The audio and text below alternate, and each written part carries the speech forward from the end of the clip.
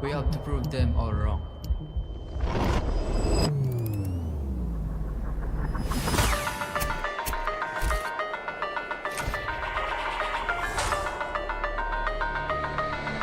It's time to win.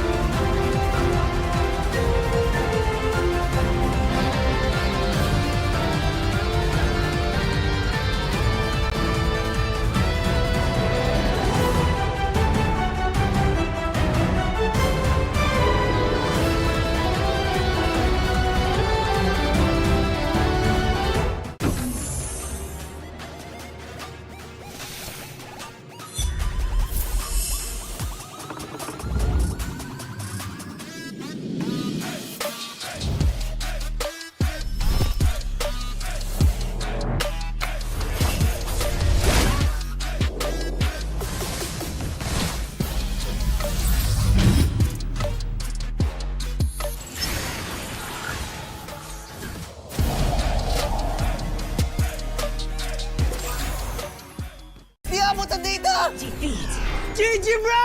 Don't worry, be unleashed with Smart Power All 99. Hindi bitin with 10 gig data to power your games plus only Facebook or only TikTok. Load now! Wow! You know your scalp can get up to 5 times more dandruff? Get triple anti-dandruff power. Supercharged with Clear. Hey, you, did you know men have 1.4 times weaker scalp? Get a shampoo that's 100% made for men. Supercharged with Clear. Enemy alert. Your scalp gets 1.5 times greasier, causing dandruff. Get triple anti-dandruff power. Supercharged with Clear.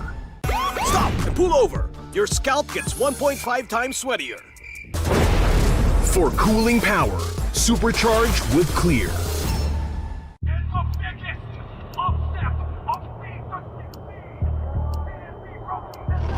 Paano ko kaya sila masusuportahan ngayon ng mas maayos? Kailangan ko ba magpalit ng strategist?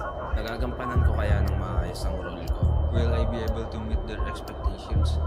We have to prove them all wrong.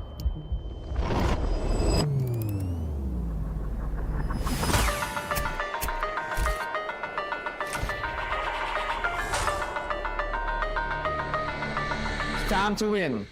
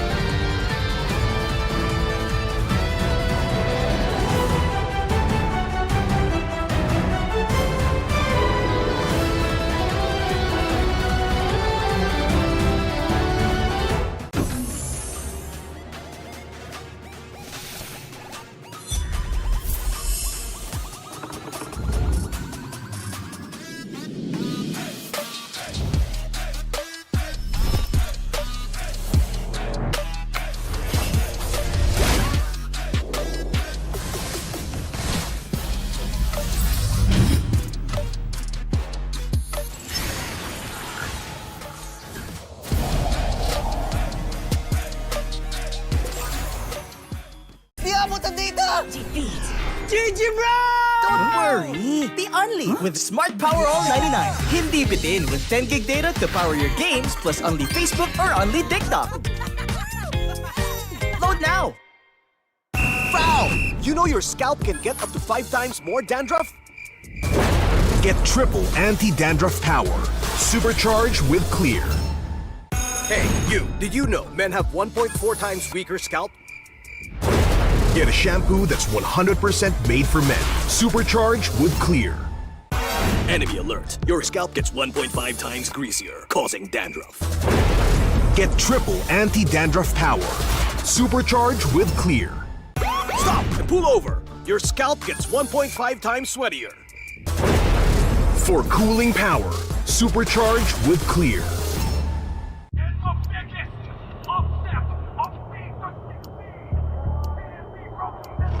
Paano ko kaya sila masusuportahan ngayon ng mas maayos? Kailangan ko ba magpalit ng strategist? Nagagampanan ko kaya ng maayos ang role ko. Will I be able to meet their expectations? We have to prove them all wrong.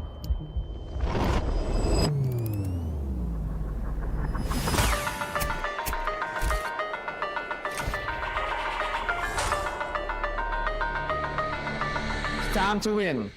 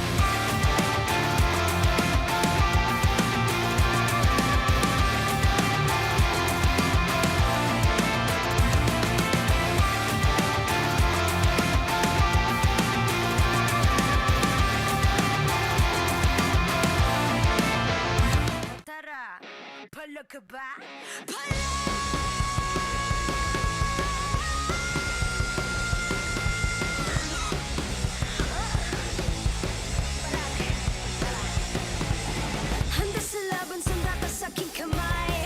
Watch with my click, may fire in the eyes. Yeah, I walk with my head held high. Ano ba yung takot kung tore ang aking gabay? Diyan niya, listen niya, I hold down the blame. Ako ang kabuuan, when you bring our names to the game. Eyes on the prize, do last, cause it's our time. Palag na to, me again, you already know. Automatic ka lang na Pilipino. Work is what we steal the show. Automatic ka lang na Pilipino. Lakas ng Pinas. Palag na to, kami na ang batas. Pilipino. Lakas ng Pinas. Palag na to, automatic ka lang na Pilipino. Teka, wait. Remind you kung anong na-obtain. Palaging first place, lakayo sa PH. I ain't no Superman. I'm here cause I got God. My team is super fan. Eyes on the prize, we lost cause it's our time. Palag na to, me again, you already know. Automatic ka lang na Pilipino. Work is what we steal the show. Automatic ka lang na Pilipino. Lakas ng Pinas. Palag na to, kami na ang batas. Pilipino. Lakas ng Pinas. Palag na to, automatic ka lang na Pilipino.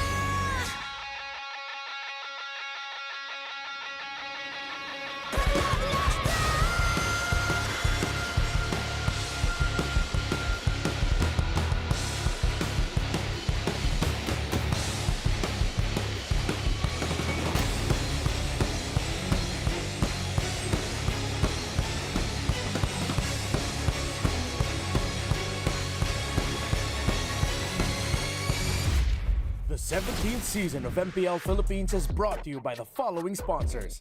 Infinix, the official gaming phone partner, the power behind every madlang gamer. Smart, the simply reliable connectivity partner of the MPL. Our partner in esports, Clear Men. And our strategic partners, TT Racing, Fairy, and SIP. Don't miss any MPL action by following our official Facebook and subscribing to our YouTube channel. Follow MPLPH on TikTok for more content. Catch the MPLPH Season 17 playoffs live at the San Juan Arena. Grab your tickets now via the official MPLPH website, Palag Na To. MPL Philippines is monitored and supervised by the Games and Amusement Board.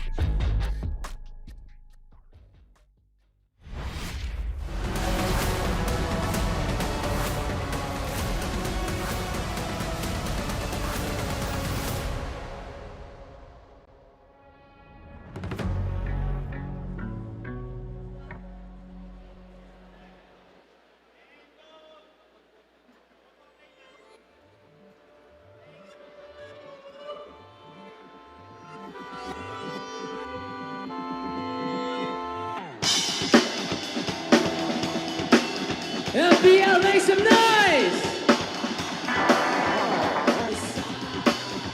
Dalawa, wakabuti na wala matira. Ikaw o siya, wala pareho, wala na iba. Hindi na itumakbo, di mo kang magugulo. Ilang oras lang na tayo sa mundo. Huwag kalimutan,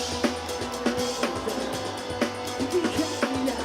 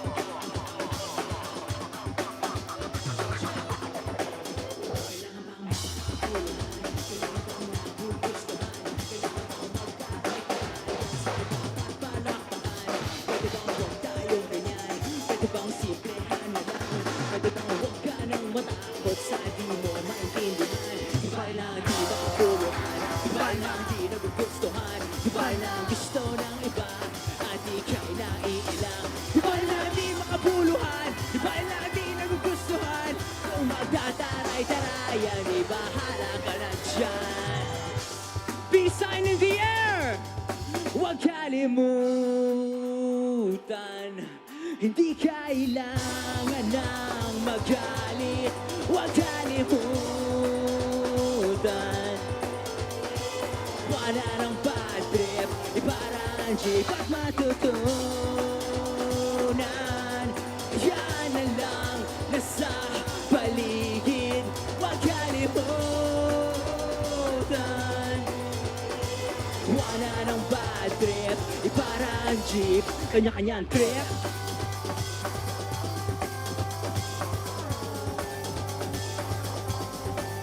Kanya-kanyang trip.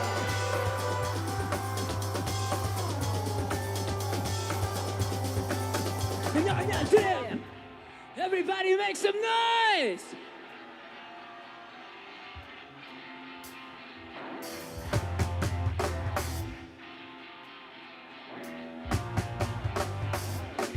Check it, yeah.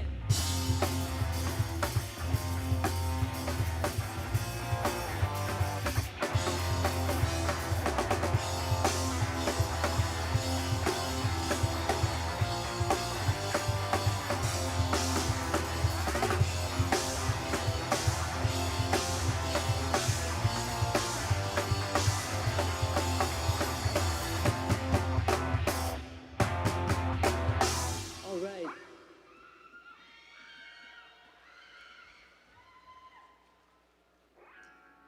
We are one click straight. That song was called Trip Lang. This one is called Telepono, dedicated to you all.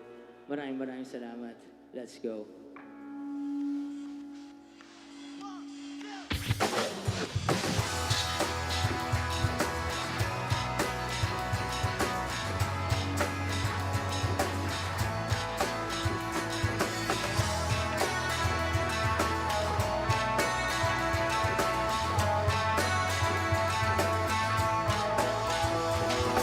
Babad sa telepono, ang boses mo ang gustong marinig.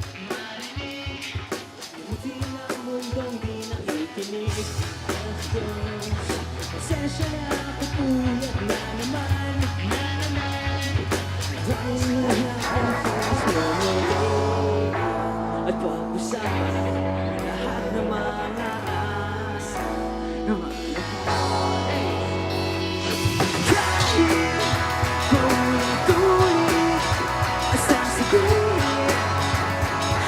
ikaw lang ang gustong kausap lagi. Kaya amin, nasasabihin na ikaw lang ang gustong kausap. Tulog pa ang mundo, sumisilip na araw sa dilim.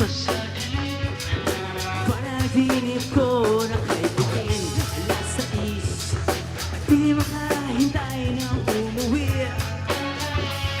para marinig ng boses mo muli at mag-usapan lahat ng mga araw at panahon.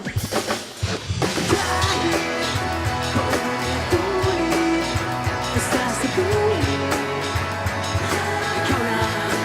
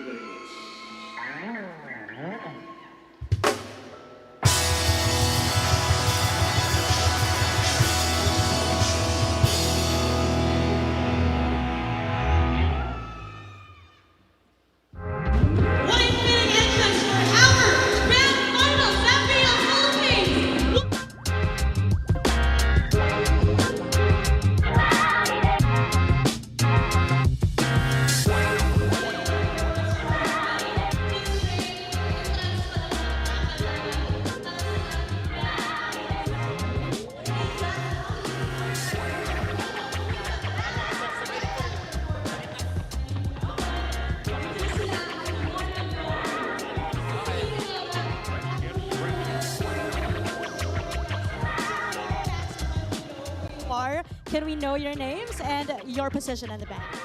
Hello, ako si Sam. I sing and play guitar. This is Tim Marquez, drummer. J Papi, guitar. Big Bro T on bass, and we are One Click Straight. Yay! Welcome to the Champions Arena, One Yes. Click Straight. Alam nyo, na-electrify lahat, nabuhay ang mga dugo namin. And how about you guys? Kumusta ba ang feeling na kapag-perform kayo live sa harap ng crowd ng MPL Philippines? Exhilarating! Flabbergasted! Feeling namin champion na kami kahit hindi pa tapos yung finals. Yay! Yes. And guys, earlier we heard you perform your original songs. Ano ba yung naging hugot o inspiration para dun sa mga pagsulat ng kanta na yon? Yung first song na tinugtog namin, trip lang, dedicated yun sa lahat sa atin kasi alam ko, important gawin yung gusto natin sa buhay. So yun. Tapos telepono, syempre, love song, Matters of the Heart. Yes. Alright, yes. Yung trip lang, para siya sa mga nasabihan na yung kaka-computer nyo yan. Parang Sa mga tao nakaka-relate na lahat ng nag-ML gusto ko doon. encourage na totoo dahil sa kaka-computer nila, nandito sila ngayon sa finals. I agree. Yeah. Oh my gosh, may hugot pala May mapapala. yun. May hugot pala yun. I'm excited to know more about your music. One Click Straight. Tell us, saan ba namin pwedeng ma-stream yung music nyo and how can fans reach out to you? You guys can check out our music ayun, on social media platforms, Facebook, Instagram, Spotify. And ayun, subaybayan nyo rin yung mga posts namin. And ayun, we will try to chat lang tayo. Send nyo lang kami ng message. Try namin mag-reply. Tsaka hanapin niyo si J Papi sa Mobile Legends, lumalaban yan. So yun, bugbugin niyo siya doon. Okay, may gamer pala tayo dito. Naglalaro din ng ML. And thank you so much for being with us today. One Click Straight. Palakpakan naman natin sila, Champions Arena! Salamat! And if you enjoyed that performance by One Click Straight, get ready for more. Dahil ngayong araw, malalaman na natin kung sino nga ba ang pinakamalakas sa tahanan ng pinakamalalakas. Nandito na tayo sa best part because it's the grand finals between Team Liquid Philippines and Team Falcons. Who will claim the Immortal Cup? Abangan natin ang lahat ng yan mamaya. Ako si Denise. And this is your host, Thea. And this is your very own Odin. At ito ang MPL Philippines Season 17, the Grand Finals. Palag na to!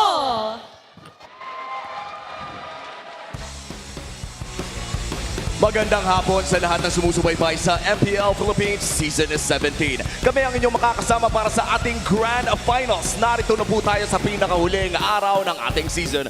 Uwami with Burrito and Midnight para sa Filipino Desk at para naman sa English. Over on the English stream, it'll be us, the Wee Bear Bros. It's me, Nice Leo, Renmar. We'll be joining you guys in just a bit. Grabe ang makikita nating bakbakan ngayong gabi dahil ito na ang pinakahuling serye between Team Liquid Philippines and Team Falcons. And of course, MPL Philippines is monitored and supervised by the Games and Amusements Board. Isang best of 7 na naman ang ating makikita at kagabi, muntikan pa tayo umabot sa 7. Oo nga eh. Kahapon ay wala ako dito. Nanonood lang ako. And kasama ang pamilya ko ay sumisigaw talaga kami sa mga nangyayari. Yeah, and alam mo, maraming hopeful na makaulit dito sa Grand Final sa MPL Philippines. And ang natitira na lang ulit, actually medyo throwback para sa MPL Philippines, nandito na naman yung mga Titans. Yep, the Titans, Clash of the Titans 3.0 as we called it. And again, a chance for Team Liquid Philippines to go back-to-back-to-back championships here in the league, making history. This was the nature of the playoff bracket going through the past 4 days, and this is where we've ended up here for the grand finals. Unfortunately, it's not similar to what I said in my prediction video. I'm sure my comment section is on fire right now, but at the end, it's familiar. This is a scene we've seen, the last time in the grand finals about 2 years ago. 2 years. In Yes. SM South Mall in the Hall of Champions. I can't believe that was 2 years ago. How time flies, but the Falcons are flying again after back-to-back-to-back years of playoffs, upsets. They're finally back in the grand finals, but it's a Liquid team that is on the way to ending another very, very dominant season. Yeah, the series na napanood natin mula sa Team Liquid Philippines kontra Onek ay talagang naging dominante. And sa ngayon na makikita natin na magtatapat na naman ng dalawang Titans ay makikita naman natin ang ating tournament history kung saan ay kung titignan lang naman natin kung sino may pinakamarami ay masasabi natin Blacklist International, nandyan na yan. Pero yung Team Liquid, humahabol na, pare. Yeah, isa sa mga kapansin-pansin dyan, pre, wala pang nakakagawa ng 3 beses na magkakasunod at tuloy-tuloy na kampyonato. At yun ang hinahabol ng Team Liquid Philippines eh. Yeah, and nabanggit ko ito kahapon sa English broadcast. Iko-correct ko lang, pero since Season 11, 2 beses lang nag-miss ang Team Liquid Philippines /Echo sa isang Grand Finals. So I'll pose a question. If Echo was to blacklist, does that mean Falcons will be what is to Liquid? Is that a hot take or no? To be No, fair, it's a question. It's a question. I'm asking. I'm not proclaiming. To be fair, sa history ng TLPH, isa ang Falcons talaga sa pinaka-consistent na bumabangga sa kanila. Oo. Ay makikita natin, no, all around San Juan Arena, the Champions Arena, makikita natin ang mga naging kampiyon for the past few seasons of MPL. 17 seasons of dominance, 17 seasons of history. At dito natin masisilip ng isa na kamuntikan na makapag-3-peat na harangan lamang ng RSG Philippines. Napalagitnaan yung potential history in the making na sana, pero ngayon ay pwede nang gawin ng Team Liquid Philippines. Man, Team Liquid Philippines has already made so much history, you know, back to back. I mean, even the individual players there, we've highlighted especially the players, the GOAT himself, Carl Tizzy, throughout the entire season. What other records could he break? And this team together, I think for Team Falcons specifically, you know, we were talking about how they kind of had an upset, of course, throughout the playoffs, getting swept by Onyx.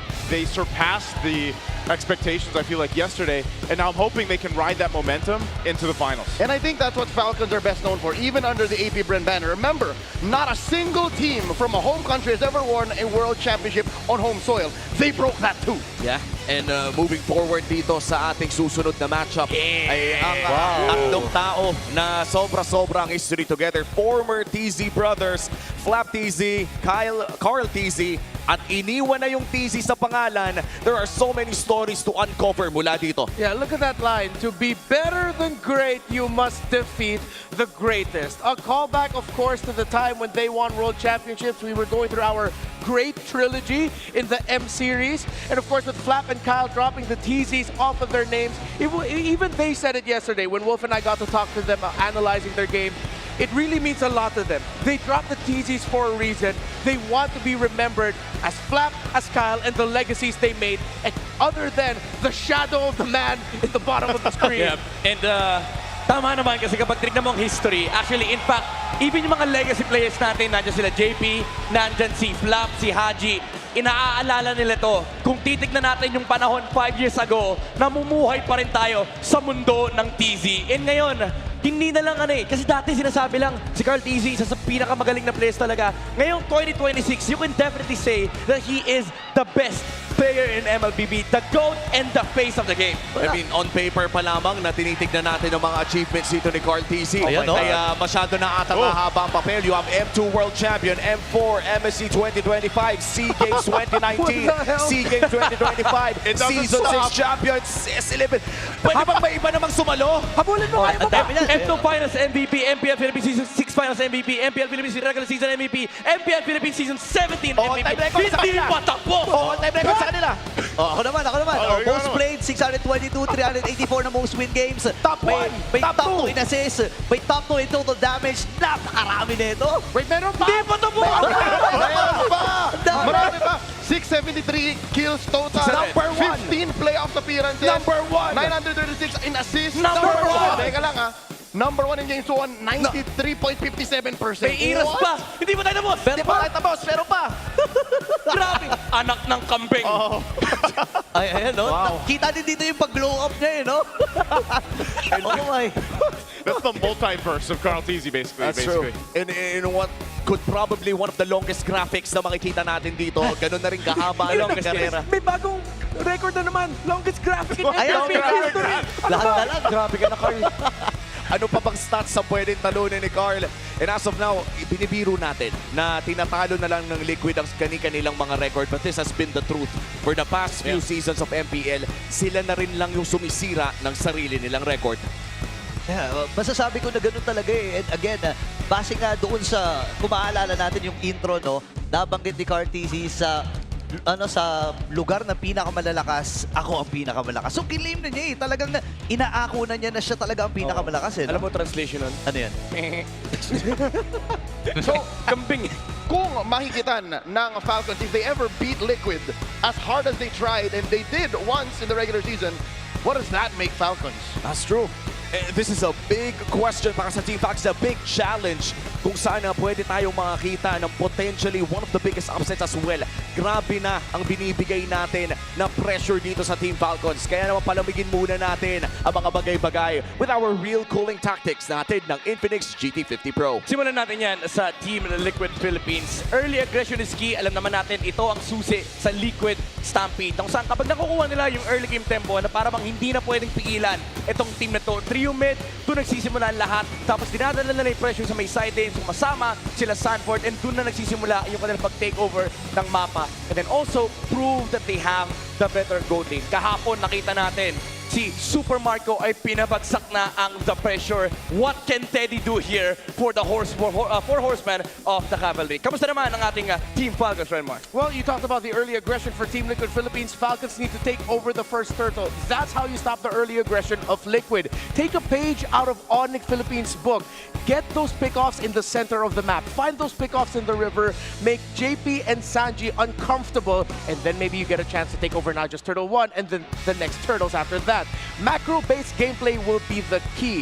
In the playoffs, Onyx Philippines, that's what they got over Team Falcons. Little by little, Falcons started to get their macro gameplay back. They have to continue that against Team Liquid Philippines.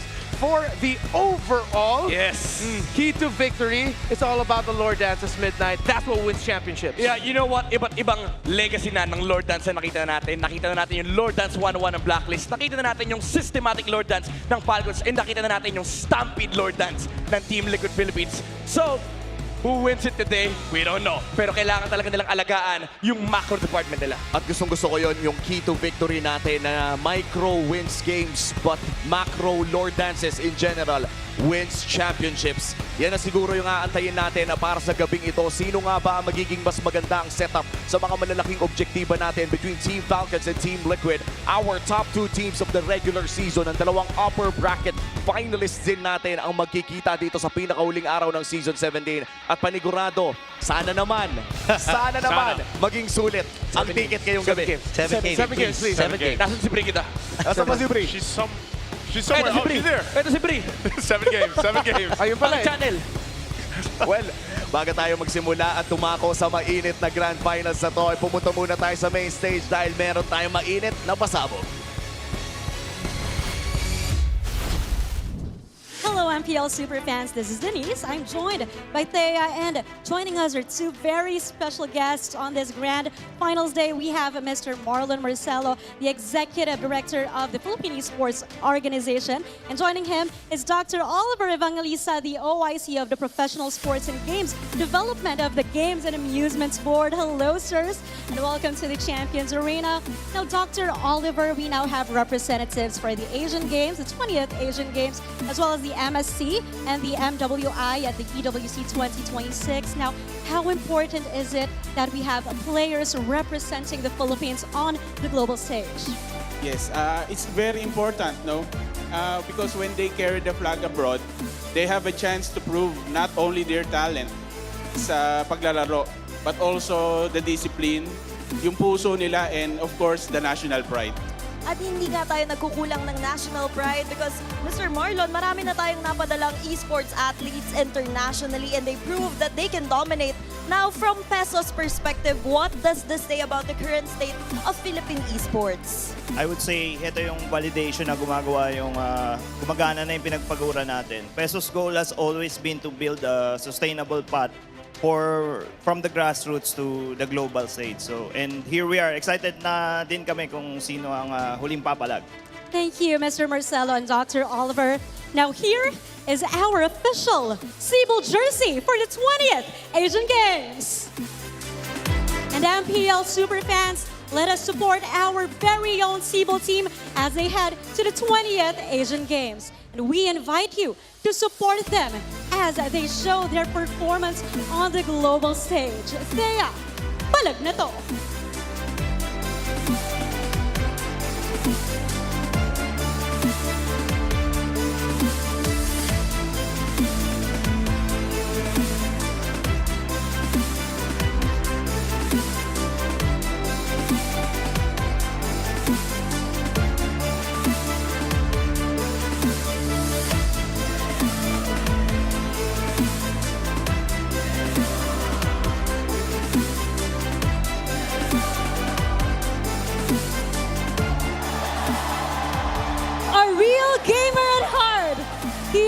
recognize the immense potential of Filipino talent in the global arena. Ang kuya ng esports industry, please welcome Senator Bam Aquino.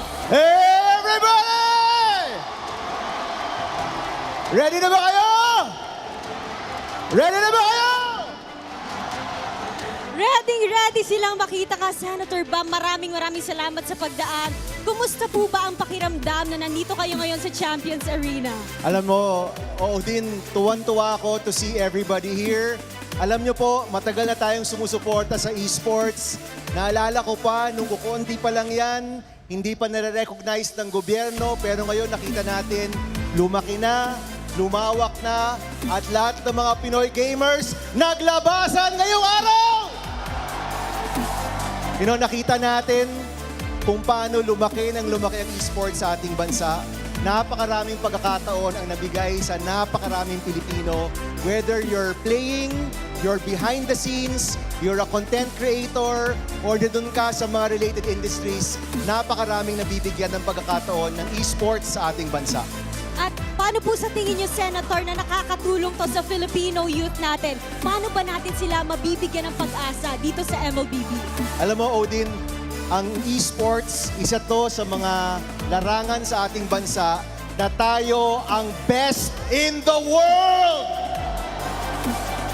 Pagdating sa paglalaro, pagdating sa production, pagdating sa iba't ibang konektadong negosyo at industriya sa esports, ang Pilipino ang best in the world. Kaya sa mga kabataan po dyan, kung sa esports ang gusto nyong career, whether as a player, or as a host, or as a caster, or a content creator, or in game development, or in production, ang payo ko lang, let's continue to be the best in the world. Let's continue to be excellent. At ituloy natin ang pagtaas ng watawat ng Pilipinas sa buong mundo ng esports!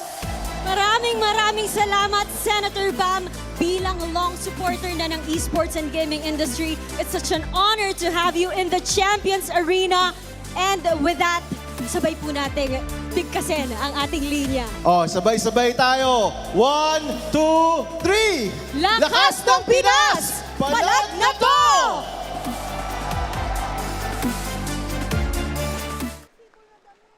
For a long time, traditional sports and esport athletes walked completely different paths.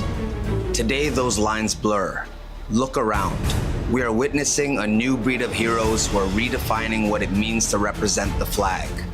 At the forefront is Carl TZ, the most decorated player in history, leading the charge to prove once again that the Philippines is the home of MLBB champions. Step forward onto Asia's grandest stage, Lakas ng Pinas at Palag Na To.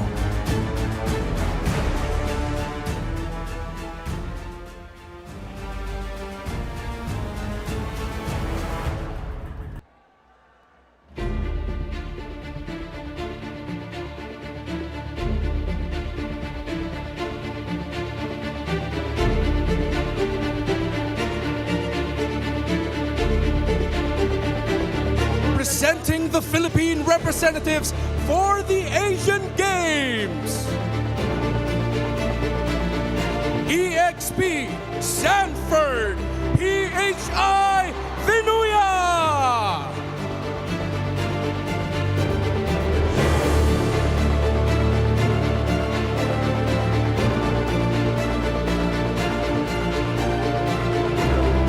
Jungle Carl TZ PHI Nepomuceno.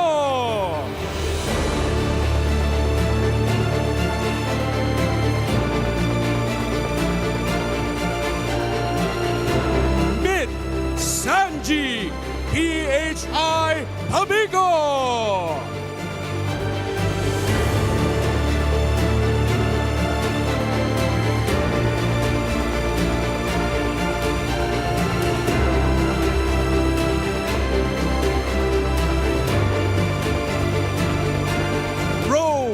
JP PHI De La Cruz.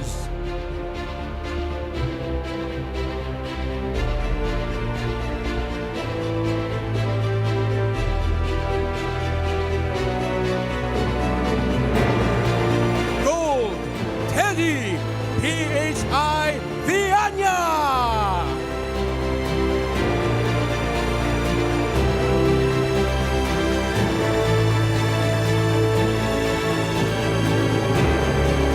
medalist, Daiki PHI Sebañez.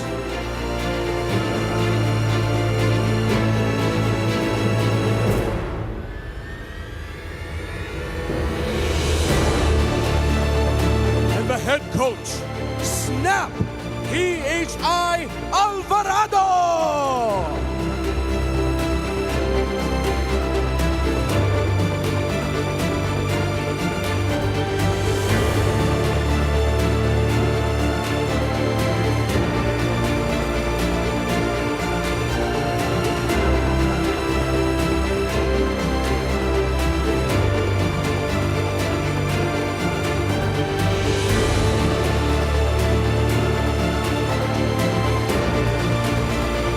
Once again, give it up for your Asian Games representatives.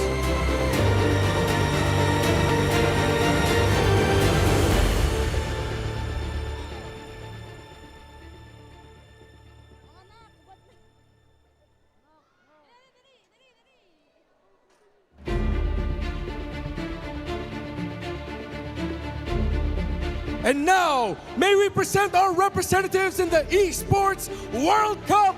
2 champions, 1 game.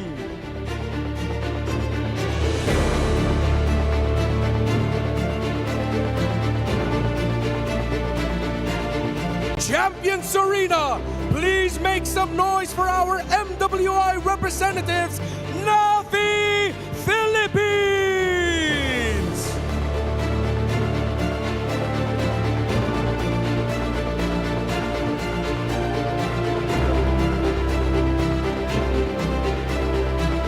Presenting our representatives for the MSC at EWC, Team Falcons!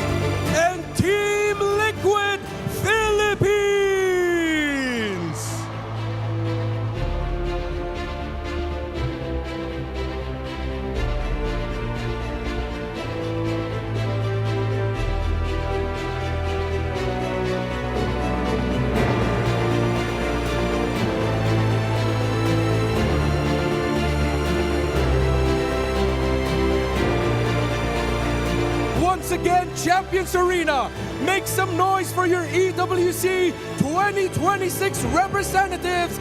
Bon voyage! Palag Na To!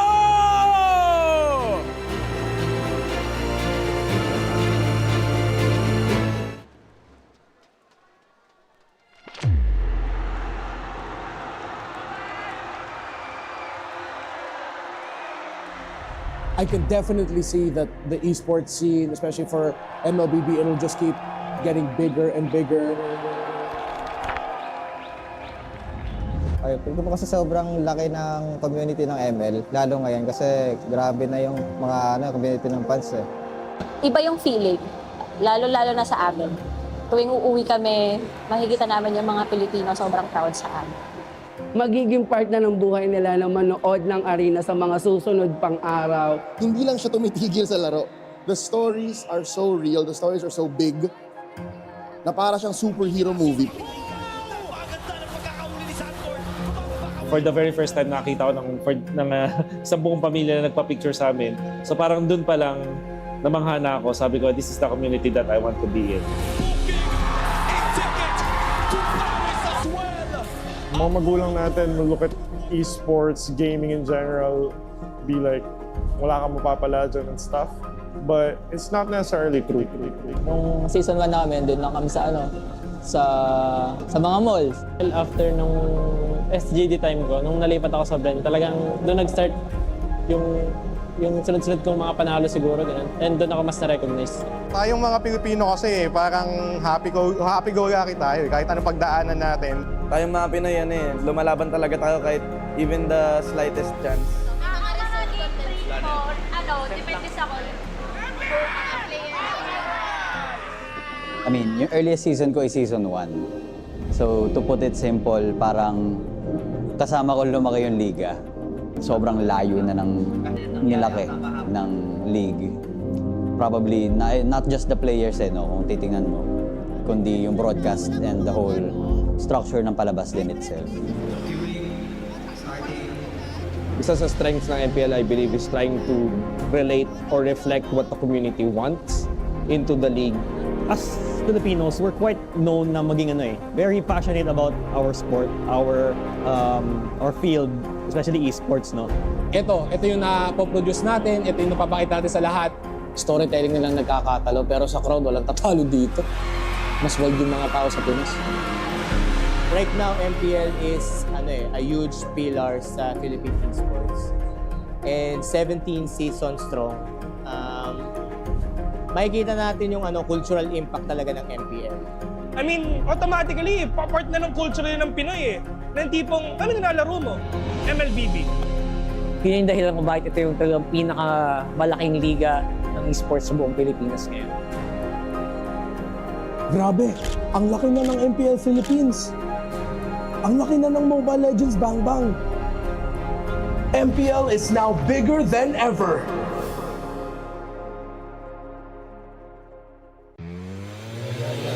Tonight, they settle the score once and for all. It's Team Liquid Philippines versus Team Falcons. This is the MPL PH Season 17 Grand Finals.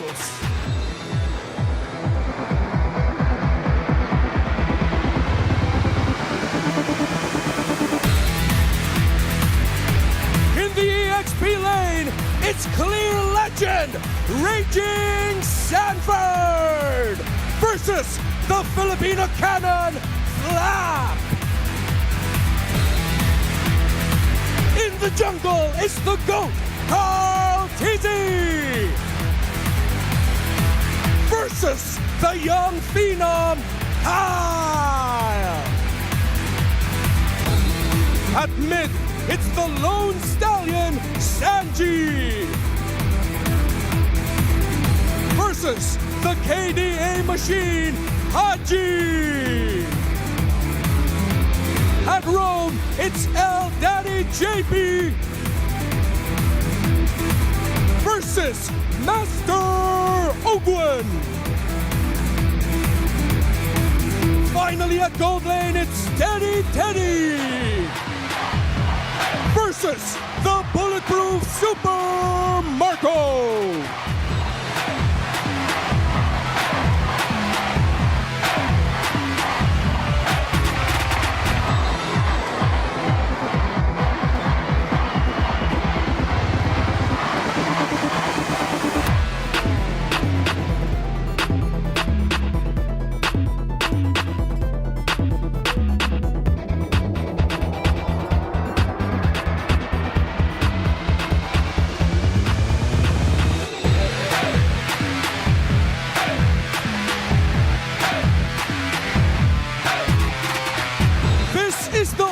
Clash of Titans. Who will claim the Immortal Cup? Champions Arena, make some noise!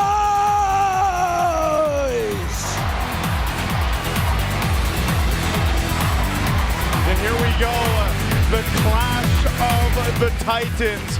Season 17's Grand Finals leads us to this rivalry once again. Joseph, do you know how storied this rivalry is? Tell do you know where the story of the Clash of Titans began? Remind me. The far-flung lands of Kazakhstan in Almaty. I was standing in the middle of a huge international event, and this guy, he could barely speak English, came up to me and said, Liquid, Falcons, they're the Titans of MLBB, and that's where it all began. That's where it all began? So it's a man from Kazakhstan? What?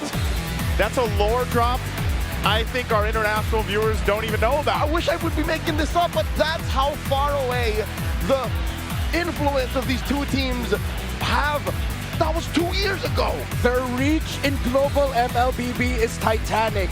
For tournament after tournament, whether it's local and international, they faced off against each other in the grand finals. It's been a while, but it's good to see them back. It's good to see them back, man. Again, this is I think this was almost faded in a way. The way we were going through the regular season, some of the struggles that we saw with Team Falcons, so to speak, but the only team to give that, you know, that taste of a loss to a team like Team Liquid is something that can be said for where they are now in the grand finals. It's poetic, Joseph. Think about this. Who can make a Titan feel human? A Falcon. Well, yes, but also a Titan. There you go. There's someone who is just as big, someone as colossal. And yes, Falcons did struggle, lost one more match, again to a team that was an up-and-coming, white-hot Barangay Omega. But still, you can see how Falcons continues to redefine and reinvent macro gameplay. This is going to be a titanic task for them to take down a fellow Titan. Multiple Grand Finals appearances for the members. The very first Grand Finals appearance for Team Falcons. Remember, there was at one point Falcons AP Bren. Yep. But the Falcons org as a whole with their own legacy, this is their first. It's been way too long since we've seen Haji, of all people, in a Grand Finals, and he is back against his rival. So excited to see him as well in the international stage once again. Haji, you know, the rest of Team Falcons getting that point. But ahead of them is, of course, Team Liquid. Look at all their appearances. Again, as a team, the 6th Grand Final appearance. Carl Teasy, 7th appearance throughout this. Real quick, I don't think we put enough attention and bearing on the mental state of the man in the lower right corner of your screens. Teddy, he's literally been playing with this team for less than a quarter of a year. Yeah. About 3 months since he started to play with the team we introduced earlier to be representing us in the Asian Games. What could be going on in Teddy's mind? He's literally amongst Titans. I hope it's not what Carl Teasy said about him in an episode of the HG podcast minisode, where Carl Teasy said, I feel like he's could show off a little bit more. It's still somewhat lacking. I am also now wondering, Teddy, it's your first Grand Finals. His playoff performances, they've been all right. But if he wants to take the next step, he needs to be better than great. I'll add this as we see our first map's going to be Flying Clouds here. I will say Teddy has shown a little more grit, you know, especially towards the end of the regular season. Yes. He started to be a little more aggressive in the goal lane against his matchups. He started to show a little more spunk, you know, in the way he was approaching those fights. And yes, he's been steady, but I also feel like a couple times we've thrown out, man, that's deadly Teddy, right? Yeah. Because he went from that more steady mode, especially in the early weeks of the regular season, to this point where now we see him being a little more aggressive. And I think that is what the rest of the 4 horsemen and the members of Team Liquid were looking for. And they got that. And some of that aura that they have, I feel like has definitely influenced Teddy's playstyle now. If it does come down to it, and if they do trump Falcons here tonight, then I think it's safe to redefine what Liquid is made of. Yeah. It's now the 4 horsemen with Teddy one of them, and the GOAT. And the GOAT. That's true. Yeah, I mean, unless something else happens, Team Falcons definitely can take us somewhere else. Hopefully, I'm just hoping, man. 6 games at least. 6 quality cinematic games is what I'm hoping for. Here's what I predicted. That's what you did? Yeah. Redmar, what'd you predict? Oh, Game 7. Game 7? Yes, sir. I didn't predict it all. All right, let's jump into the draft here. Again, 91% for Team Liquid over here on this blue side. 16-0. Again, this is their map. Flying Clouds, no one has taken them down. Off it, maybe Team Falcons. Maybe the flight will help them in this one. They like to fight. They like to fight and flight. That's what basically this says for Liquid as they take out the Kalea, the Guinevere, and the Suyo. Oh my god, that ladder pick is something that the Phenom Kyle has been kicking butt with all throughout the season. I'm surprised why teams still give it to him. I love that Coach Snap and Coach Aeon respect that. Are we going to end up with a Leomord Harley priority here? You're probably not going to first pick the Harley for Team Liquid Philippines within the presence of the Leomord, but they can get their signature pick for Teddy right away. I wouldn't be so surprised if they just lock in the Claude right now, put some confidence on a young man, his first Grand Finals game, but he said, no, we still want to keep blocking Falcons picks. They pick up the Marcel, and this has been the approach so far for Liquid in the draft. Just a lot of blocks. Yep, the Marcel's great because, again, you can do a whole lot with this. You can build a composition that's going to highlight this. Again, Vigorda has been making waves throughout the meta right now. This ends up working out really well with the Marcel if they decide to go and put that in the hands of Sanji. We'll see if that happens. Team Falcons on the other side can most likely pick up the Claude now. Pick up the Claude, take that away from Teddy. It has to be. But the problem with that is, yes, you pick up the Claude, but then the Harith with the Marcel actually does very well. Against the Marcel, bad. So I think our Harith's going to be coming in for TLPH later. For Falcons, maybe see if you can pick away a mid or EXP. And it is a mid. Haji on this Valentino was key and instrumental to their victory against Onyx PH yesterday. Considering that the Ju Sin could be a pickup for Team Liquid Philippines, the Eve is good. And that might force them to go for Valentina. Okay. Valentina, probably the Harith. I don't know if they'll decide if they just wait for the jungle pick here, especially given the fact that one or two of the top most picked junglers are banned out right now. The Harley Leomord trade is still up. Yeah. If ever it's going to be the Harley Leomord trade, if Liquid want to block maybe a utility-style jungler from Falcons, that would be good, because the Fredrin is still an option. But Liquid keeps playing defense on their drafts. Oh. By taking away some of the best picks of Falcons. Okay, so are we saying they're playing defense in the draft so that they can have all the offense in game? Yes. Because when you have a roam jungle duo such as the Marcel and the Fredrin has a lot of space to potentially invade because you're constantly getting information with the Marcel. While of course the Paquito now, Falcons has to consider, number one, picking up the Esmeralda early, but kind of awkward. Then the other option is they rush a Benedetta, one of the few heroes that can match what Paquito does right now in terms of the fast wave clear and fast rotates. And then in conjunction, you lose out on Kyle's picks. Yes. Yeah. There's been a lot of Esmeralda though too, with the chance that this is also probably a Harith. Yeah. So I don't know if they're gonna go that way. They'll lock in their jungler, Leomord. You mentioned it earlier. So they lock it in. This is first phase, solid on both sides. There's a clear plan here. I do like what Team Falcons is doing because this goes ahead and it gives them that box. We mentioned this yesterday. It was pivotal in their matchup against Onyx. They needed to go in and fight into that box, and that just happens to be the real-world manipulation with the Eve here. Yeah, the difficult thing about the Falcons combination is with the Leomord, you want to be able to get early wins. Well, let's see. We're going to throw it over to the on-ground panel to break it down a little further. Thank you so much to our casters. And over here at the on-ground channel would be me, Brigida, together with Wolf, our analyst for today. And kanina nakita na natin, isang kagulat-gulat na pag-prioritize ng Team Falcons on the Eve in the first phase. Ano masasabi natin tungkol dito? I think, Briggs, ito ay parang deny pick as well as parang naging comfort na rin nila na develop throughout the playoffs. Nakita natin yesterday, the reason why they won against Onyx is nung ginamit nilang Eve up against the Jushin that happens to be open pa rin up until this point. So, I doubt na mapipili yung Jushin dito. Alam mo, lagi contested yung hero na yon. But in this grand final, baka mag-decide ang dalawang teams na hindi na. Kaya nga, Gord nga yung binaban nila dito not the Jushin for TLPH. So they will be willing to leave that open. And I think isa rin ito sa mga moments na talagang napapatanong ako kung ano yung mga magiging response ng Liquid in terms of the picks. But just the same, Team Falcons, I'm wondering, since the Paquito is open and the focus is once again taken out, what do you see as a potential response na manggagaling din naman sa Team Falcons for this pick? Kasi wala na rin yung Esmeralda. Yeah, I think yung Benedetta, na nakita rin natin yesterday. Itong Esmeralda, nakagulat na parang hindi kinuha agad ng Team Falcons despite them having a lot of options para kay Kyle. Lalo nakatapat kasi Fredrin eh. So, kailangan nilang mag-isip ng iba pa. Like, pag naman yung Benedetta dito, like, what is your actual answer to the Paquito? Siguro, maiiwan sila with Derizla. Kaso, hindi nila kukunin yun up until lumabas yung Valentina or kung ano man yung mage pick para dito kay Sanji. And at the same time, I feel like nakita natin kung ano yung pwedeng maging implications ng isang slower paced na EXP lane for Falcons. And na-highlight pa naman sa ating keys to victory na kailangan talagang maging aggressive lang all throughout the early ang Team Liquid Philippines. Even the Atlas though, gets taken out. Bakit kaya? Well, siguro kasi gusto nilang kumuha ng stationary na mid laner dito. Maybe Akimi, for example, para hindi sila mahirapan kung sali. Or maybe they want to go for Valentina para dito para kunin yung Eve kung sakali.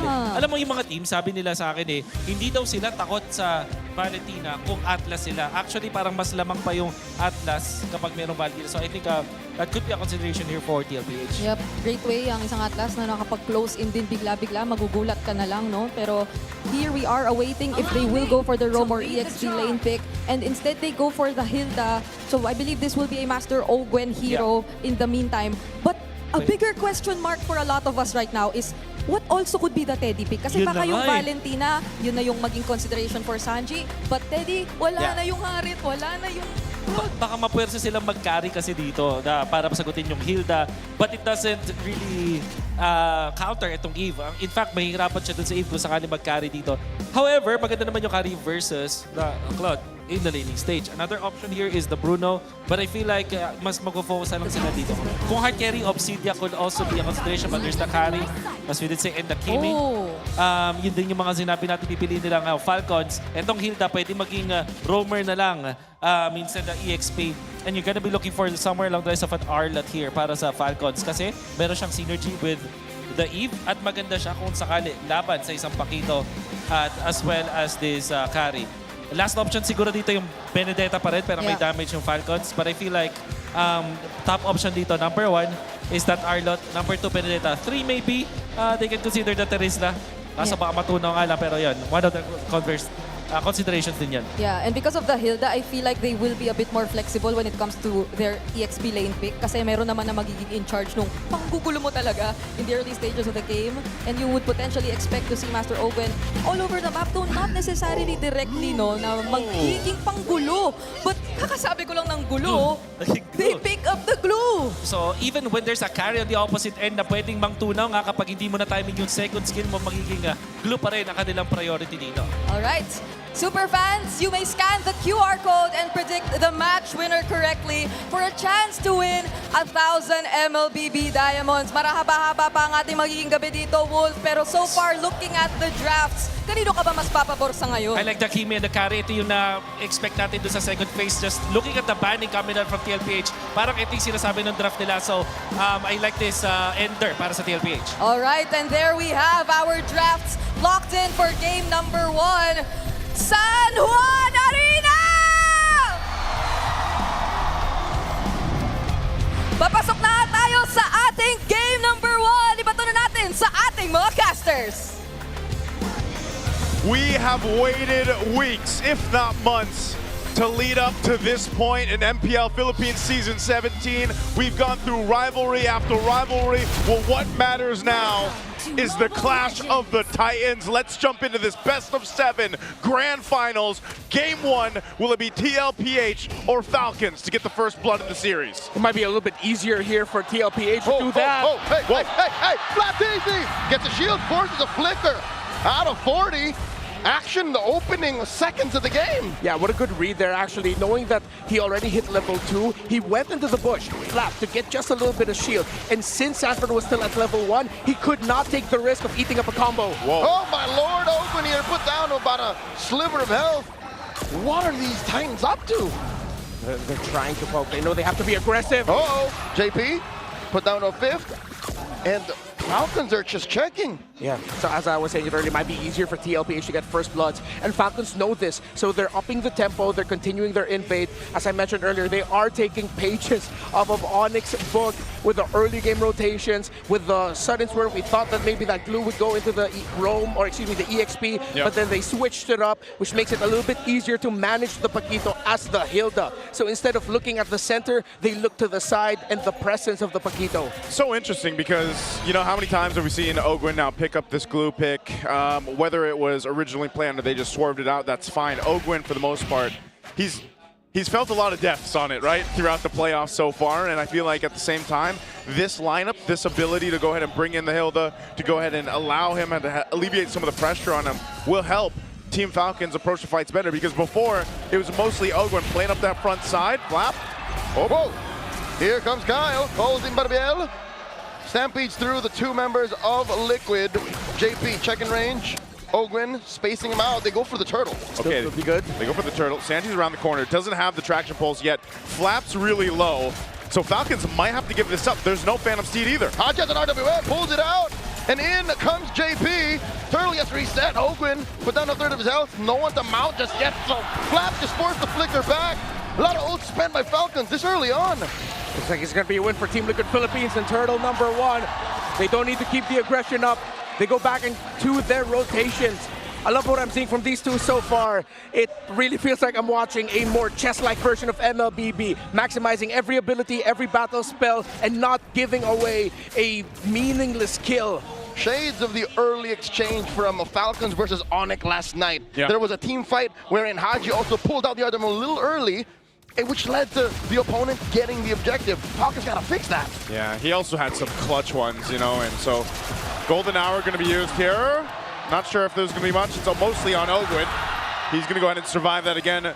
This glue tanky enough to deal with some of this early pressure damage. Yeah, Kimmy plus the Marcel together is like a Granger and a Marcel. You freeze up all of those projectiles you've charged up outside of the Golden Hour. Then once it comes out, a big burst of damage. So as awkward as it is for Ogwin, he needs to prioritize the Radiant Armor here. He needs that extra magic defense to survive the pokes coming in from that Kimmy. Despite them, yes, being a Fredrin and a Paquito, you have to look at the magic defense to keep yourself alive. Yep, over on the gold lane too, you know, we've talked about the whole golden royale that we had here throughout MPL Philippines Season 17. Super Marco solved that. He, you know, got the upper hand against Severo, who was so impressive throughout the season. And then you have this point where Super Marco on the Claude, the most winningest gold laner, up against a carry who needs more time to go and build up. But so far, we've seen Claude's just play so well in so many different compositions. Super Marco specifically seems to be handling the lane fine against the carry.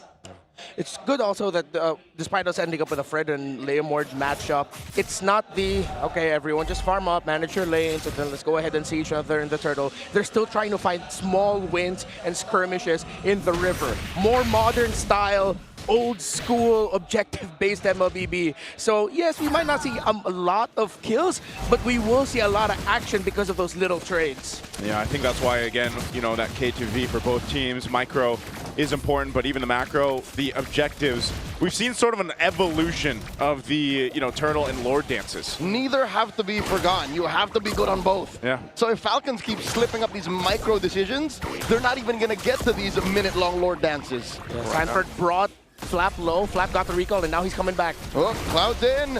And there's a golden hour to stop the turtle take. Down to an eighth of itself. Ogwin spacing out Carl. Sanji wailing away. RWF. Sanji still secures. And in comes Kyle with a Phantom Steed. Now JP very low. Gets hit with that momentum to the face. And in comes first blood drawn by Sanji. Kyle falls. So does Ogwin. This is looking bad. Blazing to the back line. Super Marco not finding anyone. 3 plus the turtle going over to Liquid. Just when you thought Team Falcons would pull off that turtle take, they end up losing 3. Yeah, both retributions coming out early, actually. Carl Teasy and Kyle just both had, if I'm not mistaken, maybe less than 100 health on that turtle, which was surprising enough. Sanji being able to get the last hit.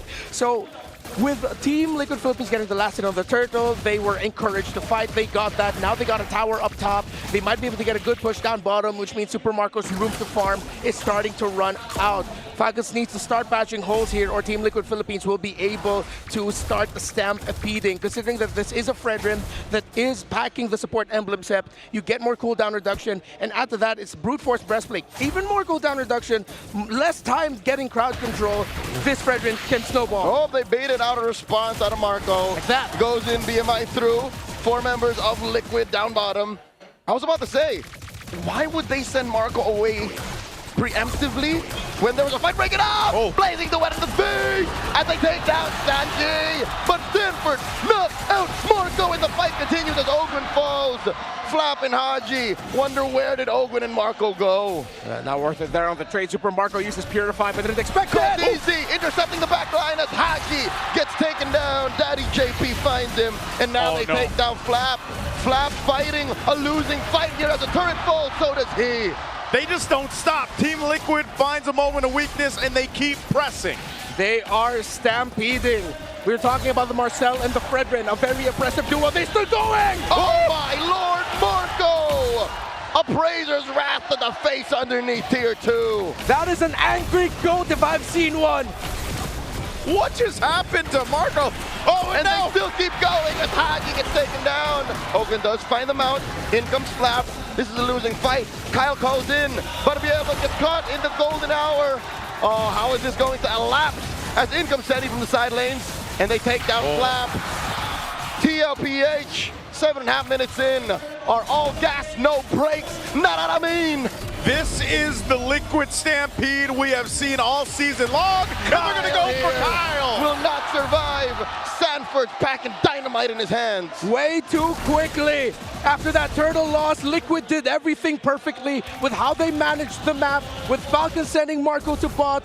Teddy was free to push, and you saw the chain of kills. This is just excellence in execution by Liquid. Good old Stampede. Man, again, looking at this, an 8,000 gold lead around the 8-minute mark is something you don't often see. Liquid are proliferating gold like they want to buy RAM. Yeah. Hey, man. Can I get some of that? Can we all get some of that? Right now, Team Falcons has had enough of it. They're looking for more. Barbiel called in by Kyle. There was just a feint as Liquid looks for more elsewhere on the map. Okay. They're really tough. Falcons, they have to find this weird balance of getting their utility items, but getting their good items to start chipping away at Team Liquid Philippines. Crowdy's used Red 3. There's the pulse, and Flap taking a face full of hits from Sanji. JP looking to catch him in the platinum snap, and they let go. Yep, they're going to let go of that one, but again, they're going to go ahead and get a turret. Whoa, Sanford!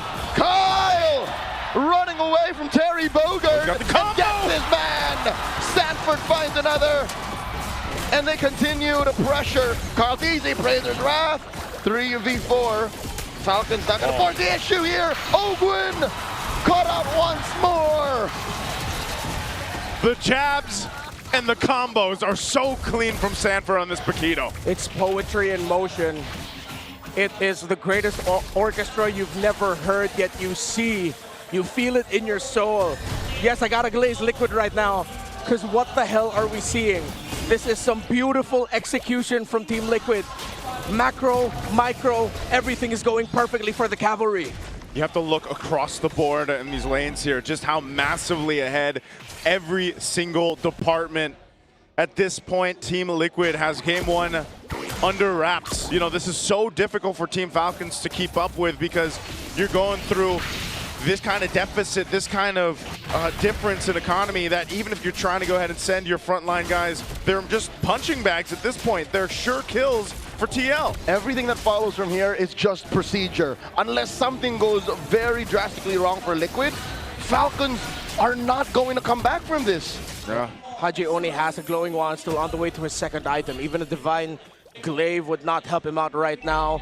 A massive lead between the two gold laners with Teddy sitting at over 2,000 against the Claude. Still doesn't have the Trinity, but even with the Trinity up, you're still going to be waiting for the next item after that. What Liquid has done here is an evolution of what we've seen of the double marksman, double carry style of strategy, because they have an EXP laner that is much more high damage dealing and fast at rotating. It speeds up. Okay, Haji pops that real world manipulation in hopes to defend. Sanford's inside, compromising Flap as they switch targets over to the inhibitors.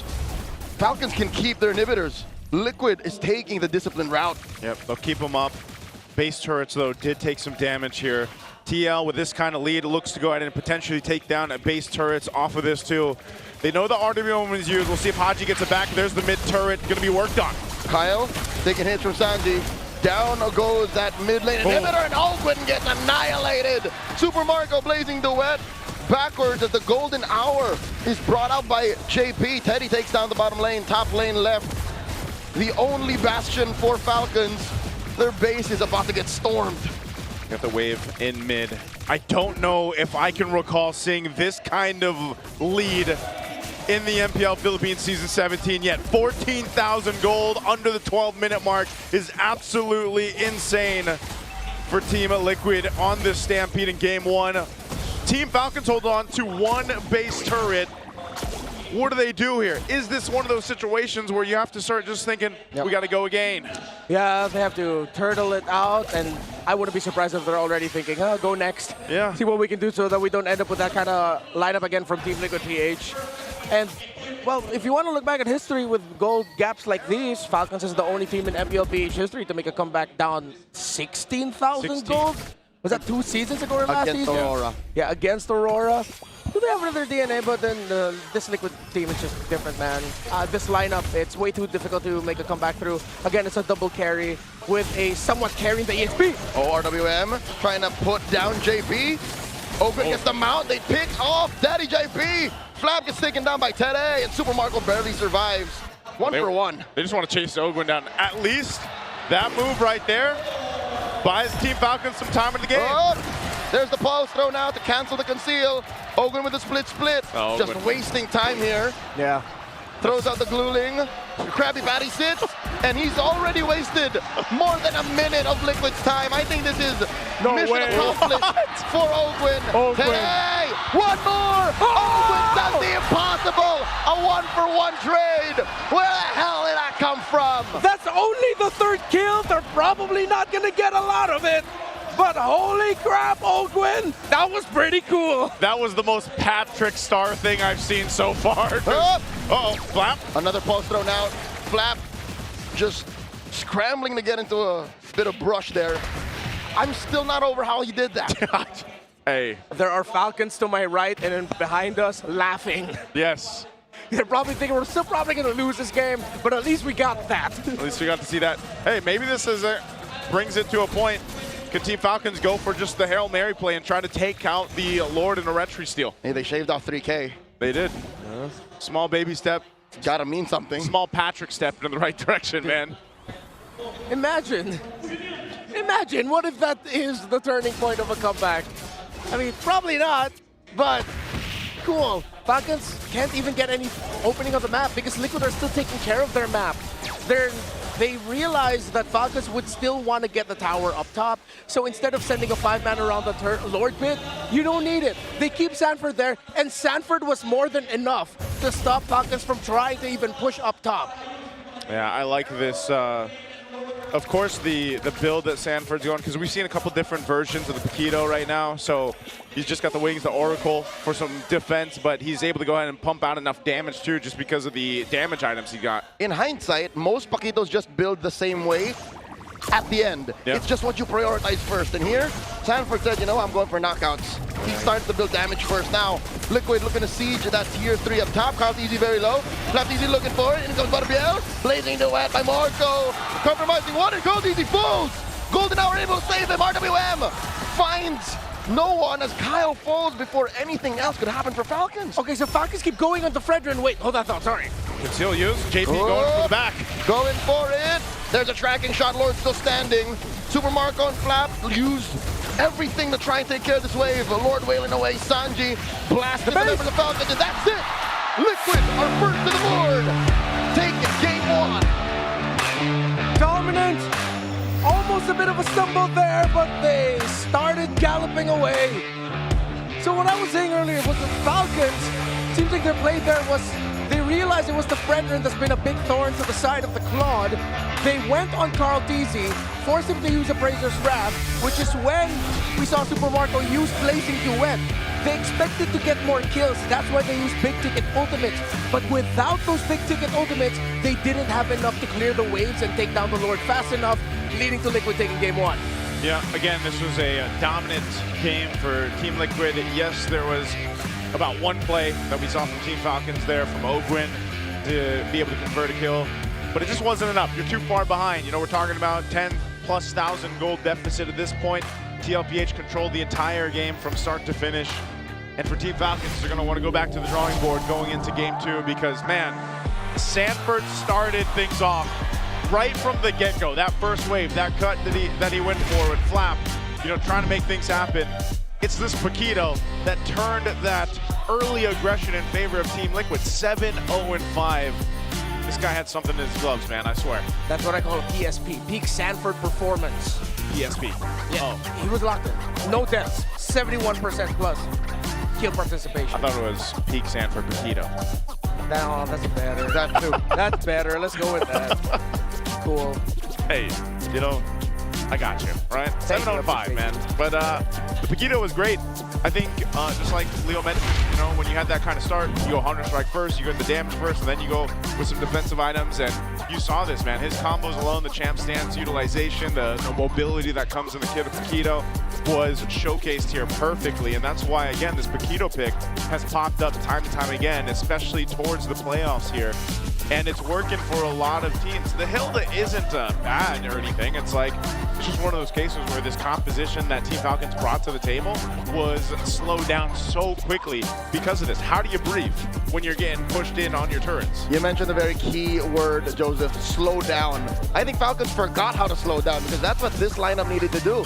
Sure, they were winning a good chunk of the early game trade in the gold lane, and then, you know, they were forcing Sanford to act weird and flicker early, but I think they took those small wins as a clear sign that maybe we can fight. But Liquid just said, no, you don't do that. Not against this kind of lineup. Yeah.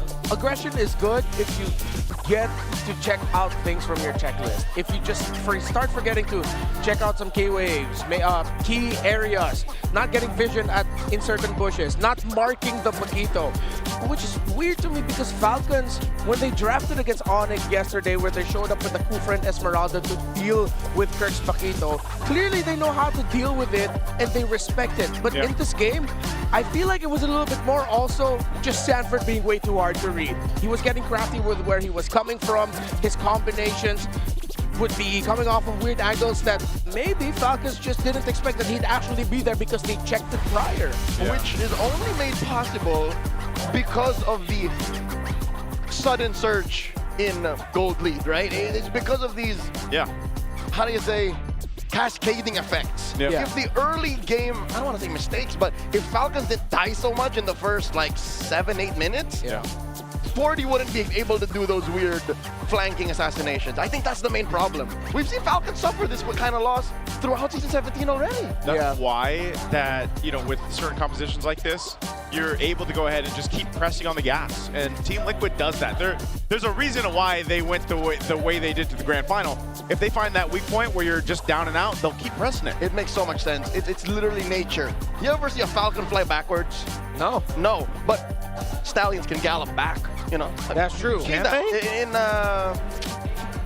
like when people play polo, you know what I mean? Yeah, polo. Back up. Oh, that's true. They reverse. Exactly. But a falcon, how does a falcon reverse? Exactly. Flap his wing, reverse? No, it can't. He can't. Yeah, it has to like do a complete turnaround. Yeah. Yeah, stallions can do a little like, it's called equestrian. There you go. Where So it does he a bit knows of the term. Yeah, where it does a bit of a sea walk. You know why he knows this? Because he polos on Saturdays. Yep. Oh, Sir, man. it's on Sundays. Sorry, my bad. Golf is on Saturdays. My bad. It's after yacht mornings on Sunday. I'm feeling pretty poor over here on the right side of the desk right now. No, but, I'm not allowed in the yacht club anymore. Hey, you know, Team Falcons, that's right though. They couldn't backtrack from this. They had this composition that was just stopped in its tracks. They were choked down everywhere. Again, Team Liquid does this, man. We've been watching this all season long, even before this season. This is what they do. So hopefully they can take a breather right now with the Infinix GT Watch 5 Pro on your wrist, his wrist right there. GT 5 buds in your ears and the GT 50 Pro in your hands. You can now unleash the liquid cooling beast. Powered by the Hydro Flow liquid cooling and 144 FPS MLBB certified performance. No lag, no heat, pure cool, pure speed. Every game. As a gift for MPL superfans, Infinix is launching an exclusive payday sale from the 27th of May to the 31st. So today's the last day with up to 30% off. Scan the QR code now and grab these sulit deals. The GT50 Pro pre-order with 11,999 pesos worth of freebies and discounts has also started. Just go to any Infinix stores nationwide to avail. Wag magpahuli, go get your Infinix today. I got mine. I got mine yesterday. Did you get yours? Yeah. Oh wait, is this one? Yeah. I want one. We got to get Leo one, right? This is also, maybe you can use this, Leo, to dominate the land of Dawn if you want to. With that Infinix, you can get the connections that you need from scouting the rotations to tracking the pros, stay online, and in that zone. Yep, you do it with Smart Power All 99. Get 10 gigs of data from MLBB and your favorite apps, plus unlimited FB calls and texts. Share every GG moment with Smart, the simply reliable partner of the MPL. There we go. So hopefully you get your Infinix GT50 Pro. They are amazing.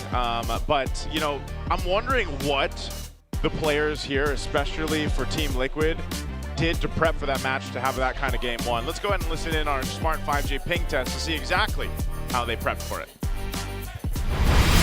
Okay, let's go, bro. All right. Bring it on, bro.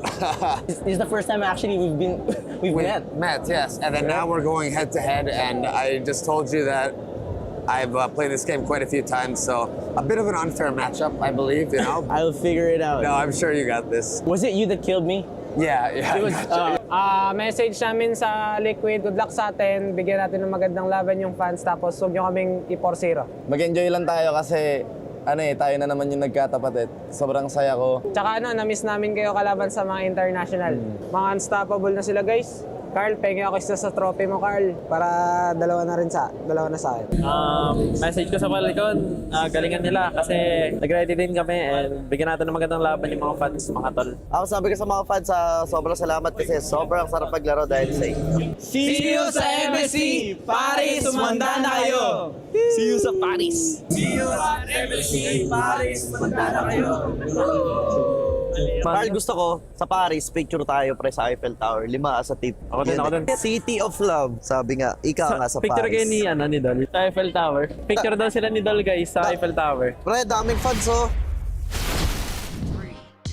Welcome back, MPL Superfans. This is Denise. I'm with Thea, and let me introduce an iconic player in the MMA fighting scene. We have Mr. Mark Mugen Striegel. Thank you. Happy to be here. Thanks for having me, everybody. Hi, Mark, and welcome to the Champions Arena. I think you're very overwhelmed right now with what's happening. I've never seen anything like this. I didn't realize how big the support and everything and the fan base is. So it's pretty overwhelming, but it's awesome to see. It's awesome. I think you have a lot of fans here also. And we're very happy to have you here. Earlier, you carried on the torch, you walked the red carpet, you went here, and you flamed that light. How big or how are you feeling that you were able to take part of that very special moment for the esports scene? I've never done a torch bearing before, so that was a really cool experience. And yeah, it was. I feel honored to be here and send off these guys to their next competition.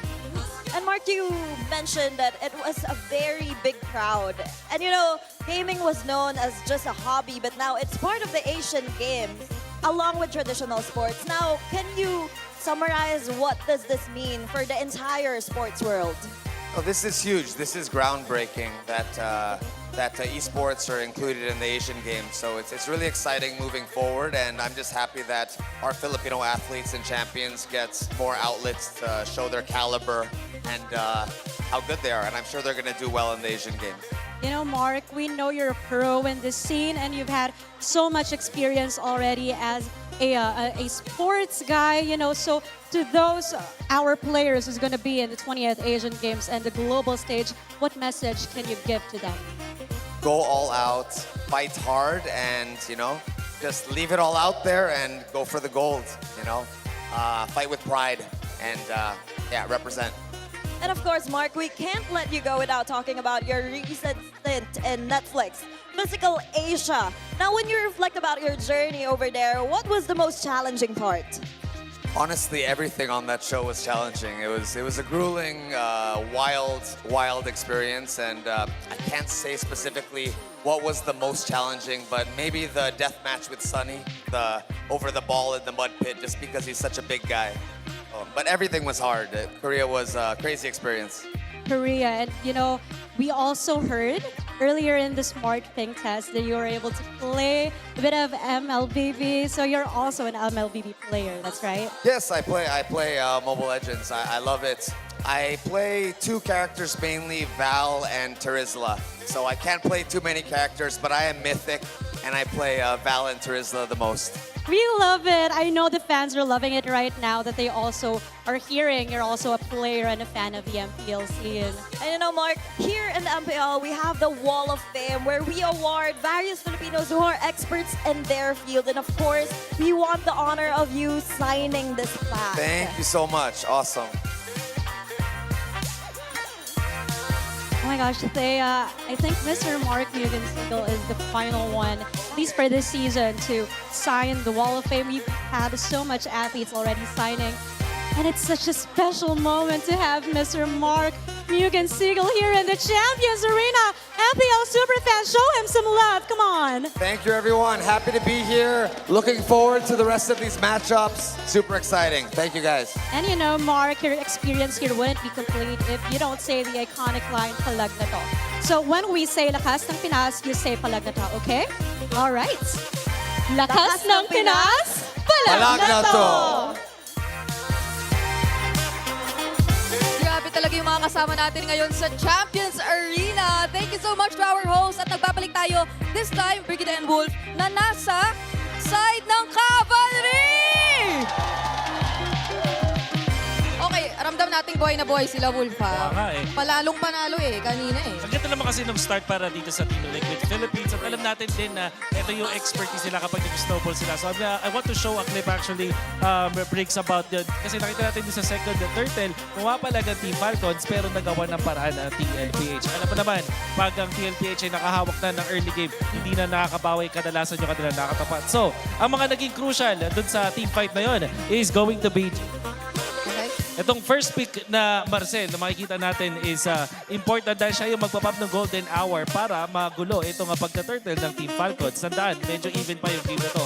And pagkagamit nga naman ng ating golden hour, alam natin hindi makaka-retrieve. Pero yung Falcons gumawa pa rin na paraan. Like Ogwen, specifically, makikita natin sa dito banda na ginugulo pa rin ito talaga si Cartesi dahil utility jungler to at kapag na-zone at mo to in the early stages, mahirapan nga naman makapunta pa dun sa objective. Buti na lang, clash dito si Sanji para sa TLPH at kanya-kanyang laban na ginawa dito ng Team Falcons. Pakita natin yung mga in and out from JP na tinulungan din eventually ni Sanji at ni Sanford. Tapos makakita natin itong gagamitin ito Marcel para back-kite yung mga Team Falcons and eventually makakuha ng tatlong picks. Wala dito sa clash na to, Briggs, nakuha na ng TLPH yung momentum sa laban at hindi na nakapalagpa yung Team Falcons. I agree. Overall, honestly, maski mula pa kahapon, parang nailatag na sa atin ni Master Ogun kung ano nga ba yung ideya dito sa glue pick na to. Even with the first 2 item builds na ginagawa niya, grabe talaga yung mga cavalry natin, Wolf, no?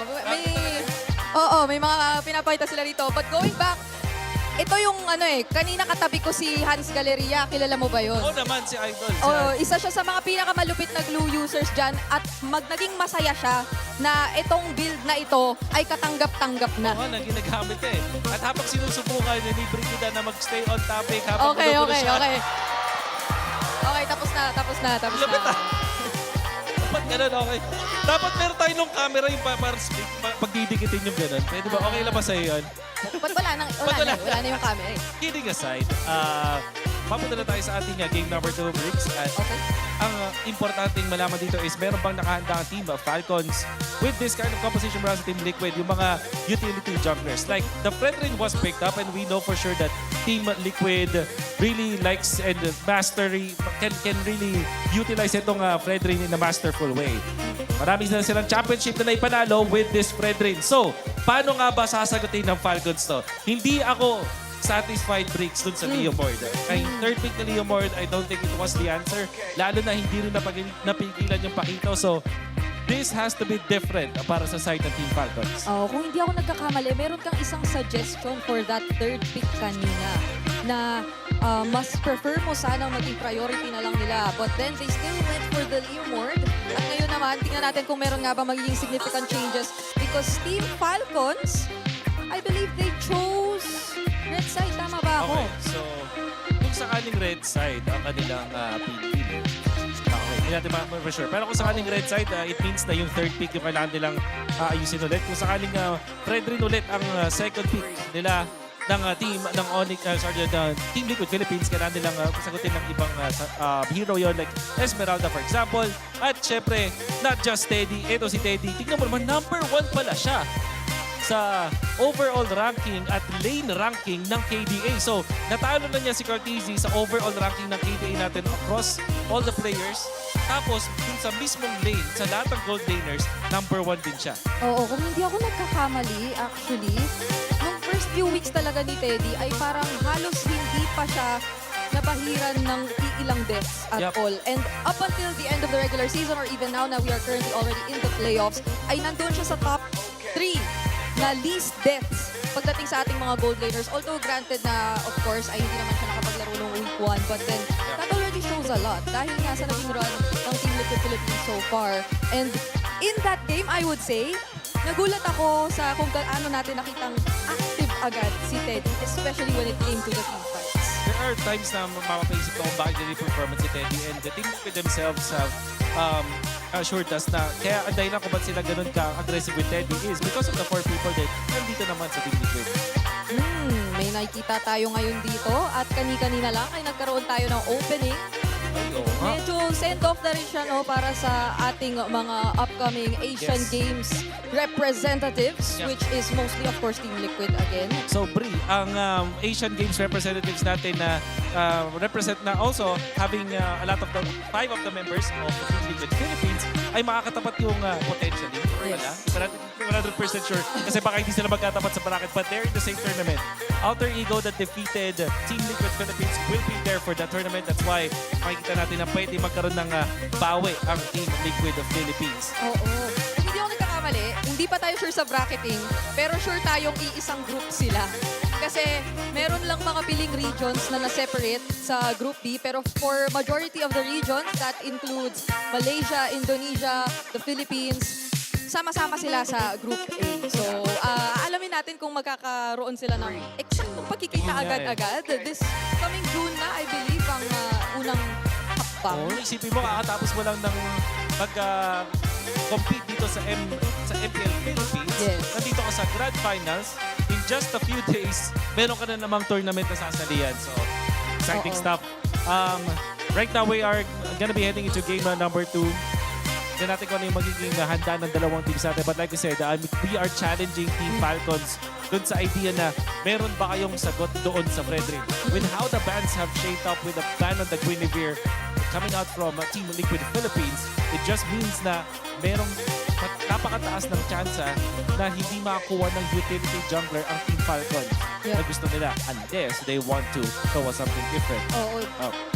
Grabe yung pakiramdam mo na nandito na tayo sa Clash of Titans 3.0 pero Fredrin pa rin. Fredrin pa rin. Ilang taon na. Fredrin pa rin ang nakikita natin nagiging isa sa mga pinakamalaking problema o hadlang. And just the same, I think I also mentioned to you off cam no, na parang wow, iba rin to sa usual tayo na nakikita na approach ng Liquid when it comes to the first phase bans. Kasi literal na even up against Falcons, okay lang na ma-open sa kanilang fanning. I believe in their previous series nung mga nitong playoffs ay talagang auto-ban yan alongside the Kalea. But now it was just mostly the Kalea and then they've been changing it a bit in terms of the other 2 bans na they decide to prioritize. So, eto na tayo. Papasok na sa pangalawang game draft for this series. Kinakailangan pang ibawi ng Falcons at ipantay ito. But Liquid so far have shown great momentum in the start. At makukumpirma na nga natin, Wolf, yes, Falcons will be on the red side. Expanding Rivers. Pakito first pick para sa TLPH. Falcons, what is your answer? So, ban pa rin ng Guinevere. With the Pakito being banned, being first pick here by TLPH, pwedeng nakawin ng Falcons yung Claude or, again, the Eve is an option. Pwede rin naman yung Esmeralda as the third pick. I'm thinking Suyu and Eve ang sagot ng Falcons sa mga ganitong scenario.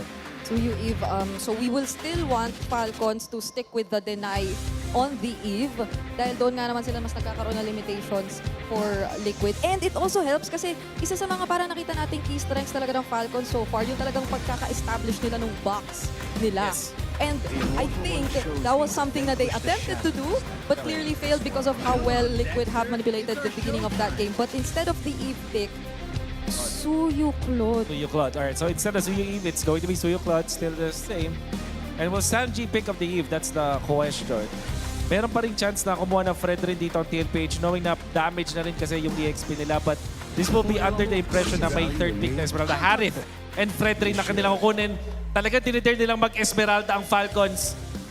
I really think this should be an Esmeralda third pick para sa Falcons. But if they do go for the Esmeralda pick, hindi ba ito something na na-foresee ng Liquid? And wala na silang gold laner. They could not potentially pick up the carry anymore. If any, ay na-encourage pa nga nila again, as you said, because of the Harith pick, yung Esmeralda pickup. Yeah.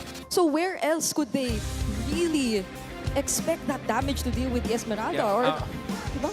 Tama ka doon. Kasi parang ang idea doon ay mag-aanap ka na ng mga malakas talaga mga tunaw like the Lunox for example or even the Kimi. So siguro doon manggagaling yung kanilang sagot. But apart from that, just because of the fact na parang kino-question na agad natin, there is the Esmeralda as we did expect. Talagang, alam mo yung nararamdaman ko dito para sa TLPH, alam nila na Esmeralda na yung pick kasi hindi posible na mag-pick ka ng Pakito at as well as the Harith nang hindi mo iniisip yung Esmeralda na pwedeng sagot ng kalaban mo. So, I think the answer for the Esmeralda will come from the mid lane. somewhere along the lines of a Kimi and the Lunox kung sakali. Yeah. Pero malabo din kasi yung Lunox kasi hindi siya meta. So, Kimi and Eve, possible bans here para sa Falcons. Last time I checked, yung stats din natin would say na Lunox was only picked once in this entire season and that was only from Lancy. So, hindi na natin siya nakita lumabas ulit. And Falcons can afford to also take out potential threats towards this pick. But instead, they will focus down muna on JP and ano na kaya ang talagang magiging pansagot ng Liquid dito? Kasi parang ang hirap naman nasabayan na lang sa sustain. We'll see. With the Eve being banned, this tells us na may Jushin pa na pwede nilang kunin. So siguro, ang way nila para sagutin yung Esmeralda is not through heroes, pero parang dun sa mga rotation. Kasi nga naman, in fairness with the Esmeralda, mahina siya in the first 8 minutes of the game. Hindi pa siya ganun ka hirap i-deal with. But pag dumating na tayo dun sa point na gano'n, doon na siya magiging problema. So, siguro ganun yung magiging sagutin ng TLPH. And how do they achieve that? Have a strong mid. Hilda and Jushin yung pwede nilang kunin or the Khalid plus the Jushin para mataas yung kanilang kanilang early game potential. So, Falcons might just go for the Hilda ban as their last ban o kaya naman yung Jushin. Or the Khalid, I mean. There is the Khalid. So, Hilda yung matitira dito para sa TLPH. Yeah, they'll leave it open. I was also thinking about the Hilda because even though may shields din yan occasionally na may expect mula sa kanya, ay ito naman yung kumbaga magiging katumbas na rin naman ng Marcel. And that was something that really enabled them to go for that kind of rotation nung game number 1 kanina for Liquid. Yung napaka-fast-paced na beginning at tas again. Okay. So I think this is Kimi and Hilda na kung ganito yung banning. Pero meron ding angulo nung Selena or Mr. Sanji. I'm thinking Kimi, tapos Selena yung mga options yan. There is still the argument for the Zushin. However, Falcons gonna be looking for a flex pick dito. Pwede sila yung mag-Hilda, actually. Para nakawin nila dito. At the same time, there's the high loss that they can also pick up. But the benefit from the Hilda, nakita naman natin na pwede siyang gamitin sa XP at roam. Pero this time kasi may SP na sila. Yeah. So, nanakawin yung Zushin. Okay. Now I'm thinking if willing din sila na hayaan na lang ang Hilda, the glue option for Ogun is also still available. So I think that will also be a potentially great response if ever they do proceed with the Hilda. I think Hylos Kimi yung best answer dito para sa TLPH. So what you achieve from the Hylos is yung Glorious Pathway, so hindi kayo masuslow down, makakapiglas kayo dun sa Zushin. And additionally, yung makukuha mong damage from the Kimi, eventually magiging enough siya against Esmeralda. At maganda pa sa Kimi, strong lane siya up against Zushin. Right? So I feel like this is the answer for TLPH. Siguro yung outlier dito is high loss plus the Selena. And the glue as well. Oh, they get the glue! And the Gord pa rin. Interesting. Okay. So this leaves them susceptible sa Hilda from Ogwen. Especially because they just picked up this Gord. So parang pwede nilang constantly guluhin dito. I can only imagine kung ano ang magiging stress na pagdadaanan mo with the Hilda Esmeralda. Potentially trying to always break your formations as Liquid, considering that they've picked up this Gord, which is again a very positioning reliant mid laner. And you have all these high mobility heroes that Falcons have picked up so far. This is so interesting kasi parang mag-rely na lang din sa damage ng TLPH sa kanilang mga windows of opportunity. Oh! Okay. What is that? That is... Badang. Oh, okay. So, di ko kasi kita from dito. But it's the Badang, which is generally good versus the Gord. Alam mo, ito ata ang game na maipapanalo ng Falcons from the early up until the late game. I think their draft is complete. Wala yata masyadong makakahawak dito sa Esmeralda. The only threat is the Gord in the early stages para sa Falcons, but they have the Badang for that one. So, I'm gonna give this game to Falcons. On top of the fact na majority of the damage, I guess you would really expect in terms of magic muna sa side ng Team Liquid Philippines. So, naririnig ko na ang side ng Falcons! Excited na ba kayo for game number 2? Paano naman ang Cavalry? Ipato na natin sa ating mga casters. Here we go, game 2 upon us. Team Falcons got smacked in the face in game 1. This draft, I have to agree, should be able to go ahead and solidify a win here in game 2. And I have to say it too, man. As a Gord main, I'm a little scared of this lineup that Team Falcons brought. Yeah, theory on paper, very good. double support emblem, you get one of the XP, one of the Badang, so they get way much faster cooldown reduction at the same time. Shields for themselves. Ooh, that right there. Good aggression in the mid by Ogren and Haji, knowing that they have the Cryo. But then how well will Falcons fare for Turtle 1s to 2? Because that's where they got trumped in the last one. If they do better then yeah, they can coast. Uh-oh, throwing out that projectile. Sanji spots 3. Kyle comes through, force flicker out of 2 here. Already Liquid get flushed out of their own side, but Carl Easy the GOAT slowly but surely mirroring the steal, and he gets away with it. Oh, he gets away with it too. Oh, and he got that. Got that too. That's not good if you're Team Falcons. They spent way too much time trying to mirror what Carl Teasy was just doing freely, right? Yeah. You can see that kind of minor delay is going to have an effect on Kyle for now. Which is why I thought that after that Golem invade, Kyle would go to his own Lizard so that when he could clear Lizard, get Orange, then get Beetle, that's when he'll hit level 4. But, well, he decided to turn his rotation around. Then again, the Turtles spawning here. Still not that much dire straits here for Falcons. Let's just see if Kyle will be able to hit level 4 with this Lizard take. As Carl is already level 4. Yeah, he should be good. He should be good. So he'll be okay for the first Turtle. And, you know, part of this, again, is playing into the fact that you've got a lot of crowd control if you're Team Liquid Philippines. That's why there's 3 Purifies over here for Team Falcons. That's going to go ahead and help them solidify some of these team fights early on, especially. They've got control of the first Turtle. Kyle will work on that while the rest of TL is in the zone. Carl Teasy will go ahead and walk up on this Fredrin, see if they find out for it. Sanford taking that white brush to the right. Quick knock up onto JP. Oakland steals the Turtle. And now JP running away very low. Crimson Beacon on Sanji. Smashes Carl Teasy in the middle of 3.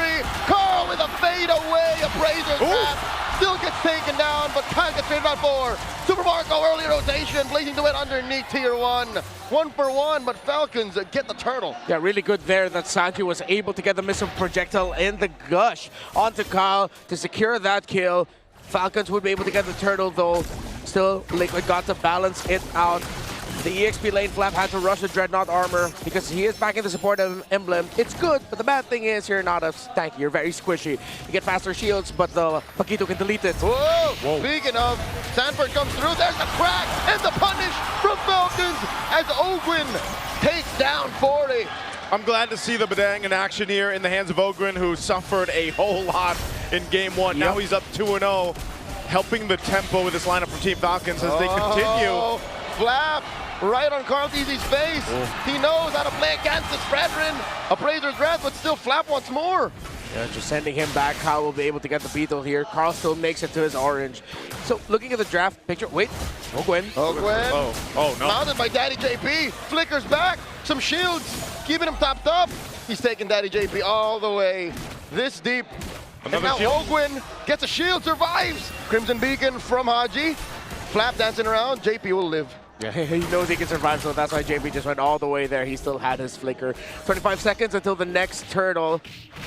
Kyle needs to regen some health, get his own buffs down. Carl Teasy. I think you have to watch out for mainly the Gourd and the placements of Haji on this Juicin. My eyes are on the 2 mid laners heading into this next Turtle.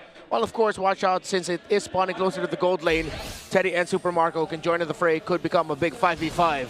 I like what Wolf was mentioning in the draft, and you know, again, I know for international viewers that's in Filipino, but what he did mention is that there's no way for TL that they draft those first, you know, heroes that they had in the first phase that are so shield dependent. You got an Esmeralda across from you.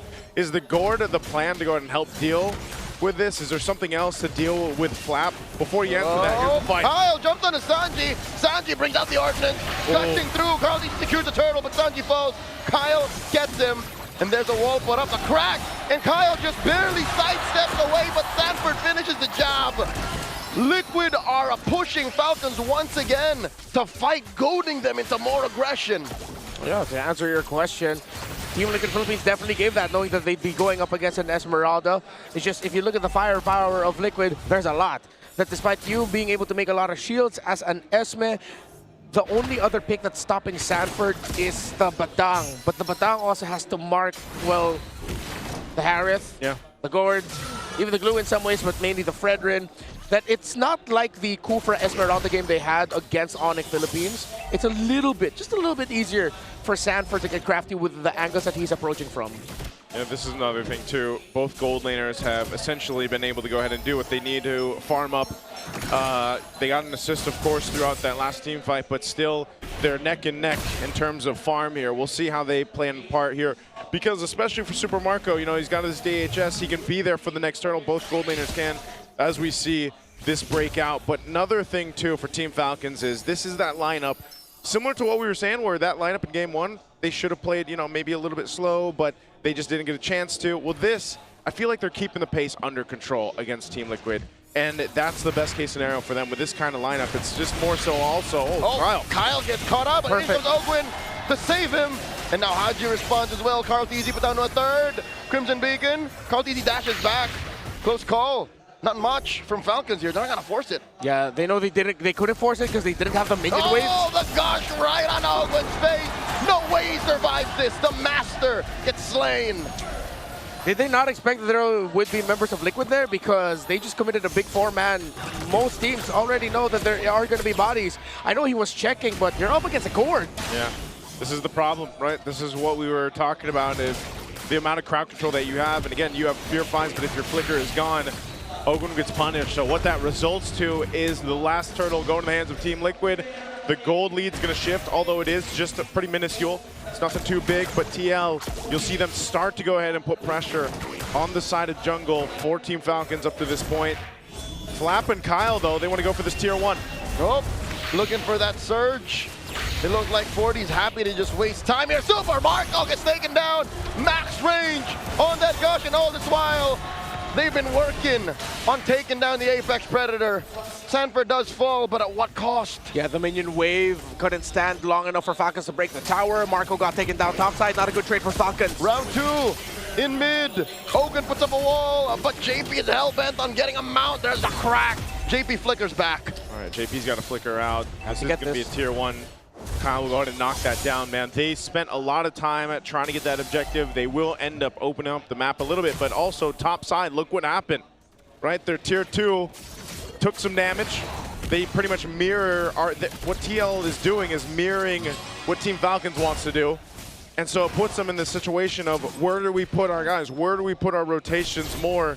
And where's more important for Team Falcons? Yeah, what's annoying right now for Falcons is if we actually have numbers here with total damage dealt, damage taken, very even in the gold, close enough. It's the total control time. 45 seconds for Team Liquid so far, just 23 for Falcons. So that extra amount of control that Liquid has is what's giving a lot of difficulty for Falcons in the fights. Yeah. It still could be brought closer, not that far off in terms of the gold, but they need to see if they can start getting more gold on this Juicin specifically, because Sanji is starting to run away with the lead. Oh, point blank gush without any warning. A volley right in Marco's face. They catch Ogwin, force a flicker out of him. And now he answers with a crack. Haji looking to choke him up, but Sanji will finish the job. JP goes up, and there's a trade 1-for-1. Good trade. They deal with that at least, but this is going to be a problem trying to work against all these amount of crowd controls and stuns that TL has. Whoop! Flap here, caught in the crowd control, and there it is, another gush plus a Salmon Force. Might have been overkill. That's not what Falcons was looking for. After all of that, Liquid still has almost double the total crowd control time. 53 seconds to Falcons 27. Oh, look at that damage. They force Haji back. Another Crimson Beacon wasted. Liquid are looking to secure the Lord here. Down to 1/8 of its health. Kyle looking to steal. Go through the back, and Carl Teasy gets that Lord to wear a Liquid jersey. This is the problem. Oh, Ogwin in trouble again. He's caught between the walls. Salmon Force plus Gush. The GOAT secures the kill, and now they go for Kyle's purple. Oh man, those projectiles just stopping them in their tracks. Purple's still there for Kyle to take. They pulled off of it. Sanji, quite low, has to get out. Couldn't finish the job, but Sanji will live, staying here, hiding in the Y-brush. A Brazer's Rat knocks out Flap. Talking about knockouts. Sanford looking for more, forcing a defensive surge, but Sanford will find a Marco with a brrrr. Blazing Duet, taking down 40. There's a shutdown. Yeah, Falcons needed to get something there because this is getting completely out of hand already. We talked about Turtle 2 and Turtle 3. That has extended up to Lord 1, with which Liquid was able to get freely, as we saw. Falcons will be able to stop this from getting any charges. Still somewhat close, but they're putting all of their eggs now on Super Marco at this point. Yep. Haji does have a Sky Piercer. Don't believe the graphic. That's only supposed to be one Sky Piercer. We're okay here. Don't worry. That's not two. There's not a new build you don't know about. But it seems like the drafting philosophy of Liquid for this series is just pack a lot of crowd control against a team that has a really good team fight. They've respected Falcons' ability to fight. What they showed off against Onyx, and they realized we can just bring back an old favorite. Spam Fredrin, pair it up with even more crowd control, damage EXP, old school favorite in a Paquito, and which is why this was an important match for Falcons to, a game for Falcons to win. Because if they want this, then they're thinking already, okay, we still have an answer to Paquito. If even after the Esmeralda, even after the Badang, they still cannot take out the Paquito, then they have to start committing bans to take it away from Sanford. Yeah, they won't want to take that away. They're trying to hold on to what they can in their base here. But this is the thing. Now you got a Divine Glaive. Another projection plus gush combo. Puts Flap at half. Yeah, that Divine Glaive last pickup is enough. You know, it's been the Glowing Wand and the Lightning Tranchant, and Sanji's already capped up 5 kills. So what more now? And it's so surprising to see, again, you know, Carl Teasy picking up the Fredrin back-to-back after what we saw even in the last games. We saw, oh, hold on. Another gush comes through. Taking down Ogwin. Just like that. Kyle Teasy can't even sniff his purple. And Ogren knew that he didn't need to commit his ultimate there to try and salvage that. It would have been too difficult for Falcons to take that fight. Marco, ouch. All right, shield's gonna pop here. Down on that bottom side, again, TL, now it's 4,000 ahead for them. And it seems like Team Falcons is in that same situation that they were in Game 1, where it's like they just have to respond to TL, you know, putting the pressure wherever they decide to. How do you get around these projectiles? How do you get around those little mini crowd controls that this lineup that TL has? Oh, it's even tough to say because you already have the Purifies. But then even if you Purify, there's already a good chance Sanji is blasting you. It's a cop-out, but play better. Out-execute them. Liquid are just really executing. Falcons, theoretically, we said it, have all the tools that they need. It's just how do you execute that when the other team is just so good at it? Kyle is so far off. I don't think he can make it back in time. They've already picked a fight with Flap and Haji. Oh, Flap here, gonna get taken down very, very quickly. Crimson Beacon by Haji. 40 versus 2, Kyle and Ogwin. There's no way. There's no way. Sanford flickers back. Sanford buys enough time in the 1v2 while TL took out Flap. Oh my lord, another gush, Crimson Beacon. Tele helps Sanji finish the job. And just like that, another message sent and received. This lord belongs to Liquid. Go next, Sanford, perfect placement. Put himself in right bush mid. Waited for Ogwin and Kyle. Liquid read their rotations.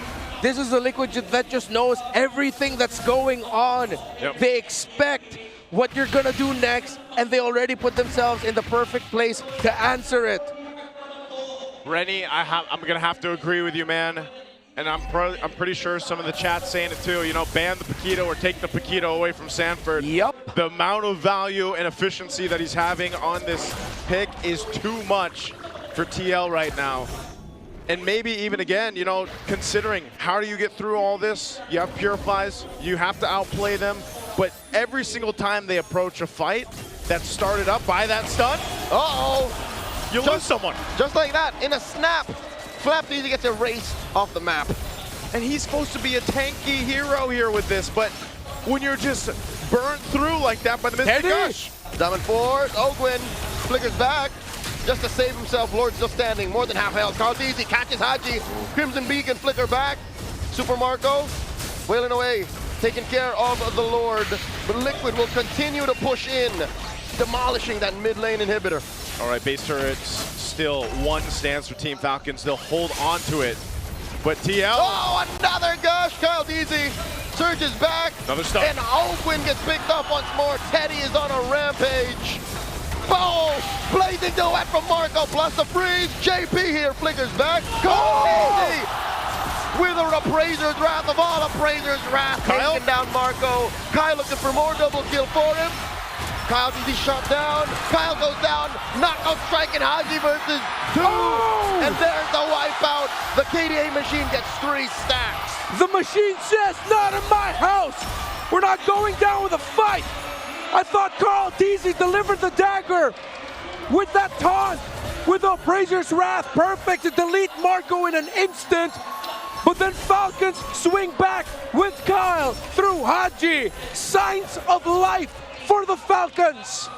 A messy fight there for Team Liquid, potentially trying to end the game off this push. Look at the replay here, how this planned out. Winter Crown blazing duet. When he gets out, the taunt is perfect. And with all the damage Carl Teasy took, it is an instant delete on the Claude. But Kyle went in perfectly. Since Teddy already committed the Zaman Force, when they went for that initial push, he didn't have it. And then Falcons just countered through their juice in, which now has 3 stacks on the Skypiercer. A millisecond of hesitation would have led to this ending right then and there. But Haji said, nah, not like this. From red side last night, starting game 4. No, game... Yes, game 4. Yep, they game 4. started to clap it back. This could be that. Hey, Renmar, I think they just went with the, what we mentioned, they just got to play better. Well, when that team fight, they played better. But this is the problem. The Lord still controlled by Team Liquid. Does Team Falcons take that? Do they just defend and they're going to try to get a range here? Haji looking for the choke out. Oh! He comes in, gets deleted. He was hoping on a dream and they're a man down. Ogwin gets mounted by Daddy JP.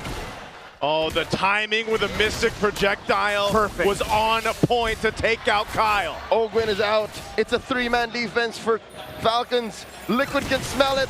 Liquid are slowly galloping towards their base. Endable. Yep, they got a wave pushing in. They're going to try to defend. Gush forcing out the Crimson Beacon, and Sanford takes down Haji. The base is up next. Marco with a blazing duet, the Hail Mary play. Minions get wiped out, but Liquid takes down Flap, and just like that, Liquid take another 2-0. Hope looked bright, but Liquid decided to stampede the Lord. Falcons looked at the macro too much, and that moment of hesitation cost the Falcons. Liquid go up 2-0.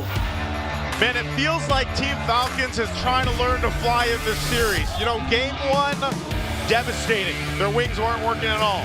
Game 2, they had a little bit of a twitching in the wings, but it's just not enough. If they want to get flight, they want to get some altitude, they're going to have to fix some of the choices in the draft.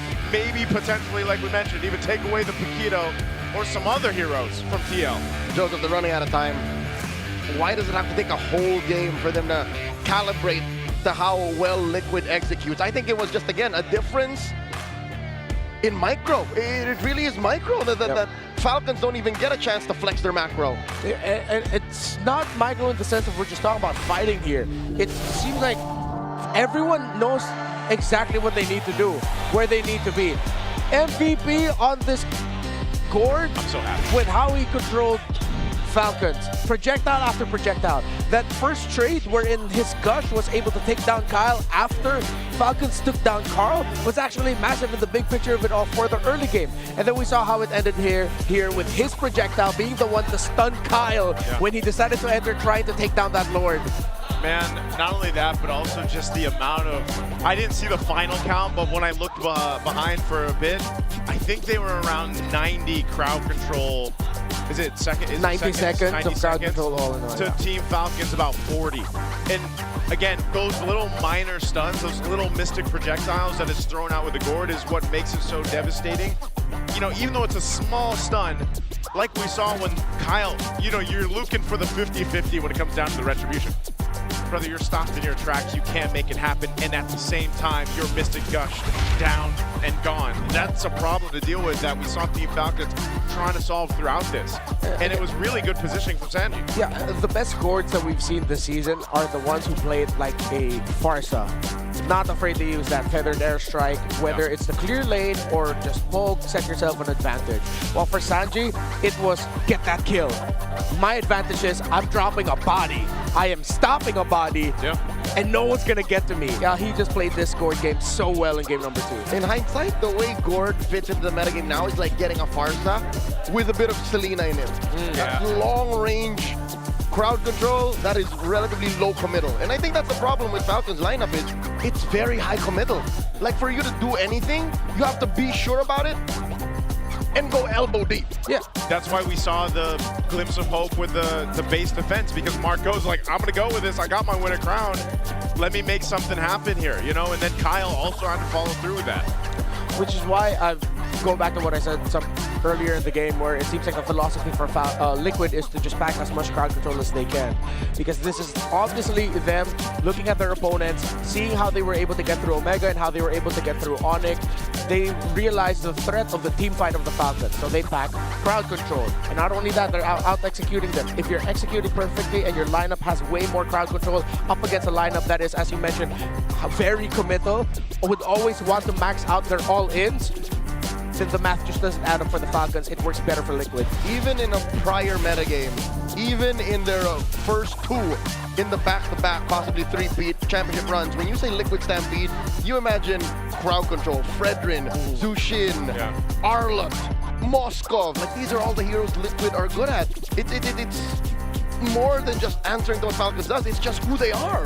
Yeah, and that's why it's, you know, it's interesting to see, again, where Carl Teasy has ended up now 2 games in a row on the Fredrin, but you're reminded why they, you know, they become experts at these utility picks like the Fredrin, like the Boxer, for example.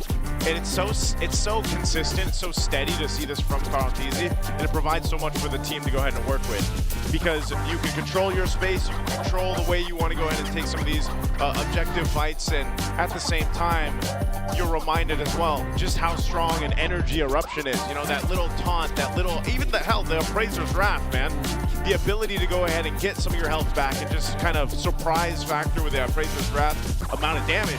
It works so well with Team Liquid's kind of concept right now. So I'm wondering, even going to Game 3, going ahead of us a bit, are they going to change it much, or do they even need to? For Falcons or for Liquid to change? Oh, Falcons for sure. Falcons, they need to change. Liquid, honestly, if we end up seeing a full sweep here and it's just 4 games of Carl Teasy playing the Fredrin, that's what. How are you gonna feel? How will you feel? Bro, Snap and Aeon, I'm gonna have to ask them, like, yo, coach, you're gonna have to share me some of that knowledge. Some of that knowledge. I feel like this is Coach Aeon and Coach Snap's doing. Like how they've drafted so far in these 2 games, their preparation for it, their philosophy about it. This feels more of like a coach-led draft than a player-led draft. But I'm pretty sure, of course, the gentlemen in Liquid Philippines work together with their coaches, but there's just something about it. You mentioned how this is very Liquid, even in the start of their, what is on the way to being a potential 3-peat, that Coach Snap and Coach Aeon saw that and said, let's see if we can make that work in 2026.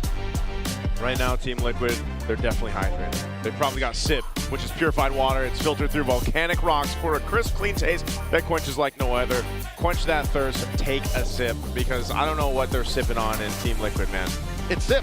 It's SIP. It's SIP. There's something else. You know, they're sitting on. What are they sitting on? They're sitting on the Max 5D on stage. There it is, Max 5D on stage. That's not what we're sitting on, wish we were, but we've also got some TT racing chairs here. That's clever engineering, keeping these teams locked in.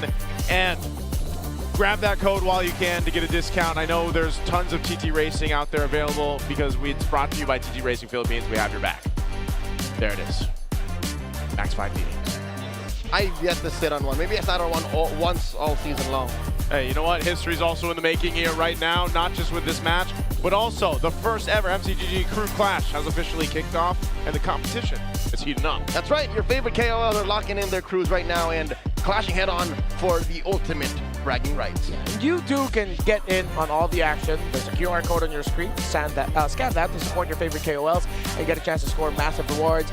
Let's go. If you guys haven't joined in on MCGG yet, you're falling behind. You Magic Chess, Go-Go. Magic Chess, Go-Go. It's so fun.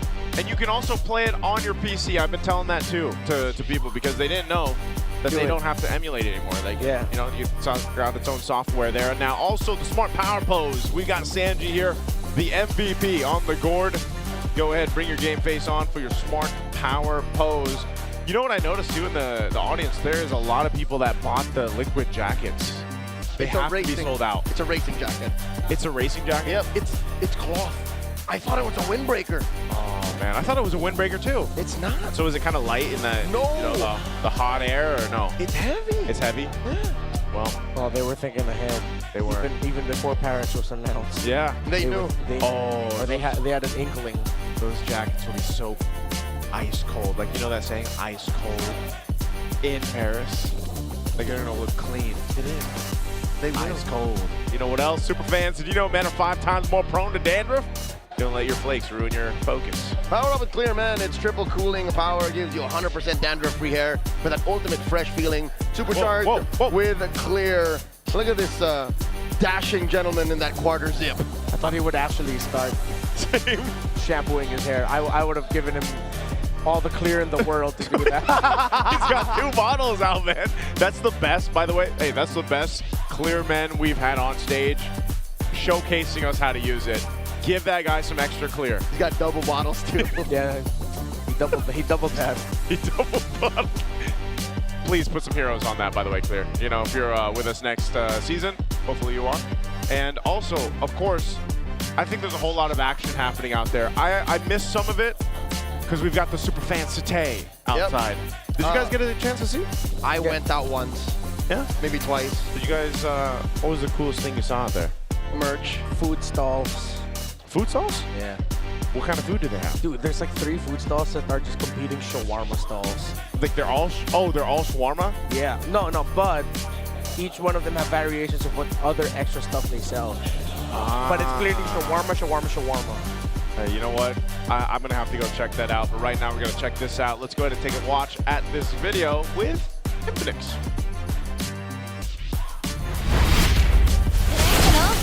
Ay, sorry po. Nandito po ako sa Superfan City. Opo. Pupunta po ako agad dyan pagkatapos. Ayan. Nandito tayo ngayon sa MPL Festival Superfan City sa Infinix booth at tingnan natin kung ano bang pwede nating ma-enjoy dito. Hello, sir! Hello! Ano bang name nyo? I'm Maynard from Infinix po. Sir Maynard, ano ba ang mga pwedeng gawin dito ng ating mga superfans? Ayun, para po sa ating super fans, meron po kayong 3 activities na pwede pong gawin sa aming booth. And for every activity po, magkakaroon kayo ng reward for each of them. So first activity po natin ay, kailangan nyo lang po magsagot ng survey. Pag natapos nito po yung first task nyo, meron po kayong agad na pamaypay. For our second task po, meron po tayong free photo booth. Pero bago po yan, kailangan nyo muna pong mag-follow sa aming Infinix page and mag-join po sa aming official group page sa Facebook and mag-invite po kayo ng 10 friends. Then, pwede po tayo mag-proceed sa ating photo booth. After nyo po mag-take ng picture sa aming booth, pwede nyo po siyang i-upload sa Facebook and put hashtag which is Infinix GT50 Pro and another hashtag Experience the Beast. And after that po, pwede po kayo mag-claim ng ating tumblers, mini tumblers. Makakuha ng mini tumblers, syempre may laman ba yan?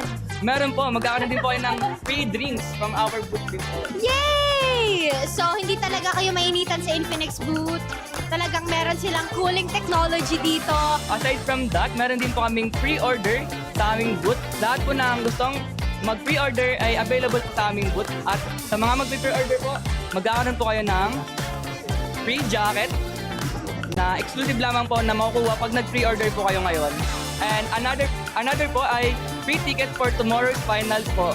Sa everyone na gusto bumisita dito sa MPL Festival Superfan City, libreng-libre po ang entrance. Visit Infinix booth and get all the freebies that you can.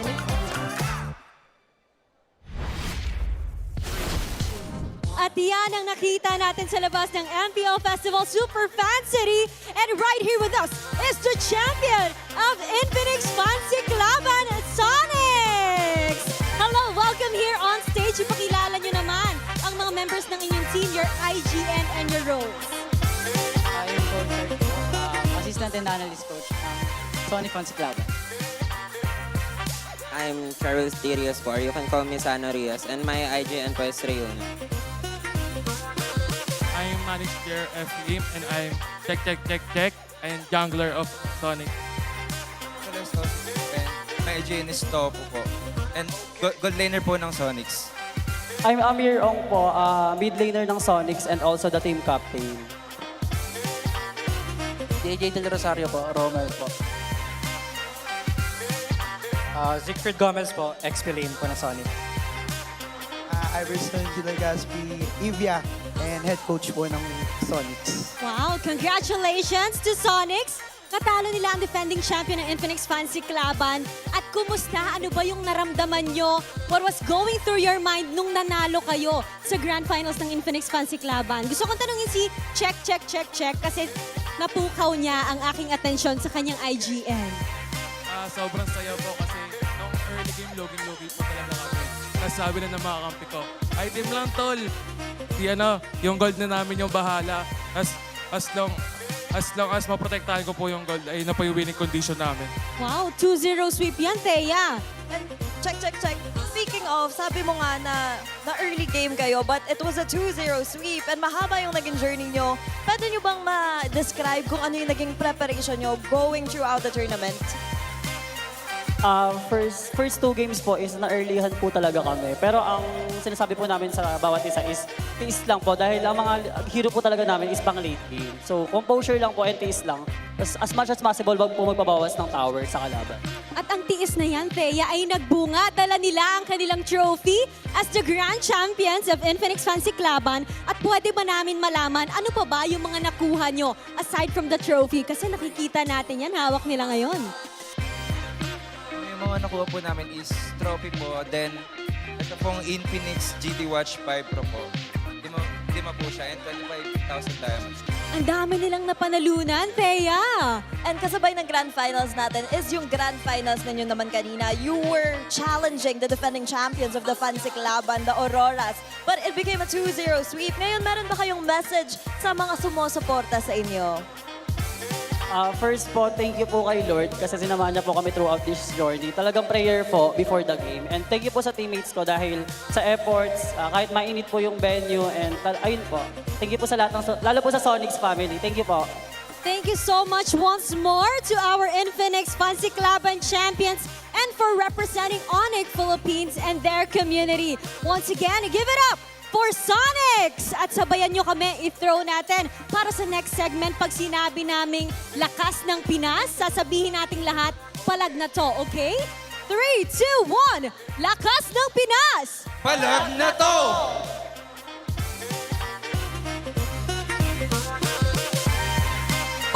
Palag na talaga kami dito at meron tayong makakasama bago tayo tumalon sa ating game number 3 together with us.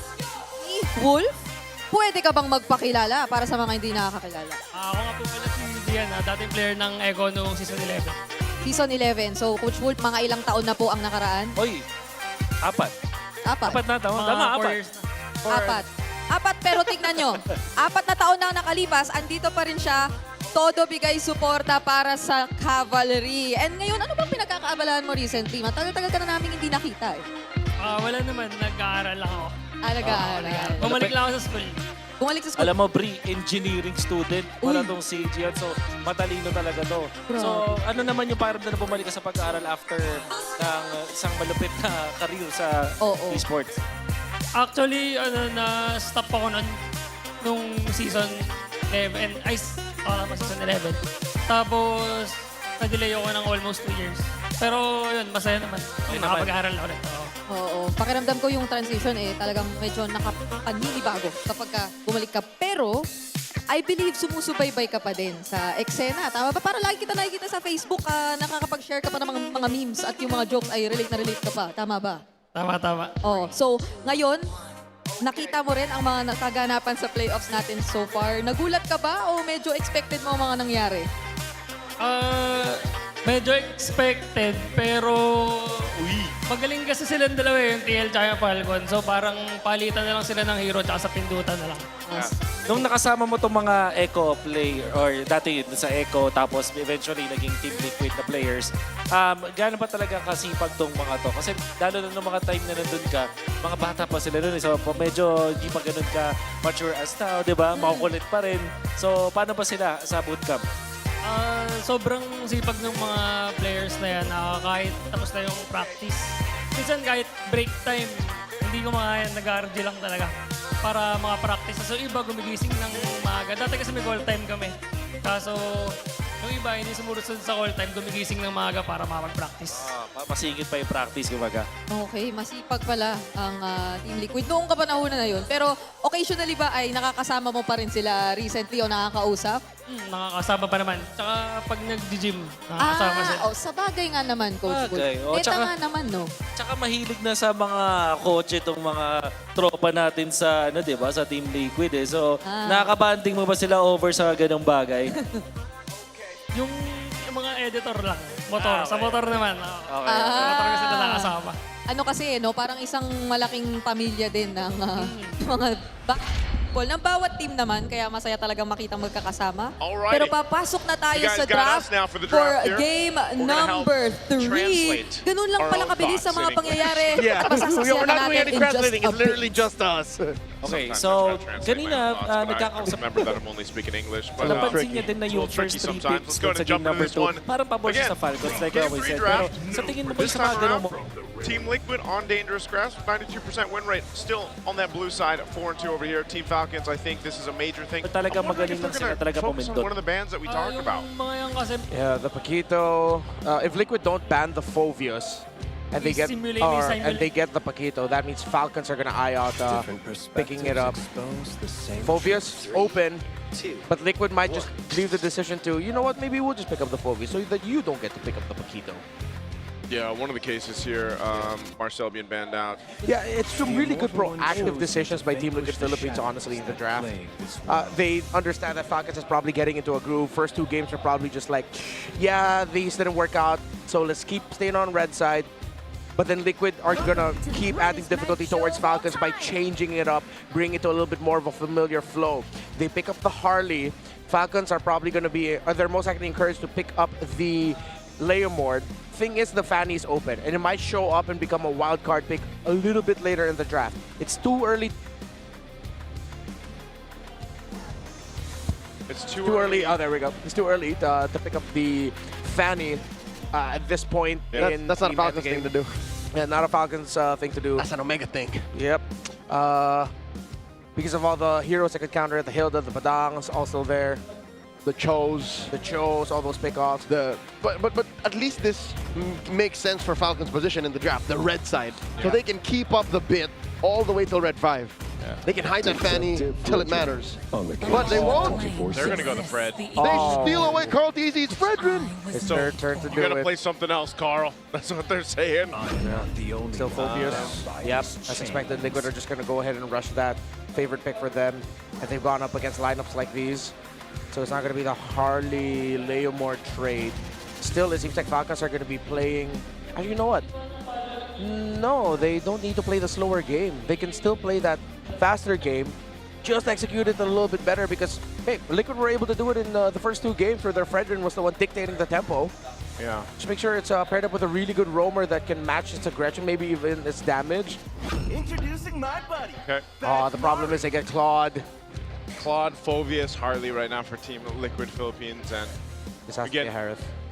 That Phobius, I know everyone remembers what happened, right? Just a few nights ago, 5-man Dark Wave that Sanford was able to do on the Phobius here. Definitely something to think or consider if you're Team Falcons on not getting that set up, but also the Harley's been kind of slept on, man. The past couple games, even yesterday's matches, Harley wasn't picked up as much. And so now you have that. This is going to be a very different tempo also for Colantizzi playing with the Harley, which will then just give space to Teddy, which is the Claude's one of his heroes that he likes to go ahead and be that steady Teddy that we've seen throughout the season. Yeah. Give him time to farm up and get to where he needs to be. They either have to get the Harith or pick it up later. Yes, much better pick this time. Team Liquid can just ban out the Harith because you still have a good option in the hero. I'm trying to remember it. It's almost there. Carry, excuse me. Carry can still be picked up here by Super Marco. Now, if both get banned out, that might actually hurt Liquid because there's a good chance Flappage is going to end up with a really good hero that can mess up Liquid's lineup. Yeah. I think the Falcons needs to ban the Valentina and then ban the Gord also, which would leave probably something like a Kimmy for Sanji. Yeah, Kimmy. What else did Sanji end up playing here? If it's not, yeah, you said Valentina being banned out too would help, but a couple other options. at least for Sanji, you know, I don't know if he'd want to play the Louis here. There's the Gord ban you talked about, so Gord will come through. Flap still has a deep pool of EXP leaders that he could go for. If they want to really be aggressive and zone aggressively for the early objectives, I think a Yu Zhong is going to be warranted. So Liquid might want to eye banning that out. If they're okay with dealing with it, then if Falcons does ban the Valentina, Asura might show up. Lapu Lapu is still an option also for Flap. You need that strong burst damage to send the Claude and the Harley back. Heroes that are squishy and love to dive don't want to go up against heroes with really strong burst. Do they just want to, they don't even worry about the Harith just going over to Super Marco. It's like, that's going to be the matchup between the Claude. So they're going ahead and focus down on the XP lane options. The Uranus being taken out. This, other than the Lapu Lapu, maybe what, the Terizla? Something to help lock down, or do you want, is that just too slow at that point? I feel like it's too slow, but then with you being up against the Phobius, still might be okay. Because you don't need to, you cannot pick up the fast clearing, fast rotating heroes like the Benedetta or the Paquito anyway. I'm usually not a fan of the Terizla. Yeah. Over time I realized it really doesn't do much, it's really just a big wall. They really want to play the Harith. just to make sure they cover the grounds, they take out the Moskov here. No Moskov being picked up. Falcons might just pick up the Harith now and wait for that XP lane option based on the last two picks for Team Liquid. Oh, that crowd is going wild. We're having a drum off between the two fan bases. Yeah, I was gonna say, I can't even hear myself think. Oh, no wonder. They've got buffs in front.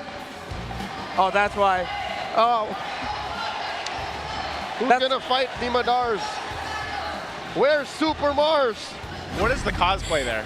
Is that a cosplay? Like, is that supposed to be a certain hero, or is that just? Is that a painted Hayabusa? Oh, that very well could be. That's my best guess. Yeah. There's the carry. Yep. Good Carry pickup. gets picked up. A very tight box, good formation. Yu Zhong to round out the draft. The thing is, the Valentina is most likely going to get through, but Liquid are also thinking about the Kimmy. Tough choices here for Liquid, but they go Juicin and Hylos together. Sanji looked very happy with the trade that they got in the center. This is, I think they're very well capable of, because of these picks, fighting into the real world manipulation if they want to. Alice actually still open. There's either the Alice or Yu Zhong for me. I just, for Falcons, they need big AoE, really good dive. Oh, even the Sora's open if they want even more damage. With no threat of a Valentina. Yeah, with no threat of a Valentina over there. Still, some players are not that fond of picking up the Sora against the Phobius. That's right, I was just gonna say. Yeah. So I prefer the other two. I would Alice rather or Yu Zhong. Alice or Yu Zhong. Just clear straight lines through the back. Yeah. Unless that Hilda's already going EXP, but up against the Phobius. Very meh. Could be the swerve. Lapu Lapu. Still, it's one of the heroes that we posted earlier. You need that strong, big sense of burst against heroes that are squishy and love to entry. The Harley, the Claude, because that forces you to either BMI out, cancel your big ultimates, not make the most out of your ultimates.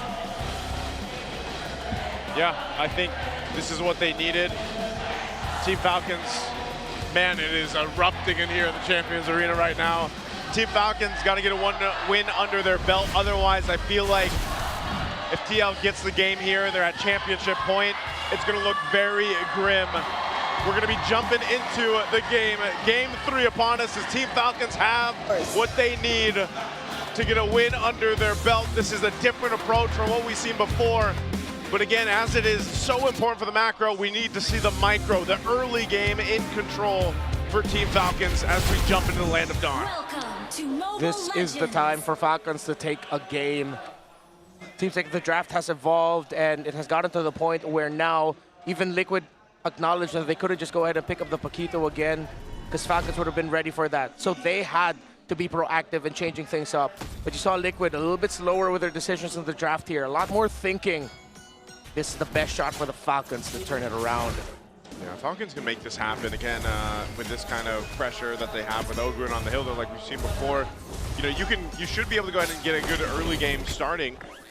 Not only that, but allowing Super Marco to, wow, they're already duking it out. This is what we've seen actually between the gold laners in the current meta, just doing their own thing, fighting each other, potentially going for the 1v1 plays like we've seen early on. That's not going to happen here. Flap, like you mentioned with the lap move, going to be pretty big here. It does get the XP. Yeah. Wow, the crowd appreciates the micro superiority that Flap showed in that sequence. Yeah, toss the blades. On the backswing is when he got it. Yeah. There is that second proc of damage going back. Little underrated thing about the Lapu Lapu. I also like the little micro capability showing from Sanji. The fact that he got the lift on the Hilda but decided not to bring it closer to them because it would have messed up the Juicing and the high loss together. Yep. Just kept it up there, you know? This is why we were saying, you know, micro just as important as the macro, and I feel like, you know, in just a year or two ago or seasons ago when it was so much macro, and that's why utility was the case. Now you have so many intricacies to the current meta. And as we approach the first turtle, an important part of the whole micro discussion is it's not just what you're capable of doing, it's when you do it. And Liquid have always been doing it in the right timing, so much better than Falcons in this series alone. Turtle started up. Turtles here, half health already. Team Falcons has clear control of this one. And in comes Flap, diving in, RWM by Haji, swipe it away, immaculate timing, down goes JP, 40 foes as well, and Sanji just barely gets away the flicker from Haji, the machine, but off camera. How the hell did Carl Teasy steal the turtle? Haji finds the hamster mage, but still, what was that steal? Falcons did everything right, but Kyle just couldn't win the retry against Carl. Carl, what the hell are you made of? Goat milk, it looks like. Okay, man, he's made of using this, the real cool in beast moves. Our Infinix hand cam for the GT50 Pro. Helps him secure it, but also part of this, again, this is the elusiveness of a Harley. You're able to go ahead and even if your team fight is not there, you have a chance to go ahead and space on time through, get that retry off, make it happen. He's so sly, he's so cunning. Yeah. He didn't even die. He didn't die. Since the cooldowns were kind of off, it seems like Kyle uses Retribution way after the fact. So I was thinking that maybe Falcons just said, don't try to retry the turtle, maybe try to last hit it through your skills, but then use your retry to slow down Carl and try to take him down instead. Which is, in hindsight, a micro mistake. Yeah. Like they just should have kept it for the big one. Yeah, I think they were a little bit too greedy in making sure that they could get a kill on that Harley to stop the tempo. Is it devastating to the point where they've lost the early game? No, they're still in control and they will still have the same result and advantage for the next turtle since they spawns in the bottom side. Yeah. Whoop. In comes Kyle, compromising JP. There's a taunt. RWM coming up. JP goes down. Lazy whip by Teddy. But Marco does not back down. And Marco might get taken down here. Oh, the flicker back. Marco barely lives. Good use of the flicker there to stay alive. Great rotation from Team Falcons to make a move up top. Yeah, the important thing there was JP eating up all the damage. Because Falcons used their combo to take the high loss down, I believe the taunt coming in from the Fredrin was just not available. They didn't even have enough abilities to chip away at Teddy, and he gets away scot-free. Turtle number 2. Yeah, just again with this Haji on the eve, so on point so far. Second turtle gonna be up. Oh, Flap round 2. Dives in with the Brave Spider. Looking for one. Already used a Crimson Beacon on Sanji. And finally the retribution is good for Falcons. We'll secure the objective, looking for a fight here. There's the Glorious Pathway. JP disincentivizing forward momentum from Falcons. Up top though, there's a duel. Carl Teasy dropping that deadly magics on Marco. Marco holding his ground. Oh, the river is up. Carl Teasy will have a space escape, but Hilda's there. Oh, I thought that Haji would be going with him. Falcons have slowed things down to a pace that TLPH are probably a little bit uncomfy with. It's this Hilda pickup on Ogwen. Massive effect on the rotations for JP and Sanji. Yeah, good picks here happening for Team Falcons. Good space control around the map too. This is one of the things that they can go ahead and work with right now for Carl Teasy specifically. Oh, up top, Teddy. Teddy wanted to be the focus. He gets out with the BMI. So he's safe for now. Now Team Falcons, this is the first time in this series that they've had this kind of lead Let's see if they can maintain it across the board. Let's look at the items falling into place. Yeah, Radiant there for Fredrin and a Hilda. So the damage and pokes coming out of Cartesius Harley that just got the Genius One 5 minutes and 40 seconds later. Super Marco will be able to get the tower up top. What a turnaround for Falcons after all of the ish that they had to go through this series. Yeah. To see them now with a perfect lead so far, let's just respect the fact that the first turtle went to Carl. Yep. But they got the gold, and it's looking good for the Falcons. This is exactly what they needed throughout the series. They got to maintain this, though. They've got to maintain the lead. We've seen TL before, play this way, and that's why the second turtle, there was no contest. Carl Tiza decided to be on the opposite end of the map. We might even see them potentially give up the third and just prepare for the first Lord, as Super Marco will knock down another turret down bot. Side to side. And Flap needs to hold strong here, but it's only one siege minion. They are going to go for the cut. They're not going to get that. Turtle 3 will be very determinant for the result of the series. The entry there by Flap. Kyle with the toss. He's immune. He jumped forward. JP able to get away with the glorious pathway with the real world manipulation. Takes down the high loss. Kyle and Flap now trying to go after Sanford while he's trying to hold on. He jumps up in the air. Dark Wave. He's buying time. He's dealing damage, but it's just too much. And this is the case that we're talking about with the lineup that Team Falcons have. They're able to go ahead and set up around the box of Haji, the real world manipulation, and just come out swinging. And there's no way for Team Liquid to fight against it currently. They're too far behind up to this point. The last turtle goes in the hands of Team Falcons. Kyle, Haji, and Ogwen have controlled the center perfectly, Naisu and Leo. How they've been able to just stop the aggressive maneuvers. JP and Sanji were happy with this juice into the high loss pick, but they were probably thinking about it also from a sense of a counter perspective. How do we counter this Hilda, the aggressive rotations? There's just so much peel right now for Haji's Eve and for Super Marco's carry. It's a strong front by Falcons. Which is allowing them to make smarter decisions in the times that it matters. Because in the first couple of games, by this point, they were already down 5K. Now it's the other way around. So I think Falcons just need a little bit of space, a little bit of time to out-mechanic and out-maneuver Liquid. And now look, they're threatening the purple. In comes Kyle. Ogwen up to the front, and the retribution is good. Kyle takes it. Taking resources away. Continue to put pressure like TL has done against Team Falcons in the previous 2 games. This is exactly how they have to play it. Team Falcons, with this kind of advantage, you should be able to go ahead and secure that first Lord. You should be able to go ahead and start marching towards the base of Team Liquid here. Now for TL, they try to make things happen in the mid. Oh, JP already used the glorious pathway. RWM, they trap Stanford, looking for more damage. Tere comes in, but Marco's been pushing up top. And Sanji with the Crimson Beacon takes down Flap. That's 1 down, 4 Falcons, and now Liquid 1 more. Kyle dashing back, Carl Easy wants him, and Stanford finds him. Make that a 2 for 1, a 2 for 2, and Tere takes down Marco. Haji will not survive this.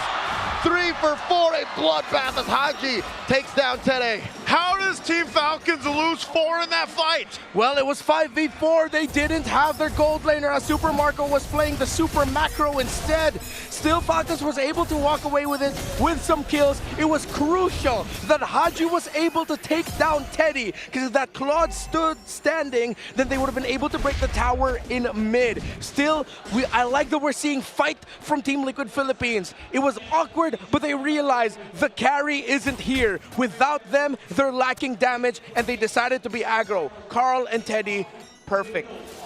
Look, onto Kyle. Sanford, also, great entry with the flicker forward. Yeah, and Super Marco just not being there for that fight, getting that little bit of advantage in the timing for TL to win that. So Lord is up. Team Falcons, despite losing some 3,000 gold, they'll fight for it. Majority of them have no flickers. So this is very weird for Falcons to take. They are flipping the coin right now. Lord at a 5th of its health gets reset. Carl Teasy is 1 level ahead of Kyle. His threshold just a little bit better. Nope. And there's the IWM answered by a glorious pathway. Sanji, Crimson Beacon back, and Flap is just doing his darndest. As Super Marco wails away at 40. He gets them. Massive Appraiser's Rat sends Carl Teasy and Teddy back. That keeps them in check. Lord is going to reset. Team Falcons did lose Flap in the exchange, but it's both XP laners that go down. So now We go for the reset. It's going to be a 4v4 for this Lord. It's sitting at half health here with Kyle in control. Down to an 8. And that is Marco down very low. JP gets taken down. Ogwin controlling the perimeter. And Kyle secures Retribution in check. Super Marco dashed forward just to add that little bit of extra security that Liquid wouldn't be able to get close. And since they saw the carry was standing right in front of them, Carl Teasy and Teddy, I believe it was also Saji as well, just decided, yeah, let's just go ahead and give that. Yeah, they're better off just defending on this one. Again, they're not massively behind or anything like that, so Team Falcons still got to respect this base push with this Lord. They will take down the tier 1 in the mid lane, working on the tier 2 next. They've got everything they need. Super Marco is locked and loaded, and that is also Haji locking in his Trinity. So, total control time actually in this game is still almost double for Team Liquid Philippines, around 44 to closer to 29 for Falcons, 28.5 seconds. But you see here the effect, the lead in damage. Liquid has dealt almost 60,000 damage more. Ogwin just took a face full of everything. Deadly magics and all. Keeping Carl Teasy at bay. And that'll stop Liquid from defending with their full force up top. Hard to be done by Haji. Compromising Sanji from the flank here. Sanji just looking to clear the waves and knock up. Haji's not going anywhere. As long as the RWM is up, and they do defend successfully. Carl's still there too. He knows he can win this fight against a Hilda.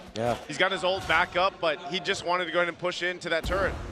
Falcons also full committed to the tower up top, not being able to get a push in despite them having the minion wave for the turret in the mid lane. So maybe that's a little bit of an off decision there for Falcons. While Liquid, they played the map really well there. Carl Teasy knew that he could continue marking and keeping Ogwin from even joining them. So again, the proactivity of Liquid has been a theme for this series, and it shows even with them behind for the first time in this best of 7. Yeah, this is, like I said, for Team Falcons to go ahead and cap out this win here. They're going to go ahead and focus down this tier 2 bottom side. They'll be able to get this converted. Carl Teasy has just been pushing on the opposite end of the map, and that's exactly what you're going to expect with the mobility that the Harley provides for this. So Falcons have taken care of the lower part of the map, unfettered, with impunity, and they'll continue to take control. This Lord coming up next, the long lane is going to be tough. Yeah. Purple here. I think Carl secured. Yep, Carl's good. Carl's got it. Kyle even committed the retry there to try and steal it away. It would be important to deal with this Harley. So Falcons have to be careful. Good chance of a Team Liquid Philippines turnaround with how they've been fighting through Teddy, through Sanji. And the surprise turnaround and re-entry. Call it the re-engage, coming in from the Phobius of Sanford. I love what they're doing though. Just Super Marco's buffed out of his mind. He's got all the items he needs. You know, he's working on that very last one, but he's double buffed up. This is perfect territory for Super Marco to make moves around this Lord take. He's gonna start hitting home runs like Barry Bonds. I think I just showed my age there, but I don't care. Dude, hockey's amazing. Yeah, I love football. Whoa! All right. Falcons with the Dons. Flap takes a good amount of hits from Tede. Keep an eye on Super Marco. He's so pivotal for this. Ogwin flushes out the LBM, and there is JP and Sanji in there pushing them out. The Lord still standing, gets reset. If Marco falls, the rest of Falcons fall with him. Unless it's some insane heroics through Kyle, Haji, working together, maximizing taunts, Appraiser's Wrath, and of course the pokes for Eve. Void Blasts are going to start deleting members of Liquid as well. It's already a trinity of core items for Haji up to Divine Glaive. Sanji's aware of what's in the LBM. Falcons move out their pieces. Haji and Ogwin out. Lord here at a third of its health. JP and Sanji know how dire this is. Ogwin and Flap holding their ground. In comes the glorious pathway. RWS coming through. Palag easy with the steal. Sanji. And here comes the stampede as Sanji runs through him. Marco takes out JP. Kyle goes in as well. Sanford goes down. And now Tede's going to be up next as he BMIs through. 2 kills for the Lord. They don't get the Lord, but that was a terrific response by Falcons in what could have been a big Liquid win. As Sanji Crimson Beacon forward and used the sprint to be way more difficult to take down. Marco! Carl Teasy gets taken down by the bulletproof. Oh man, Super Marco, we said he's going to be pivotal for this win for Team Falcons. Well, that is a huge kill for momentum for Team Falcons to deal with this Lord. Leo, Marco read that, man. Marco knew that's where Carl wanted to go. He was using the orange as bait. He knows what the GOAT wants. Oh, that just deals with that Lord easy peasy for Team Falcons. We may have just witnessed the awakening of bloodthirsty Marco. It's like we're back in Saudi. It's like we're back in Rizal. Falcons are alive. The Glorious Pathway answered by the RWM. Once again, the knock-up on the Kyle. No push is going to happen yet while, excuse me, Oakland's taking care of top lane. There was a slow push by Liquid. Yeah, it was a massive minion wave that needed to be answered because Falcons cannot give up that tower up top because Liquid have been holding and defending their base turrets with every inch of their life. And with those base turrets is hope for Liquid because they've been handling macro really well. Again, Falcons play around the box.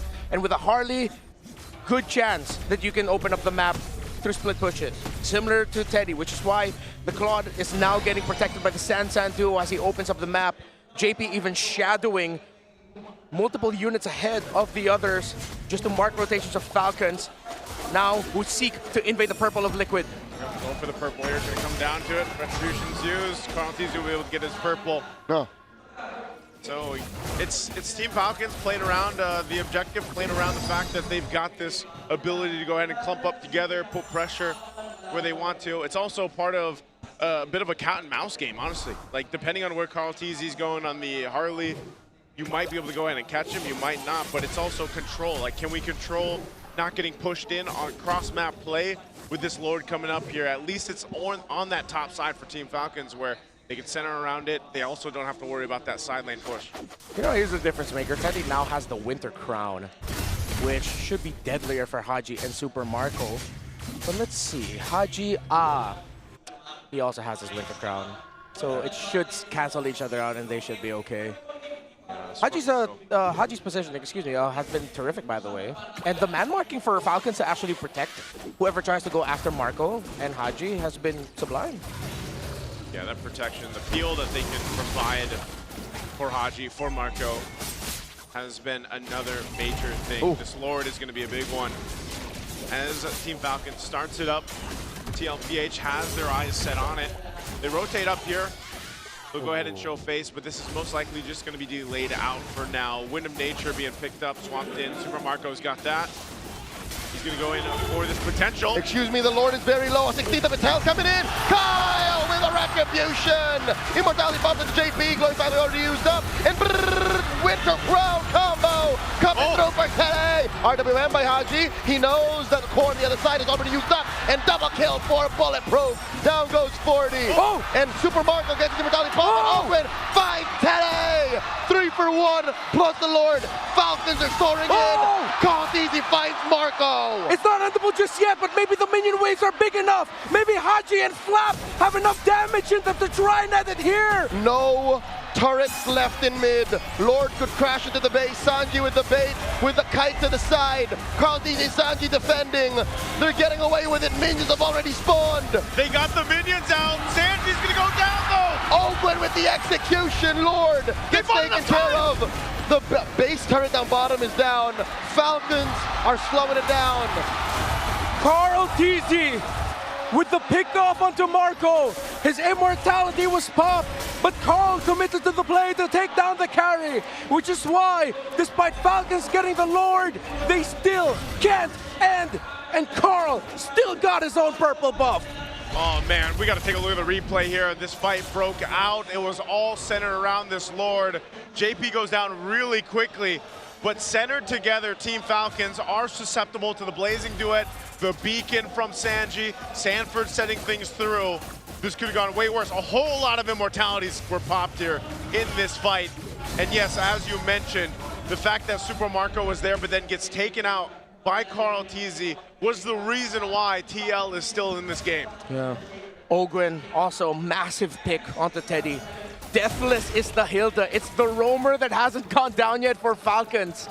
2-0 and 12. That's ridiculous. He's not even carrying a... is he? No, there's no casual Fury Hammer. Nope. It's a full tank Hilda. Full tank. He knows he has it in his kit already to be a big nuisance to Teddy. With Teddy committing a Winter Crown, I think Ogwen's just man-marking the Claude over and over again, while Flap, Kyle, and Ogwen are like Flap and Kyle are the main tanks for Haji and Marco, the main source of peel for the two backliners. Haji's timings of the real-world manipulation have been great. People probably thinking he could have used that sooner, but no, he was also looking for the Blazing Duet. He used it when he saw the threat of that was gone, because now there's a good chance Liquid are playing into a RWM that favors Falcons. Deadly magic thrown out on Haji.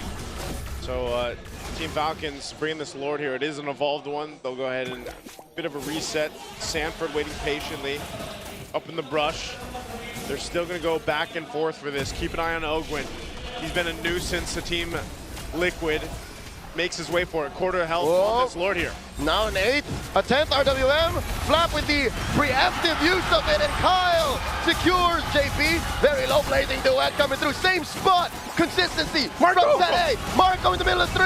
Magic goes down, and winner crown out of Stanford. Marco still lives. Dark wave, and in comes the rest of them. Open is picking dudes off left and right. But Marco still lives. Marco versus Tete. And Marco and Teddy trade 3 for 2. Carl Easy getting hunted down. The Master wants him. The Master needs him. Forcing him into the base. And there's still a wave down bottom. In comes Ogwin and the Lord. The Lord is walking with Team Falcons. They'll work on the base, and they found flight. It's just Carl left. He gets popped, and Falcons on the board. Game 3 goes to green. San Juan Arena shakes as there's turbulence in the air, but the Falcons' flight is steady. They take a point.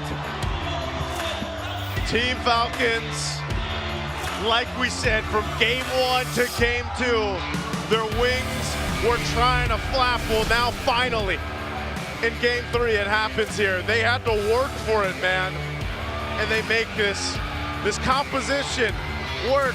Carl Teasy had them looking all over the place. There were some moments where it looked like they would have been enough to get TL another win, but hell, Team Falcons wasn't having it. Falcons brought back something that brought them success in the world stage. Up against a team known for their micro, their explosive gameplay to shock and awe you. Back then, that team was Onyx. Falcons might have just needed to channel their old AP brand identity through their new missing piece, their heart in Haji once again. His Eve has been clutch. Void Blast after Void Blast. Real world after real world. 8-1 and 13 for the KDA machine right here, man. And you've seen shades and shades of why he was originally called that and still is up to this point. His Eve is something to watch out for, as if the Paquito is for Sanford on the other side. You gotta watch out for Haji's Eve. This Eve just does too much for Falcons. It is the perfect mix of the macro utility that a team like Falcons needs and the micro intensity that an athlete like Haji needs. This is just, it enhances combat instinct so much. You can't just count the first 2 steps that he's about to take. You have to consider where he'll be after the RWM, where he was prior to that, and what the rest of Falcons are doing to complement that. Again, Haji would not have gotten the success that he got if it wasn't, whether it was his calls or his teammates' calls.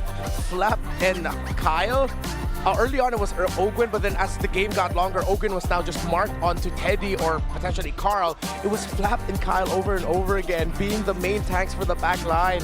You saw how many times they were able to break the formation of Falcons, but then Liquid are just wondering, why the hell are these two still here? We can't get to the Eve.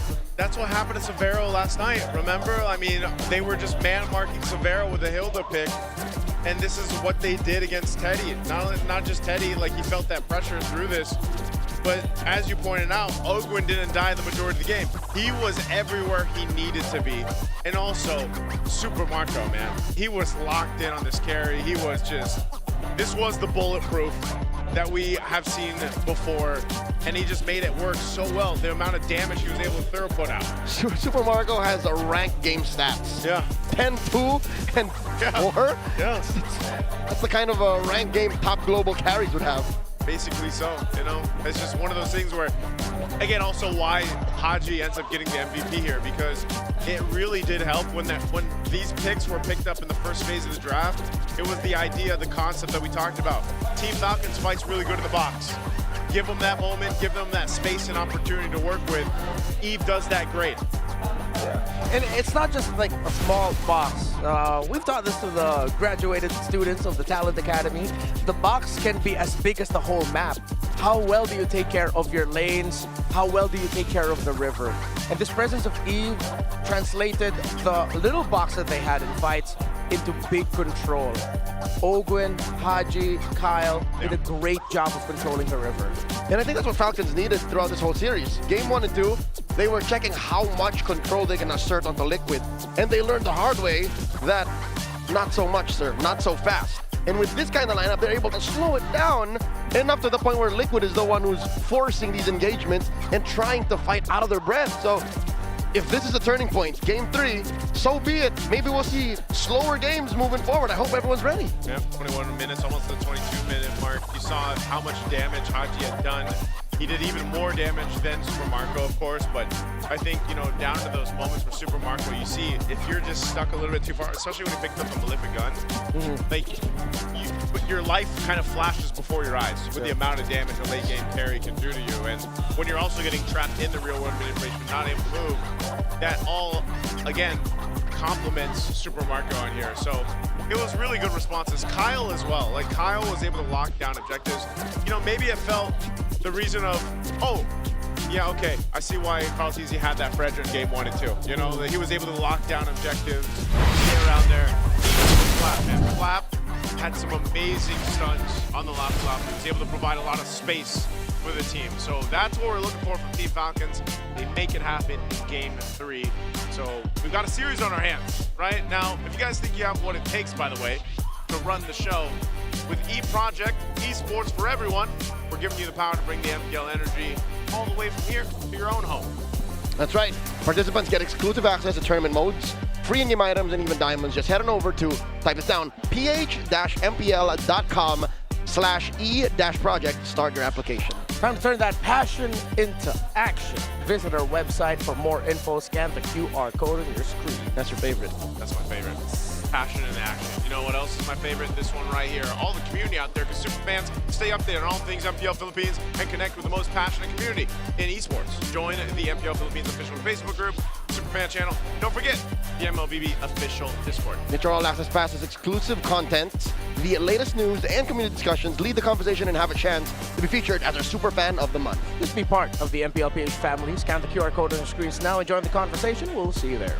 We will see you there. There's been a whole lot of community talk and, you know, a whole lot of things being talked about. Just the playoffs alone, man. I feel like we've seen so many good things, great things, but also just history made in itself. And I love always kind of after a broadcast going and looking at all what the community's saying and kind of, I don't, you know, I'm more of a lurker, but I like to get to see the community discussions. Now let's take a look at the Clash of Titans here. This is the history from seasons 13 to 17. That's how much these got out on the stage. 2 years. There was a time, especially around the MSC 2024 era, where it seems like AP Brand just kept getting Liquid's number after Liquid swept them in the grand finals of MPLPH season 13. It's just a streak of Falcons AP Brand wins up until the turnaround point of season 15, where we started to see the trend of Team Liquid getting over and getting the revenge against their rivals in the Falcons, and that continued all the way until, well, today. So far, yeah. So far today, you know. Again, 17 MPL Philippines season 17 regular season. We saw Team Falcons be that one and only team to give a true test over to Team Liquid, and they've done that over the course of history, and there's a reason why the Clash of Titans is such a big matchup for people tuning in from around the world. This is the evolution of Titans. You know, all the changes that have happened from what, 2019? Those seeds were planted when Haji and Carlo Octadeshar said, for the next few years, you and I, we're gonna do this. Yeah. Those two kids, the most mechanical players in MPLPH at that time, eventually would meet in the grand finals of MPLPH Season 6. But with his TZ brother, Carl and Flap, bring pride to the PH because they took the M2 trophy home. But then that got split up. The move that has, up to this day, still affects MLBB history. Carl TZ joins Echo. Bren needed to rebuild.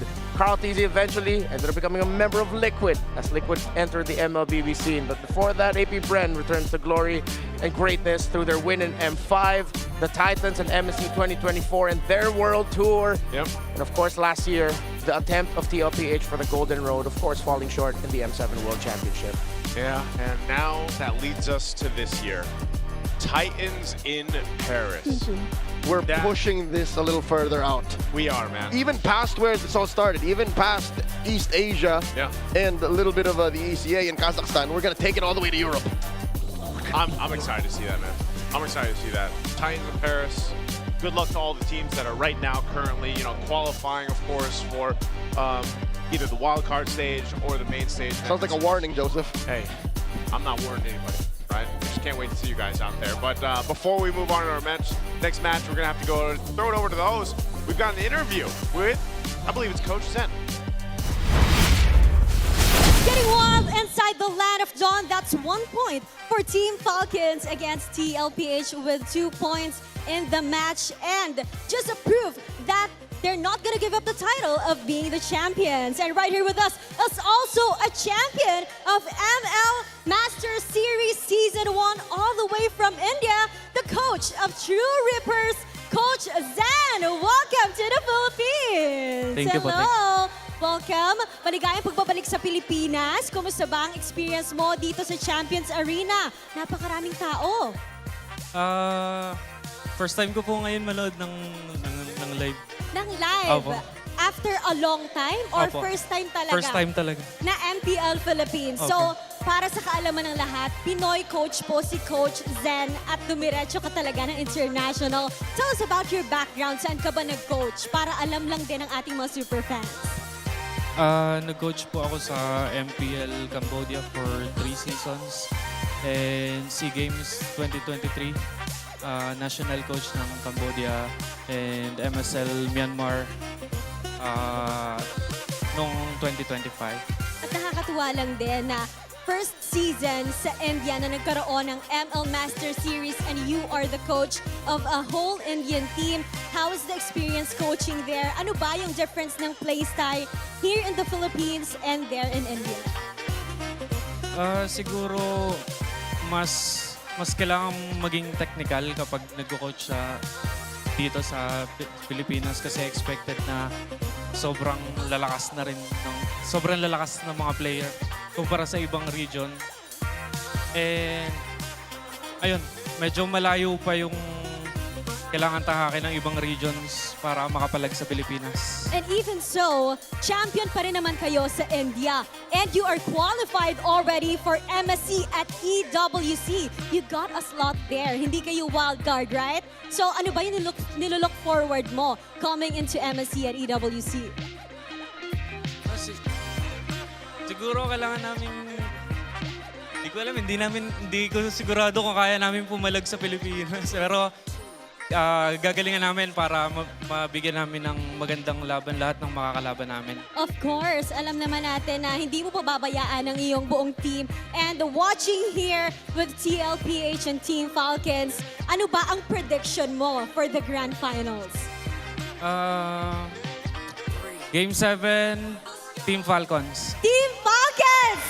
Team Falcons, make some noise! At syempre, hindi rin naman magpapatalo ang TLPH! Grabe, Coach.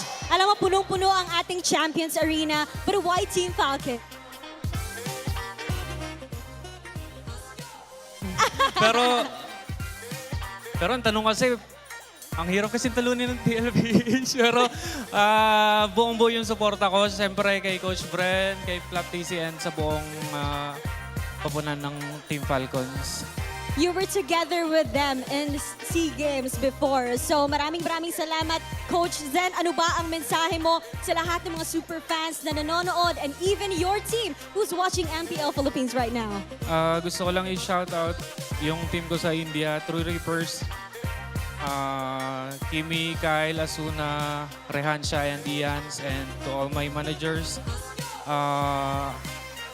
Akash, and my boss. Nalimutan ko yung pangalan. Okay lang yan. Maraming salamat, Coach Zen. Once again, sabayan nyo ako pag sinabi kong lakas ng Pinas, sabay tayo. Sabihin natin palag na to, okay? 1, 2, 3, lakas ng Pinas! Palag na to! Alam mo, Odin, tama ka dyan eh. Ang dami-dami nating kasama ngayon sa Champions Arena. Wolf, tingnan mo naman. Hi. Eto, nakapagitna sa atin. I believe his name is Christian. Hello, Christian. Christian? Hello. Yeah, and we have with us here RJ. So Christian is a basketball player and RJ is a battle rapper according to them, no? So Christian, how's the experience so far watching here in the Champions Arena? You know what? Honestly, it's kind of pretty fun. You know, I got to see a bunch more enjoying. There are even people, you know, celebrating their birthdays somewhere over there. Shout out to my boy Pabida. I hope you have a really good one, but yeah, it's pretty cool, and I hope Naisu's proud of me, man. He really has a big buff, you know. Okay, I believe he will be very proud of you. How about you, RJ? How's the experience? Yeah, it's so fun. Yeah, it's so fun. Meron lang akong question sa kanila. Okay. Pwede nyo mahawakan to kasi analyze natin yung laro. Papakita natin yung isang magandang play na makikita natin dito sa ating laban. Christian, okay? So, ang gustong gawin dito ng Team Liquid Philippines, si Team Falcons ay buuin yung kanilang box. Sa ganitong moment ay mukha siyang diamond. Tapos ang goal naman ng Team Liquid ay pumunta dun sa may bandang likuran at tingnan natin kung makakuha sila ng backline access with Carl TZ going to the backlines kung saan hahanapin nila kung saan si Super Marco para patayin. Pero syempre mapipigilan niya ng Team Liquid dahil ang ginagawa ng Team Liquid ay gumawa ng in and out. Buti na lang talaga para sa side ng Falcons. Napaka-solid ng retry ni Kyle dito sa ganitong moment. At nung nag-collapse na nga ang side ng Falcons, naghahanap na si Carl TZ ng anggulo dun sa may backlines. In fairness with Carl TZ, the GOAT, nakahanap pa rin siya ng anggulo para guluhin yung mga nasa likuran. But in the end, etong na-achieve ng Team Falcons by getting the objective was already enough. Ogwen was able to get the kill to Teddy at na-salvage pa nga. However, ito si Carl TZ, eventually, mahanap niya itong si Super Marco that actually allowed TLPH to defend. Pero, dahil dito sa play na ipinakita natin, yung Falcons, magbabago yung last Lord take nila. So, ang lesson learned para sa Falcons ay protektahan yung kanilang backlines kahit nakapag-box sila up against TLPH at nung huling Lord fight na nakita natin, dun na sila nanalo. Yep, very commendable. Nakita natin for Team Liquid Philippines, there was a clear attempt and I think they were very decisive kasi they also tried to burst down the objective countless times. Thank you, Christian. Thank you, RJ. We're happy na nag-enjoy kayo dito. But just the same, grabe din ang ipinamalas doon ng Team Falcons.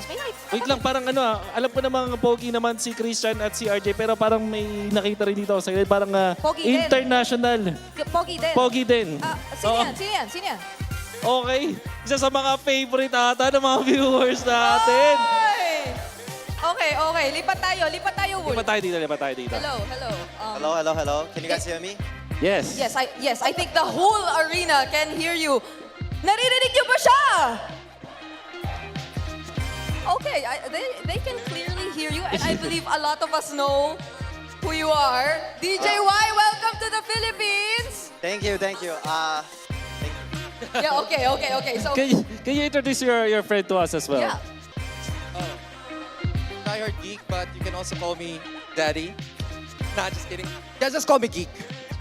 All right, so he's geek, but you can call him daddy sometimes. All right. Okay, so we have DJY and Geek, and so let me just ask you real quick. So how's the experience so far watching here in MPL?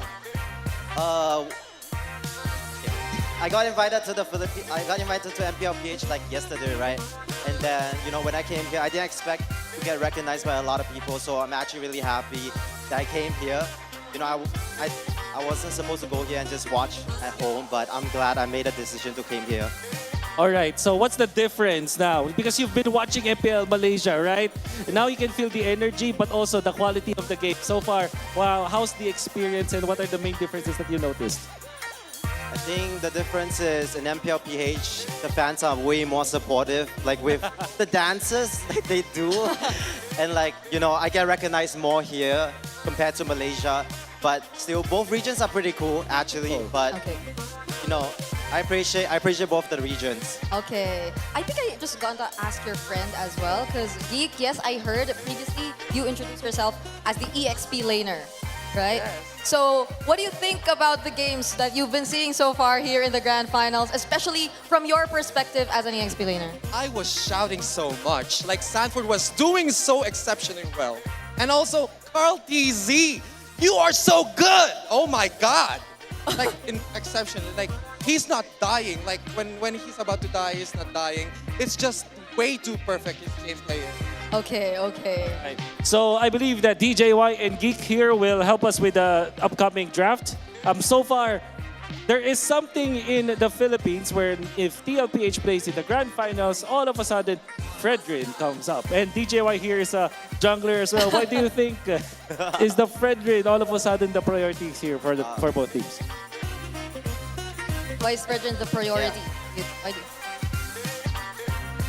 Why is Regine the priority? Because I think right now damage junglers are just way too much risk. You have to make too much risky plays.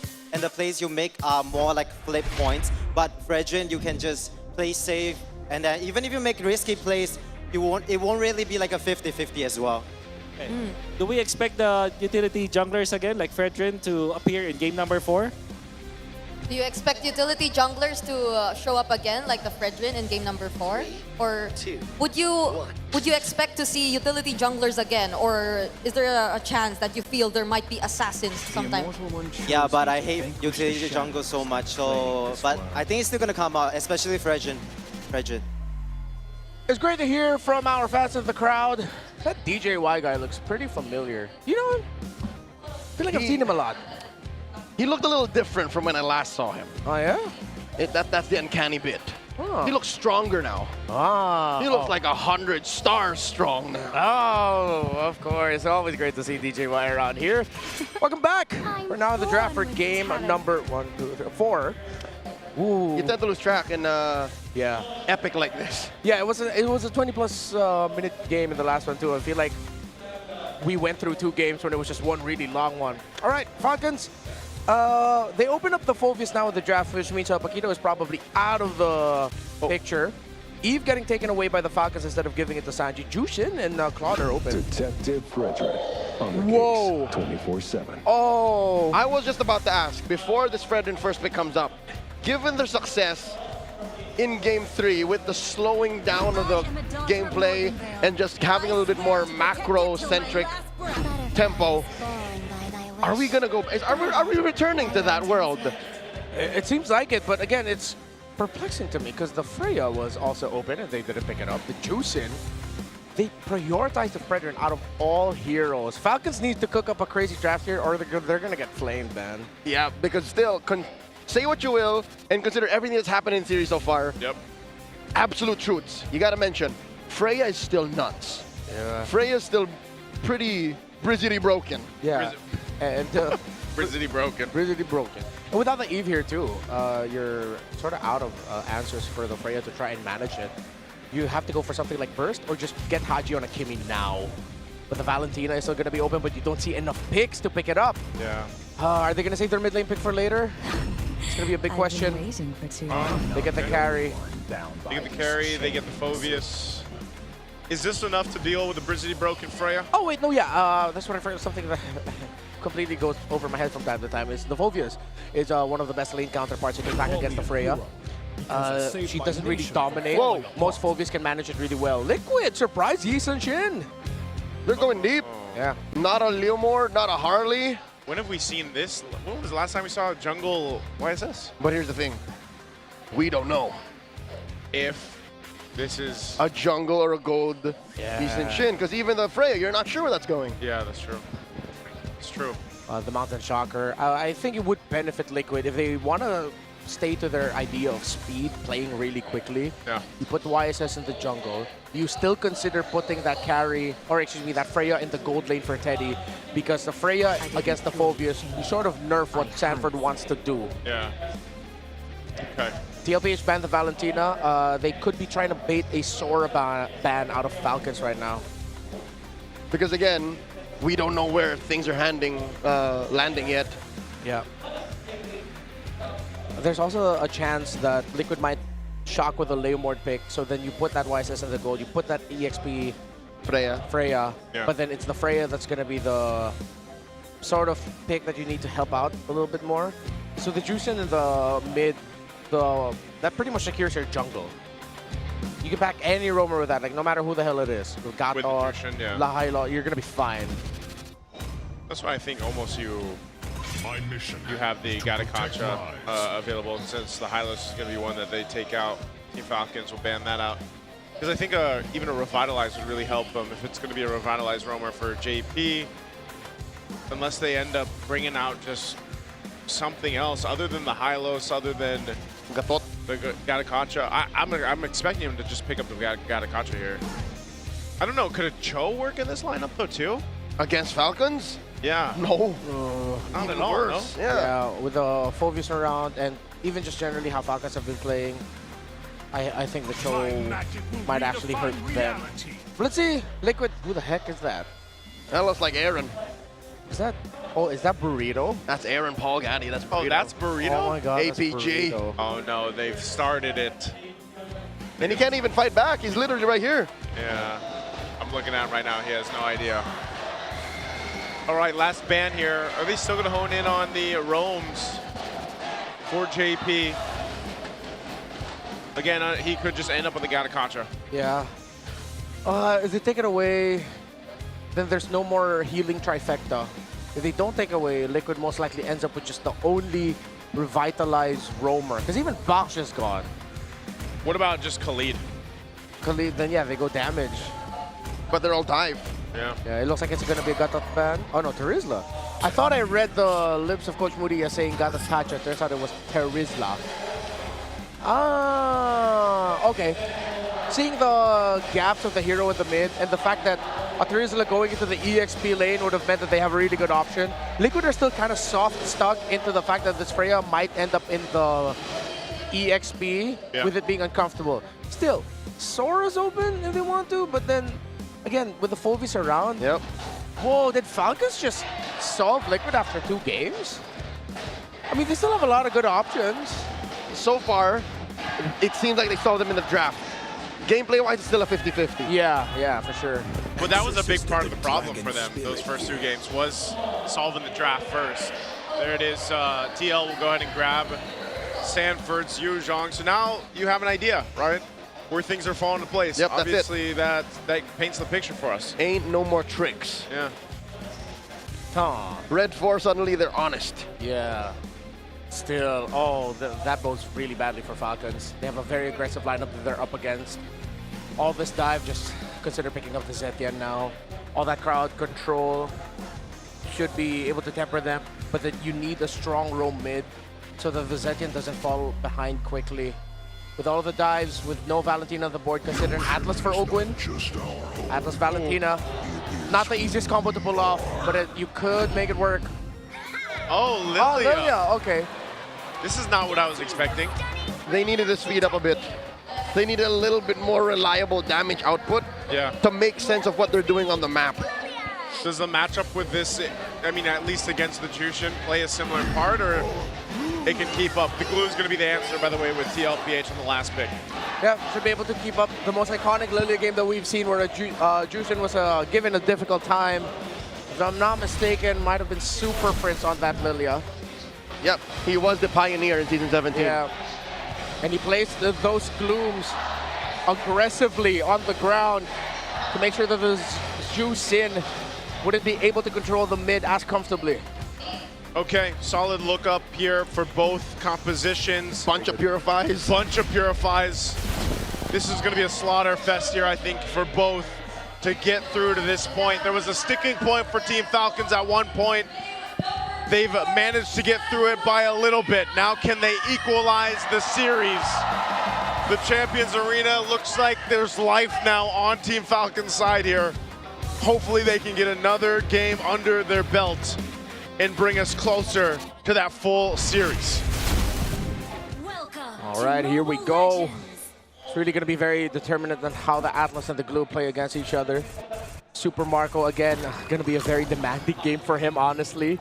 Love the picks that you have. You forgo crowd control for damage, meaning that makes it harder for your mid laner, or excuse me, your gold laner to operate during team fights. Up against a lineup that has a lot of dive. So Haji and Ogwin need to slow down JP and Sanji as much as they can, similar to what they did in the previous game. Whoop! Already a little bit of a skirmish in mid. Haji put down a third of his health. But this will send Sanji home. Unless, oh no, he's just Brave Smiting his way to staying. Yeah, one of the advantages there, having the Brave Smite, especially with the Jushin. You know, you're constantly keeping the Lantern over someone anyway, whether that's the minions, whether that's the heroes here. JP making his way through. They have control, but this is one of the things too. Lilia, like we saw earlier in the season with Super Prince, you know, you're able to go at least kind of duel it out a little bit better from more of a safety vantage point. With Lilia, once you get the black shoes, there's something there that can be said that you can try to bait some of the resources out from TL. Oh, look at that perfect match burst out of JP and Sanji. It's a deadlock. It's been a while since we've seen almost no one budging in the mid-roam duo. Again, without an EXP laner similar to a Paquito, things do tend to slow down here. Ooh, good use of Purify. Uh-oh. Haji, but down to a fifth again. Carteezy almost came in clutch for that engage. Yeah, both Purifies used. Super Marco not making it easy for Teddy. Here comes Ogwin. Oh, that's deep. Defensive use of the Valkyrie's Descent. And Ogwin will get away with it, wasting Teddy's ult. Yeah, that might have been enough time to go ahead and solidify TL's first turtle take. Yep. That was a bit of a distraction that Falcons had to deal with, so clean take on the turtle. We didn't get to check in on Kyle so much. How did he get so delayed? Carl Tizzy invade took away his Beetle. I can't recall if he took away his Golem. But Kyle, yeah, just was green camp short of being able to hit level 4. Okay, so right now it's just a battle of attrition, these small little moves that TL is making now across the map. This is interesting though too, just because we haven't seen the YSS in the jungle too much, you know, and in this case, the matchup between the YSS and the Fredrin. You know, you have back-to-back games for Carl Tizzy on the Fredrin from game 1 to game 2. Now you've got back-to-back for Kyle from 3 to 4. Ooh. Well, they both hurt. Lantern Flare on Haji. Refuses to press the black shoes. Instead uses regeneration. Liquid are so used to playing the slow style too. Yeah. It's slow, but it's still fast because of how fast the YSS farms. Mount Shocker takes down Ogwin. Sanji draws first blood. That's one of the difficult things, right? When there's a glue across from you, there's always that potential to kind of cause some chaos in those team fights, and then before you know it, you're being brought back, and then you can't escape. Ogwin looked disappointed in himself that he gave away such a meaningless kill. Not to mention using the flicker. Yep. Yeah. Committed the flicker as well. Especially now that he has a level 4, he's got the Fatal Link, so there's no surprise factor for more so about a minute and a half or so for this, but they try to make a play. They do get the beacon out from Sanji. So that's one of the strengths of the Fredrin. You know, you can kind of swoop in, try to get that energy eruption off. That doesn't happen. But yes, not much happening in the early game. But despite it all, TL builds a bit of a lead. With not much happening, I'm expecting at least Kyle to have good pathing. It seems like more than once now he's gone back and forth. Yeah, it's just too fast with how Carl Tizzy is farming that Kyle doesn't have any room. The slight bits of counter juggling, taking away a green camp here and there. Again, so much more easier and so much faster for a YSS to farm. Now with a Hunter Strike rush by Carl Tizzy, this could actually be a big win for Team Liquid Philippines if Carl Tizzy can hit a big stun. Turtle number 2, started up by Liquid, slight pull, and it looks like Falcons are considering should they engage. Ogwin does not have a flicker just yet. Holding on to the Fatal Links. Sanford comes through from the top. And in comes the Black Dragon form, looking for targets. Turtle very low, into the back line. Carl Tizzy secures it, and they dogpile on the flap, forcing him to flicker back. Didn't even get the Dark Wave, and now Ogwin's gonna be up next. Lantern Flare right into the ground. 2 for none, plus the Turtle. It's all Liquid. Surprising to me that Flap still went into the back line of TLPH, went into their formation. Whether it was their bait play, Ogwin did end up getting some Fatal Links in, but they don't have the damage just yet for the rest of the members of Team Liquid Philippines. Yes, Haji is hurting Sanji, but with the glue, with the Yu Zhong, it's not enough. Attempt down here. push him off the tier 1 up top. Kyle's going to swoop in. They want to fight this one out. Looks like they're on Sanji. Is he going to be able to get away here? He doesn't have the Purify. He already used it up, and now Ogwen looking for it. Not necessary. Just the freeze, we're gonna finish the job, and they put a kill on a Marco. Yeah, now they cut because JP and Teddy are forced to try and take that flap against Carl. Uh-oh, 1v1 TZ brothers! And Flap gets on out of there. They're just saying hi, you know? Former teammates at one point. No kill secured there. Will be teammates again. Yeah, that's true. Flap, though, on this Phobius. That's the name of their team. TZ Brothers. Oh, it is TZ Brother. Yeah, that's true. Yeah. The qualifiers for ENC. ENC, right. Per se. I was just saying, you know, Flap, big part of this on this Phobius. He's got to be that front line for this team. Obviously, a lot inside Ogwen, but I think, as we usually see with the Atlases so far, you know, not only that Fatal Links kind of being the big setup, but you've got to burn these Purifies out from Sanji and Teddy if you can. Whoa! Talking about Teddy, Valkyrie's just sent right into Marco's face. Marco running through it. Sanji comes in from the flank, takes him down. 2v1, successful gank. I guess that's what we were talking about when we mentioned earlier. Carl TZ said he wanted to see a little more spunk from Teddy. Well, there it is. He's quite aggressive on the Freya. Yeah. Also knew that with Sanji rotating topside, there would be a sure kill for them. Great call by Liquid. And now they go straight for the turtle. Hat trick for the cavalry. Very little from Falcons. This is such a weird pacing that we're seeing right now in this game. For right now, Kyle in trouble. JP with the mount. In comes the Black Dragon form. Kyle gets squished. Marco from the left. This is very bad underneath tier 1. JP gets taken down. Haji scores. Valkyrie's descent coming through. That triggers Flap's Infernal Pursuit. And he goes for another one. Flap flickers back. Just too much damage from Liquid's front line. Yeah, good thing he didn't commit that. He would not have survived, and it would have been another meaningless kill. JP, though, of course, went down as he was absorbing the hits from the turret. Team Liquid Philippines. I think Carl TZ specifically just out-rotated Kyle in the jungle. Hurt Falcons in the long run. Oh, they're on 40. Ogwen and Marco. No dragon. And Marco gets it. That's what they need. Marco might be one of the cases again, just like we saw in the previous game, where they're going to rely on this carry to scale up the way they are. Oh, Sanji sniffed him out, stopping Marco and Ogwen's Rico. And that's it. Lantern Flare, 6 feet under. That was just a great read by Liquid. Crimson Beacon, closing it out. They knew that they were there. That's why I was wondering if Super Marco and Ogwen didn't realize that they could just walk back. They should have. Probably the safer route. Yeah, I don't think they can. They're not exactly reading JP's and Sanji's rotations right now. Yeah, this puts TLPH now up almost 3,000 gold, approaching that point. Very low kill game, but it's more so a game across the map is what we're seeing here. This will all lead into that first Lord take. Once it's up, you're thinking Team Falcons in a position to actually go ahead and contest it. You know, you got 2 big items for Super Marco, but if he's caught out without the Purify, as we've seen, there's just a little bit too much crowd control to deal with here from Team Liquid, especially, once again, dealing with a Jushin in the hands of Sanji. Really feels like that YSS was a checkmate response to the Fredrin jungle, just with rotational speed alone. And of course, with Carl TZ being proactive. Okay, Fatal Links used, but Sanji uses Purify for that. 1 for 1. Can Falcons even use it to reposition? They pull out a Crimson Beacon out of Sanji. That's actually pretty good for Team Falcons, though. Right now, TL still has control, though. There was a push by Super Marco in it. I guess that's enough information for TL just to blitz down the Lord, and they take the tier 2 on the top side. So despite that, they look to put more pressure on the purple side of the jungle of Team Falcons. No commit, though. Yeah, no Fatal Links from Ogwen, so he couldn't try and make something happen. Just a bit of freeze and a bit of peel to send Liquid back.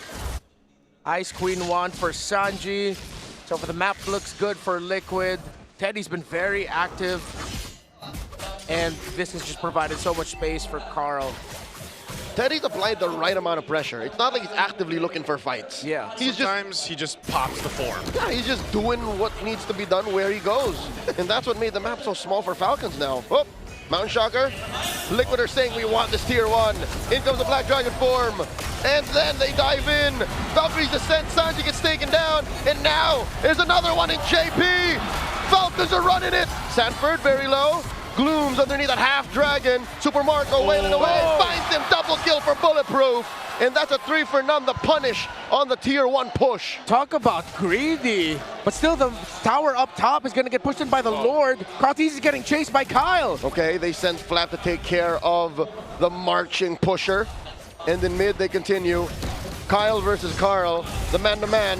In comes Teddy with a Valkyrie Descent, Mount Shucker. Teddy, defensive use of it, and Carl gets taken down between 3 members of Falcons. Might have been too much even for the GOAT. The plan was there, but it was stopped in its tracks by Ogwin and the rest of Team Falcons. Super Marco popped his Purify so that when he would get hit by the turtle boat, and it did, he would not get stunned. He'd take the damage, but at least he still got the free hit. And of course, a momentary taunt as well coming out from Kyle was perfect. And again, energy eruption, right? Yep, energy eruption. I just remembered it now. He erupted the energy, man. That was just good defense for Super Marco. That's why we were saying earlier for this game as well. They want to go ahead and lean towards Super Marco on this carry to actually carry through the game, get to that point. So now it's them trying to put pressure on the purple buff of Karteez, but he is going to go ahead and secure it. They will disengage from that. Look at the positioning from Sanford here. It's TL playing in a different way in this one. They sort of have to. That's what we're seeing them throughout this game. They can't just brunt force push their way forward against Team Falcons. They can do it against the 6 other franchises in the league, but not against Falcons, not against their fated rival in the Clash of Titans. They have to evolve. Still a massive lead that Falcons needs to chip through for the jungler. And I'm not talking about items, I'm talking about EXP. You cannot go full commit into Lord fights with Kyle 2 levels down to Karteez.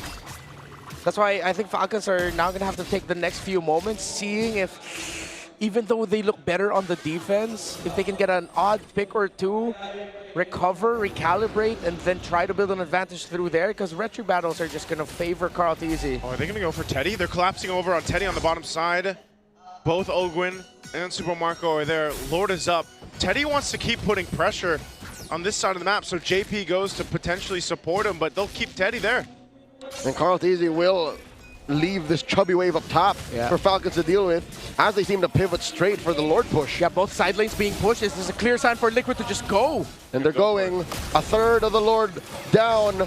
Mount Shocker plus Black Dragon form committed already. There's the Fatal Links. Where's the response? Karteez secures it, and now they collapse onto JP. Flap takes him down. Crimson Beacon out of Sanji, already used to Purify. And Marco throws out these light wheels like there's no tomorrow.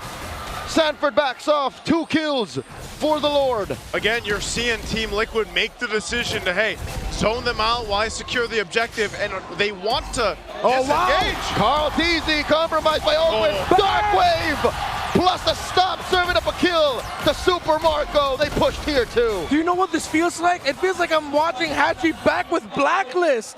Oh man, it's a different style of play, and now the tier 3 turret in the mid lane of the base of TL is going to go down here. Falcons demolished that inhibitor like it was nothing. It was nothing, man. They can still got to deal with the Lord, but the Lords that TL has been taking pretty much resulted in nothing. Because again, Falcons are so much better in the defense. They have a great counter punch, and they're playing around Marco. It's a Falcon-flavored ube. No healing, but it's just playing for your main core, not cores, core, with a fragrance at the heart of it all. Yeah. Hey, it's like getting to that core of the kunafa. Yeah. What's a kunafa? It's a Saudi Arabian delicacy. Oh, is that the trending chocolate? It's the one with pistachio. It is pistachio, but yeah, it's different. One of these days, I want to try, what is that chewy cookie? The Dubai chewy That's cookie. Dubai. Isn't that the same thing, kunafa? No. Okay, well. A few Habibis have just got, Habibi, what?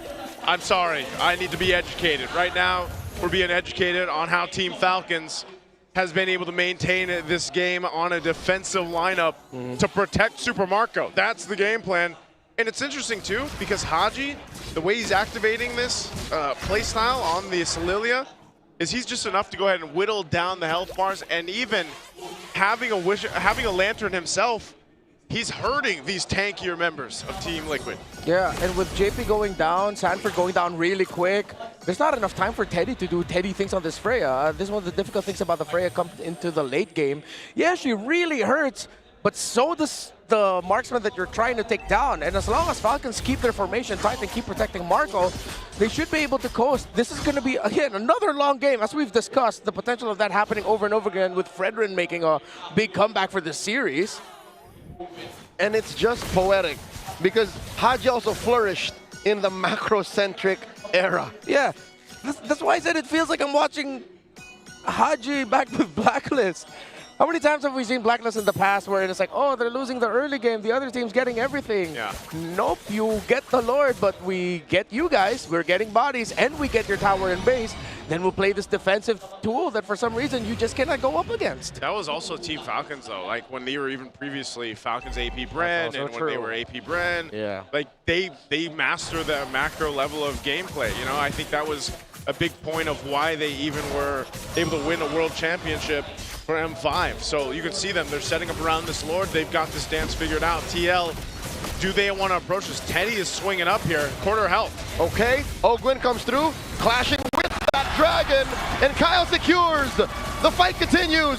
Flat with the winner crown, the freeze, Beta Link, Super Marco still throwing him out, taking down Easy, and he takes down Sanford. It's all about Marco, baby, as he serves up a kill to Haji. Down goes Teddy, Kyle gets him, and now Ogwin man-to-man defense with the Lone Stallion. How does this keep happening? It looks like Falcons have found their new code! They're inside the base. They're storming the core.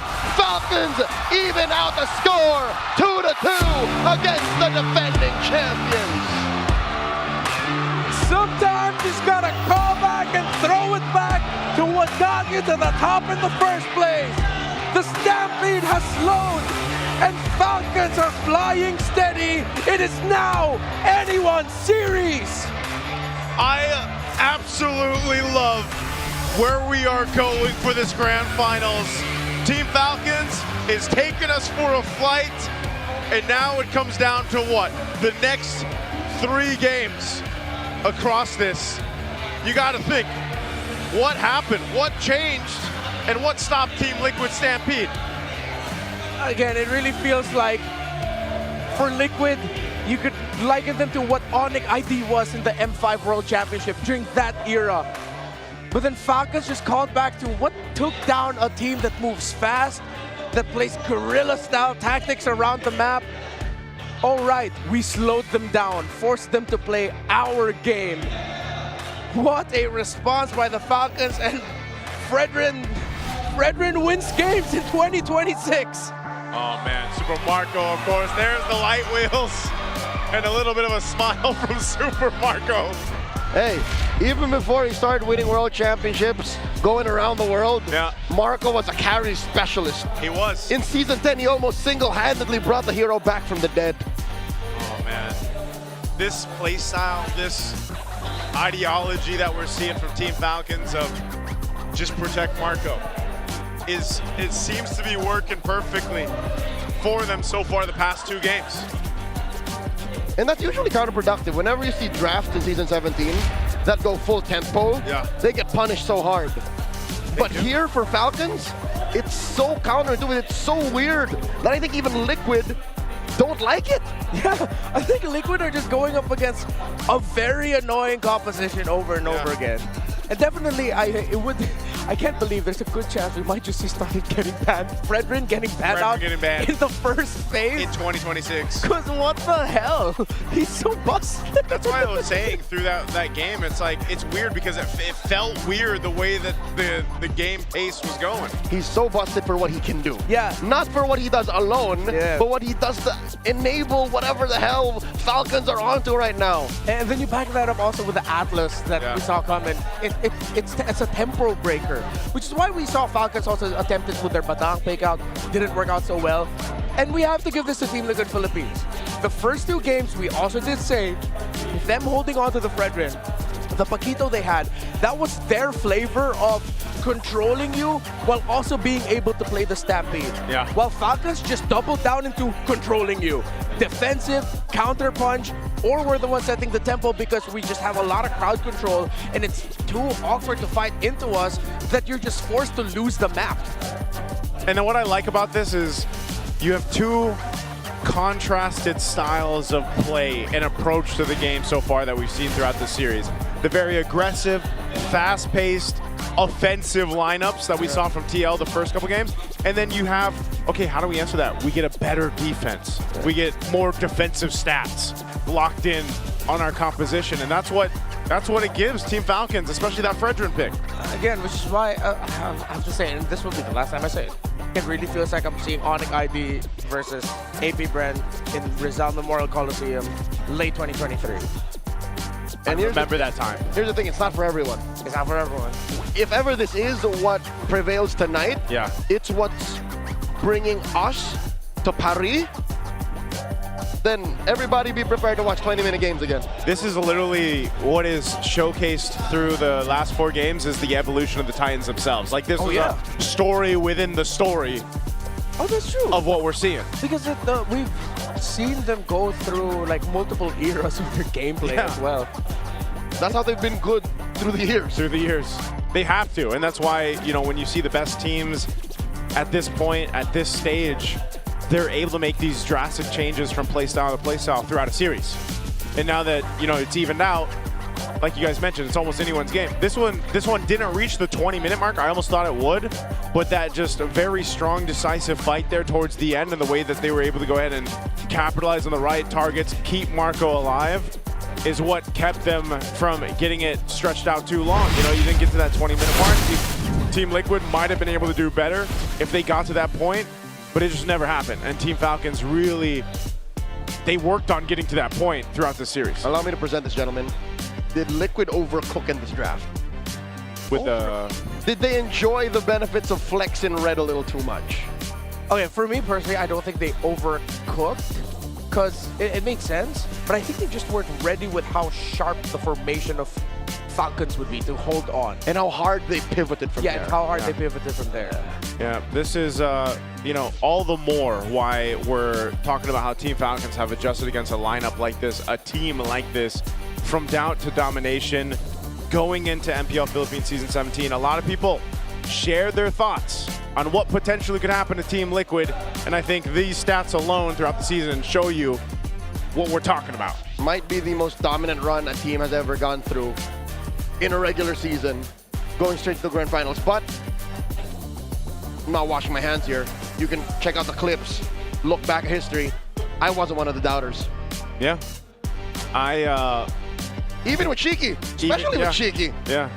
I think there was just a lot of people that wanted to share their insights, not just with Team Liquid, but even like the likes of Onyx Philippines. Like that, there was a whole lot of talk about that too, you know, and right now, number 6 in early exit last season, the soaring higher is the Team Falcons after a struggle of last season. This, on the other hand, falls on the other side of the spectrum. I think all of the super fans, the whole MPL universe, we're looking at Falcons saying this might be their championship season. We put them as up there as like one of the top 2 teams. Again, it was Team Liquid Philippines that they met in the very first playoff match last season, and they got eliminated. They lost 3-1 in the opening match of Season 16. And if Haji ends up winning a championship with Falcons with this, he's not escaping the missing piece allegations. He's the perfect piece, but you just got to find the perfect team for him to complete that picture. Poof. The three-peat MPL Philippine champs never has been done. We had the back-to-back back in Season 4 and Season 5 with Sunsparks.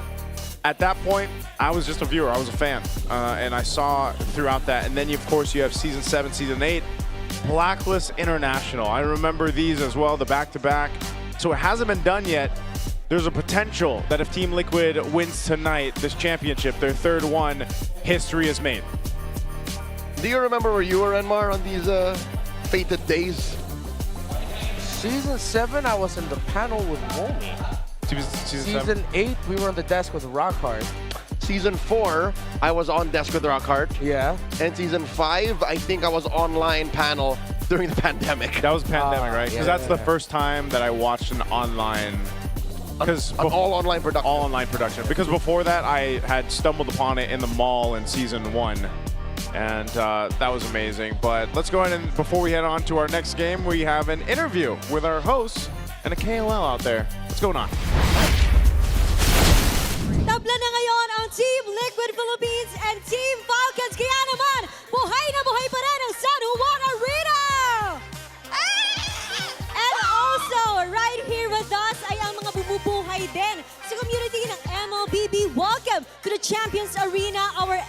BB Philippines KOLs, pakilala nyo naman ang inyong mga sarili. Sino ba? Sino muna? Ikaw muna. Ako nga pala, ang nag-iisang mabait sa larangan ng MLBB. Ako po yun, si Pabida. Daw po. Ay, huwag ka naman kunwari. Hindi ka mabait. May basher sa gilid. Okay, next. Kala ko binabash ako eh.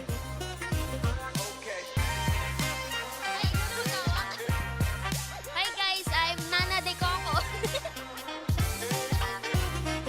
Hi, I'm Lottie. I'm the only Korean. Hi guys, I'm Lumi, content creator and streamer.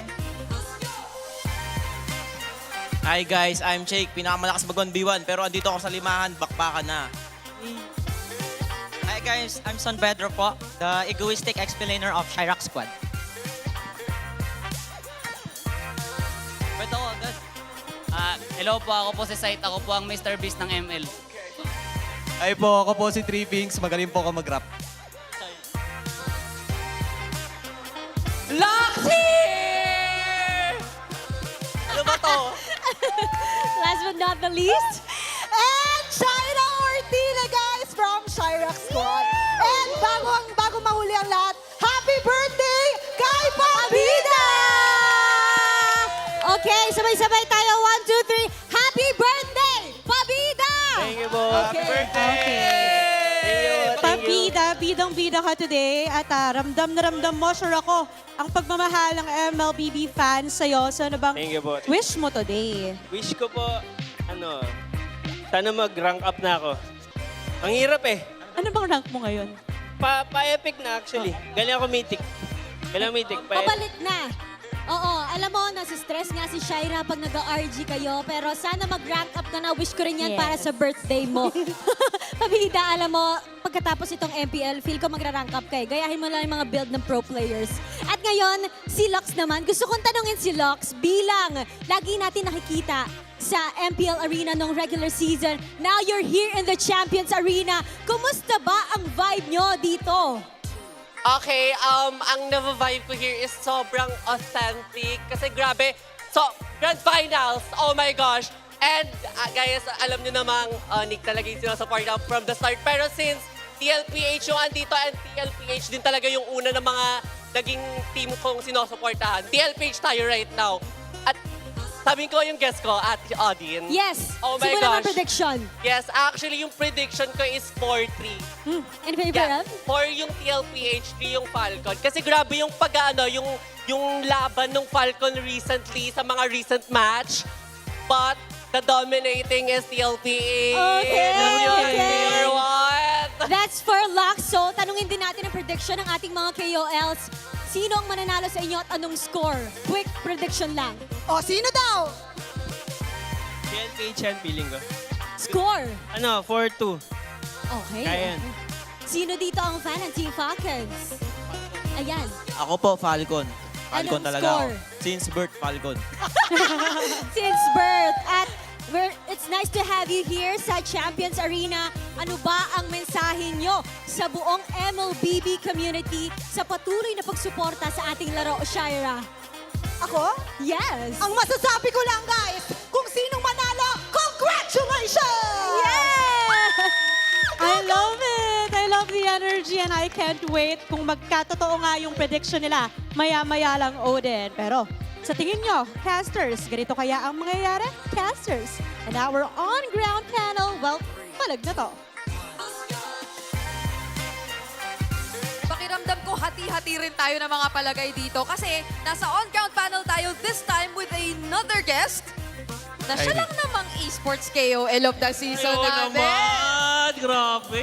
Iba ka namin, Tings. KOL champion, isipin mo, ang daming KOL sa mundo. Kasama kami ni Bri, di ba nadadamay kami? Pero ikaw ang the best. How does it feel?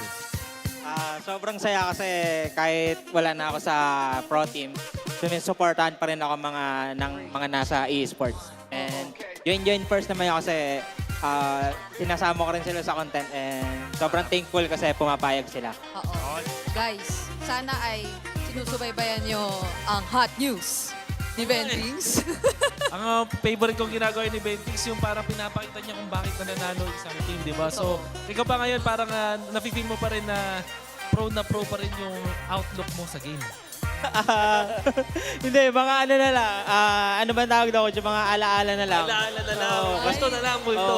Hindi na ako sobrang updated kasi iba pa rin yung mga nag-i-scream. Mas maganda pa rin yung pwede lang maituro.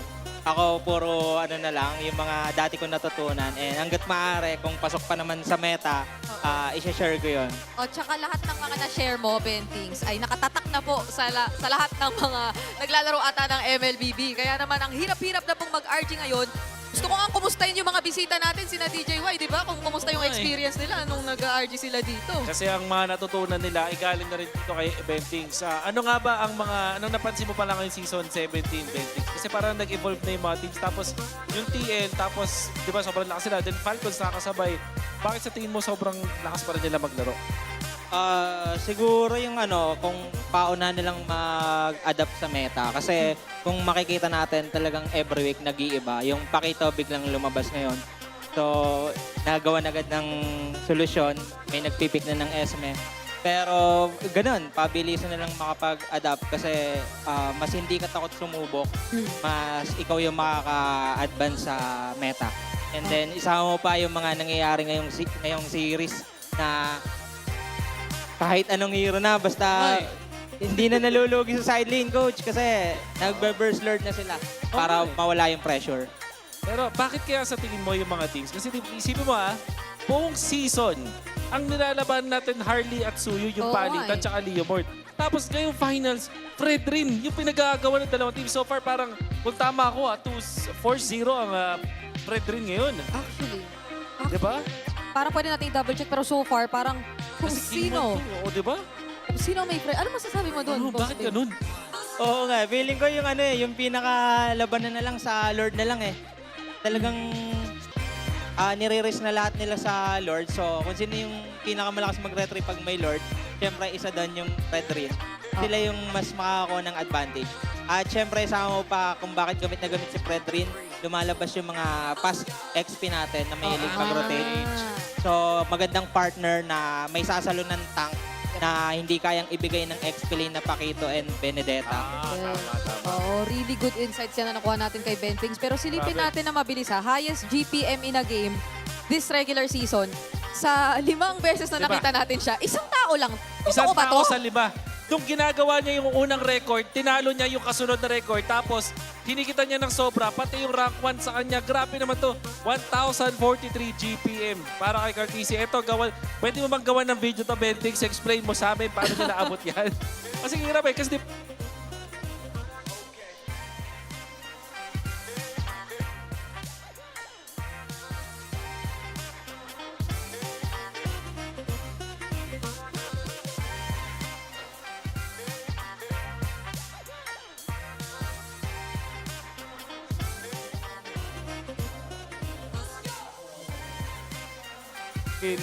in between. Pero gaano ba ka-crucial na mabilis ka mag-level 15? Ano, Ben?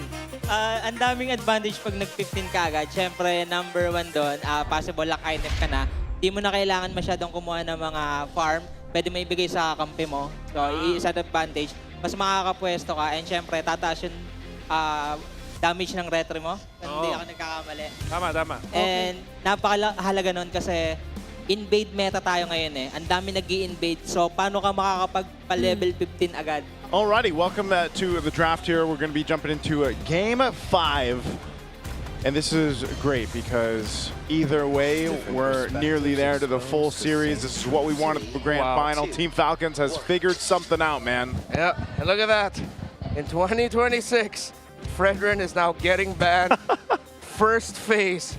Blue side. Does that mean the meta has shifted once again? Yes. Mid-series. Because of how these two gentlemen introduced the Fredrin in the first game of the series, they can't be mad. It's just...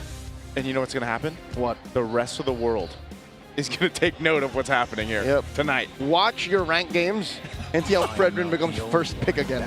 You're going to be like, what? This is not the throwback I wanted. But that's what we're getting. Drats, the Filipinos are doing it again. Let's see if Falcons will ban out either the Freya or the Juicin.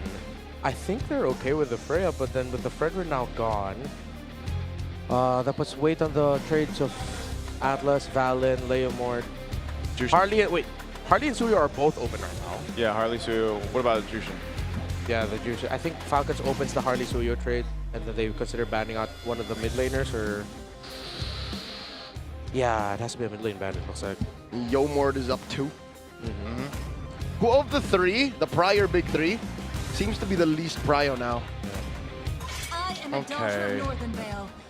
This is interesting. Freya's actually going to be banned out? What do we... This is game 5. This is game 5, so Liquid's choice to be blue.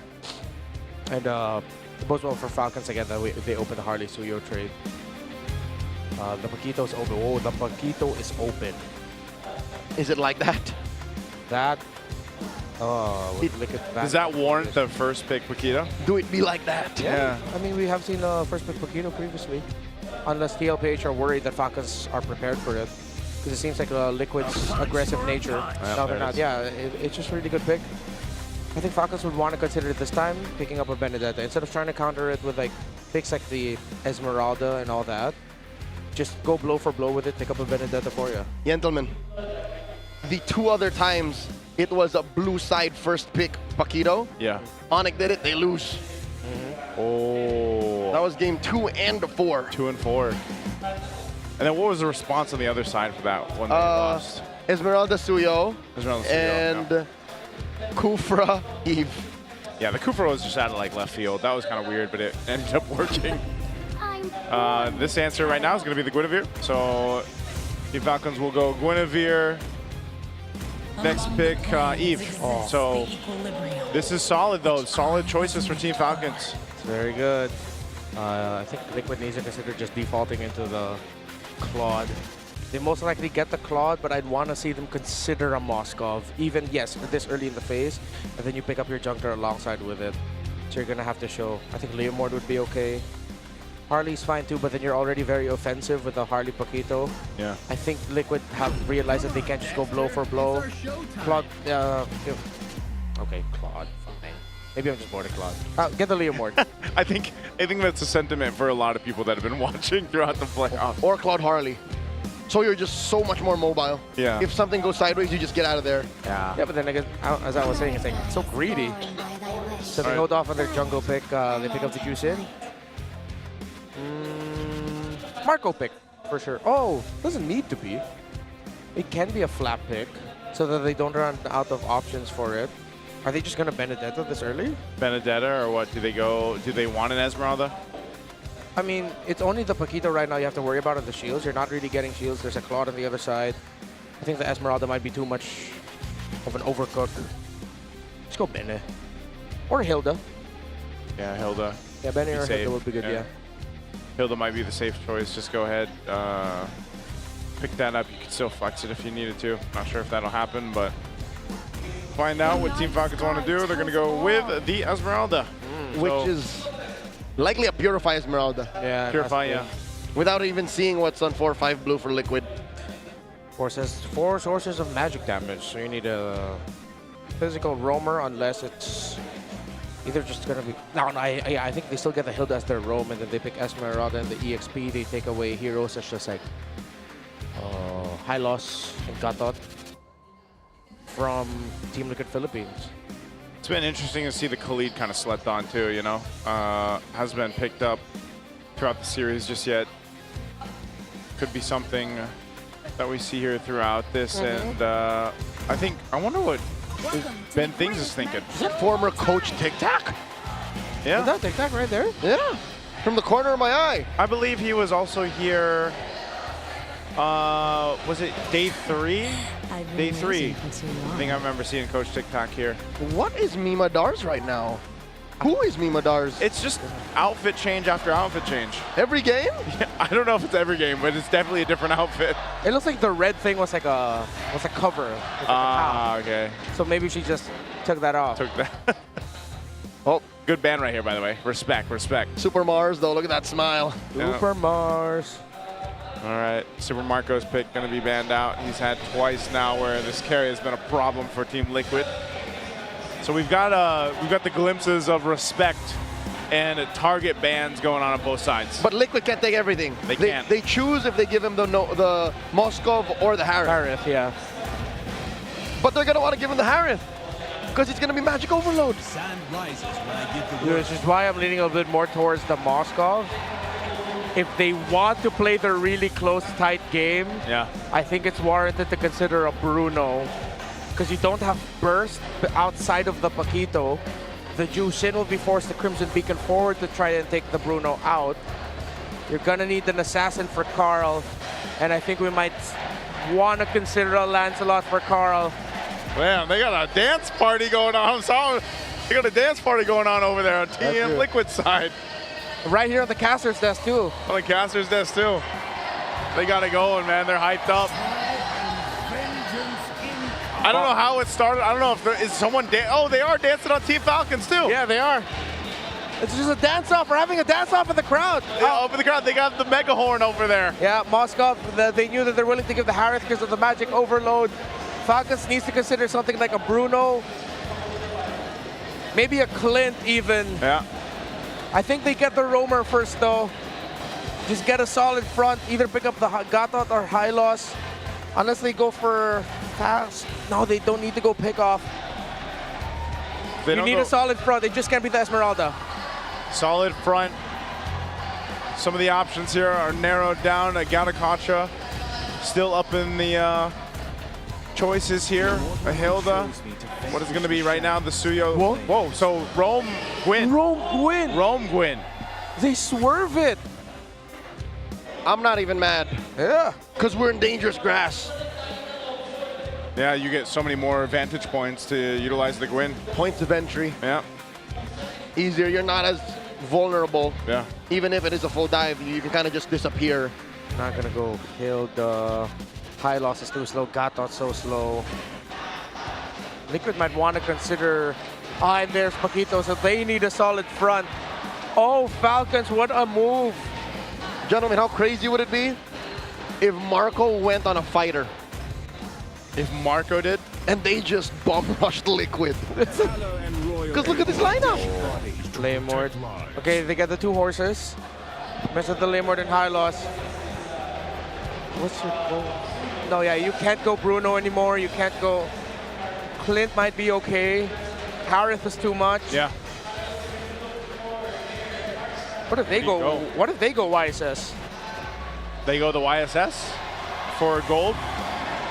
Or the Bruno. Is the Bruno still working this? Tough. Too tough. Too tough. I wouldn't gold Esmeralda. That would be overcooking. Don't do it, please. Please don't throw it onto Marco. No, they don't have basic attack. They can't go fighter gold. Oh, they just go the Harith. They just double down on the Harith. Oof. And then, I reckon they just throw us Piercer on a Kyle and then just go from there. Yeah, it has to be a Sky Piercer Suyo. But what if all this magic damage is going to be too much for Liquid to handle? But we're dealing with a what if. The absolutes show Liquid, it looks good for them. And because it feels like a 50-50, San Juan Arena is erupting. Oh, man. Whoever wins is at match point. That is momentum through the roof. Yeah. You don't even understand how important it is to go to 3 points in the Clash of Titans. It's down to a very pivotal game in this series. In the grand finals of this best of 7, the next team that wins this will be up to championship point. Will it be Team Liquid, who has lost 2 games now, against Team Falcons, who seem to have figured out the stampede? Gentlemen, recall the last time that they did this, we literally extended the mall hours of Quill City Mall in Kuala Lumpur. All right. That went all the way and people could not leave their seats. They turned the AC off on them and they just said, no, let them finish. When was this? SBS season This was 5? 2024. 2024 SBS. Oh. Yeah, in Malaysia. We stayed up till about 1 a.m. 1 a.m. Dang, man. This is a tense one. It looks like we are figuring things out on the side of Team Liquid, it looks like. So we're going to have to wait a little well, a few minutes here before we jump into the game. It's been pretty smooth throughout the evening, but it looks like we are, yeah, okay, we're taking some time here. Scuba. Joseph, have you jumped on the scuba craze? I haven't, man. Try it. The furthest I went was scuba 6-7, and even then, scuba. No, dude, it's fun. Try it. I'm not doing it. Even in my head, it just You're missing out. I'm a grown man. Grown man, by the way. That's just that's how I feel. You know, if I'm doing that, You don't stop playing because you grow old. You grow old because you stop playing. I guess I'm growing old. Hey man, you have your big goofy ducks. No, I don't. We see your story, sir. That's true. We know you got Carl. Hey, everybody's got something. You know, everyone has something that's keeping them young. I'm sure you can look at that because, guys, we can't be like the players right now jumping into game 5. We're done with our playing days, at least in the land of Dawn. What I have is just undiagnosed. Okay. All right, let's take a look at the emblems. Yeah, pretty standard across the board. Oh, let's look at that trade in mid. Pretty aggro. And this is the tough thing about playing the Gwyn roam. I mean, we had our very clear opinions about it when Twisted Mind played it earlier this playoffs. It's just so highly punishable that now it's paired up with an Esmeralda. It's Haji who's going to be saving the Roman trio. And it's tough because, especially in a laning phase engagement like this, there's not much the Guinevere can do. She shines when it's fighting time. And it's so much magic damage. It's the Gwyn and Suyo though are a great combo because it's a long stun if you get hit by the Blade Surge and of course her jump. Yeah. So there's a good combo with it. Yeah, you can see the combo, you can see the vision. Yeah, the question is just will it get to the point where magic damage is just too overwhelming or Radiant Armors are going to be Falcon's biggest enemy? Kyle's game with the Suyo is important too. Oh, forcing out the Flicker and Sanford. That's a great start for Turtle 1. Through the wall too. 30 seconds till the Lord comes through. Yep. Once that turtle comes up, they'll go ahead and get things into position. A Flicker being down from Sanford is a great start for Team Falcons to at least secure this. We'll see how they set up around it. Carl's just going to go ahead and grab a camp real quick. Ogwyn about to hit that level 3. And this is one of the great things I will say about a Roam Guinevere, though, is like you don't have to be that level 4 to bring value to these early skirmishes, these early fights, right? You have enough with the jump, that spatial migration to set things up. You do most of your thing. Yeah. Mako gets the hit on the Gold Crab. Dangerous grass floating very well for the Suyo. Lots of angles. But Sanji, great zoning. Okay. In comes Sanji. Crimson Beacon. Knocks up Kyle. Kyle very low. Has a surge on through. Queller as well. And now Flap dancing to protect that backline retreat. And they knock up Ogwyn. RWM defensively used by Haji. Carl already secured the Lord. It's a win for Liquid. That's what I call some big damn, and I don't know if Kyle was ready for it. Turtle. Great combo there for Sansan. Sanji just brought Sanford 2 great burst targets, and one of them being the opposing jungler. So Kyle needs to watch out for how he gets vision and how he positions himself around the Lords and Turtles, knowing that Sanji is fearless with using the Crimson Beacon as a means to set him up. Usually you'd see that as a defensive tool or something like that, but no. Sanji is on set you up, kill you mode, and he needs to play more through Ogwyn and Flap. Yeah, for those of y'all who don't know, when Zushin pops a Crimson Beacon, you get instant stacks. Yeah. So people just all the more easily fly around. Instantly thrown around. Yeah, that's one of the strengths here, especially when you hit that level 4. But so far, this has been the course. I would say the pace that we've seen set up in the past previous games where it's a little bit slower, you know, early on. Instead of like game 1, game 2, where it would just come out swinging right away for TL. So they maintain a bit of a lead off of these little interactions across the map. But Team Falcons, now that you have a level 4 on Ogwyn, maybe they can look for setup potential. Oh, still a very slow-paced game. You see the effects of game 3 and 4 in this. They're really just playing around for the objectives. No one's... Oh, wait. Whoop. Flappy hit with the Law and Order. Used to back off. had to purify. Glorious Pathway used up by JP already. Yeah, Ogwen wasn't able to knock up anyone because when the Glorious Pathway was brought down, that little bit of extra movement speed just meant that Ogwen wouldn't be able to land the spatial migration. Unfortunate for him. I think him and Flap were looking for a bait play combo type. Uh-oh. Oh, no. Flap in trouble once again. 40 has lethal intent. Flap dashes through, catches a shield, and there's not much of action for Falcons either. It's quite scary how much damage Teddy Paquito can do. Oh, all right, he should be fine. They're going to trade it. They don't have to trade too much. This is going to be an objective second turtle in the hands of TL. Yeah, cross-map trades. Falcons know that maybe fighting the turtles are going to be a bit risky for them, so they're just getting the farm. They know it's important to get the Sky Piercer on the Suyo. But here comes the first item for Carl TZ. It is the War Axe, while Haji gets his glowing wand. It's not going to be a Sky Piercer rush. He full builds the Hunter Strike.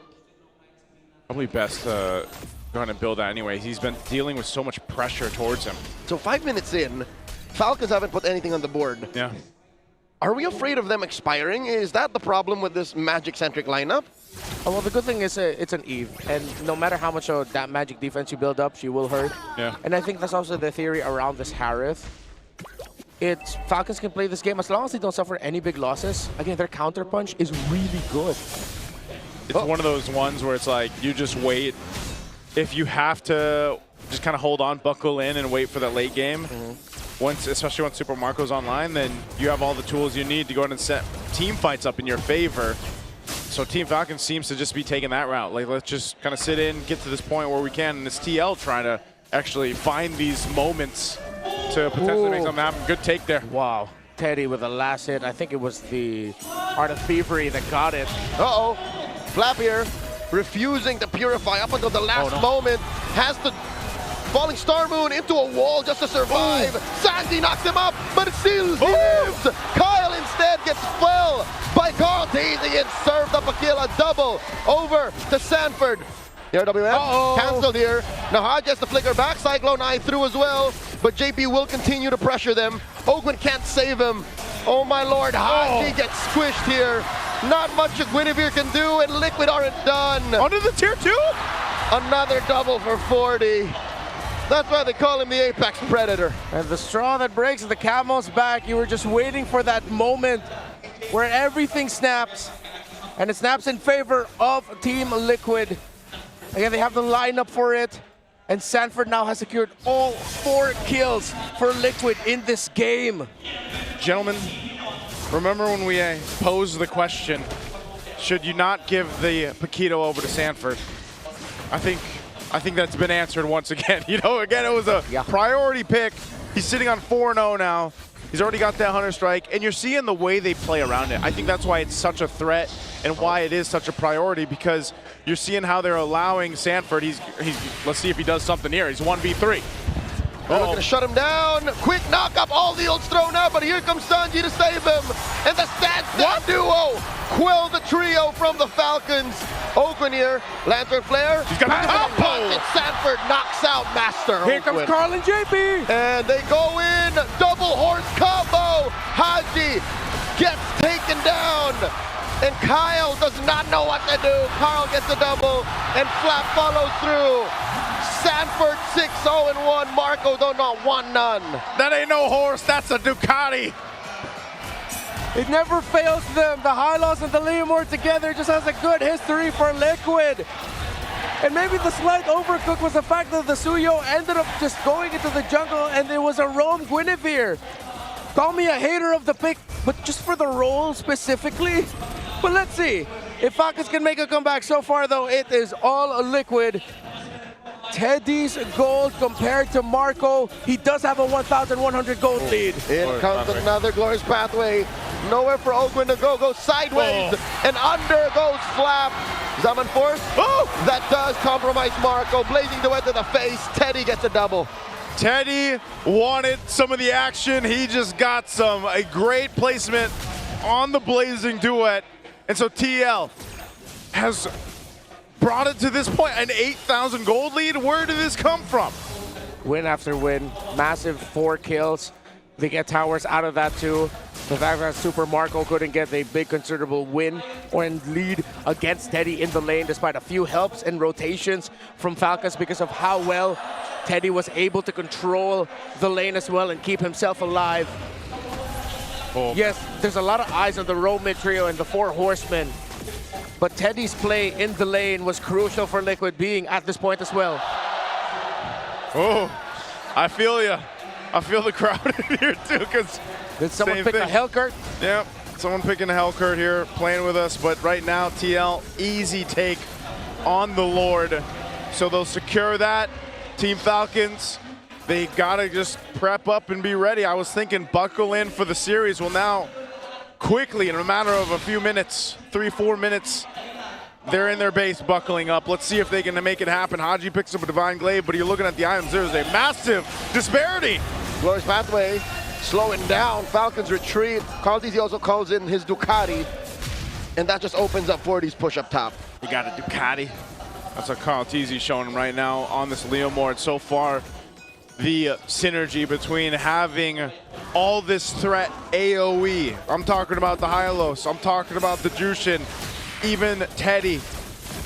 They have free pickings in these team fights and around these spaces in the jungle and into the base. All shields are going to pop. Lord will make its way down the bot, getting ready to charge in. JP's already in the base. RWM by Haji. Just swiping away at the Lord. Requiem, put it in. Teddy! Teddy with a massive blazing duet. Taking down Kyle. Serving up a kill to 40. And now Flap falls in. That's a double. Mid lane tier 1 drops. 3 defenders left.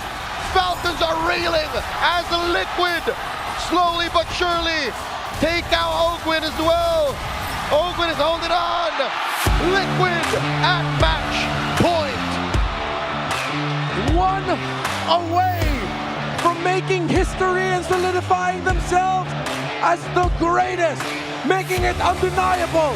1 win away from the first ever 3-peat in MPL PH history. History is on the verge of being made here in the Champions Arena. Can feel it. It is full of Let's Go Liquid on one side, and on the other, the Falcons Nest is looking to see if Team Falcons can readjust the flight again, because this game, Game 5, was not theirs. They kept the pace from the first early game, but then boom, quickly was the work done by Team Liquid. Sanford's Paquito here was massive. Of course, this link up with Sanji. As great as this was, a lot of the big turnaround highlights came through the San duo. Sanji and Sanford together, and I wouldn't be surprised if one of those names is going to be the MVP. Oh, we know it's the Paquito. We know it's the Paquito, guys. We know it's the Paquito. It has to be. Again, you can't give this guy the Paquito for the next game. There it is. We're all getting uppercut. Oh, whoa!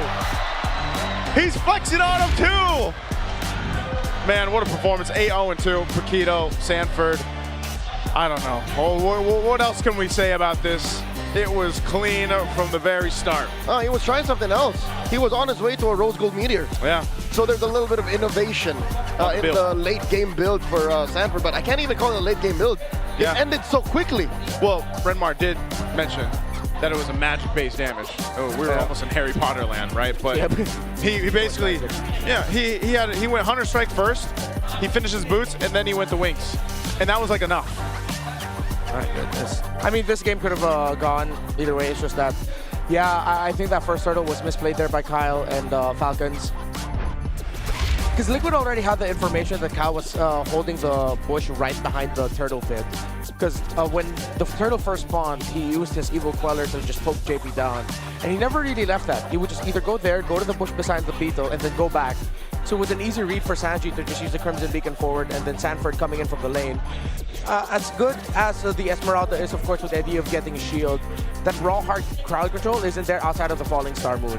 And even if you get that in, it's not that long of a stun. It needs to be follow-up right away. But since it's the Suyo that got jumped on, again, this is why I'm very iffy on the Guinevere pick. It's so conditional.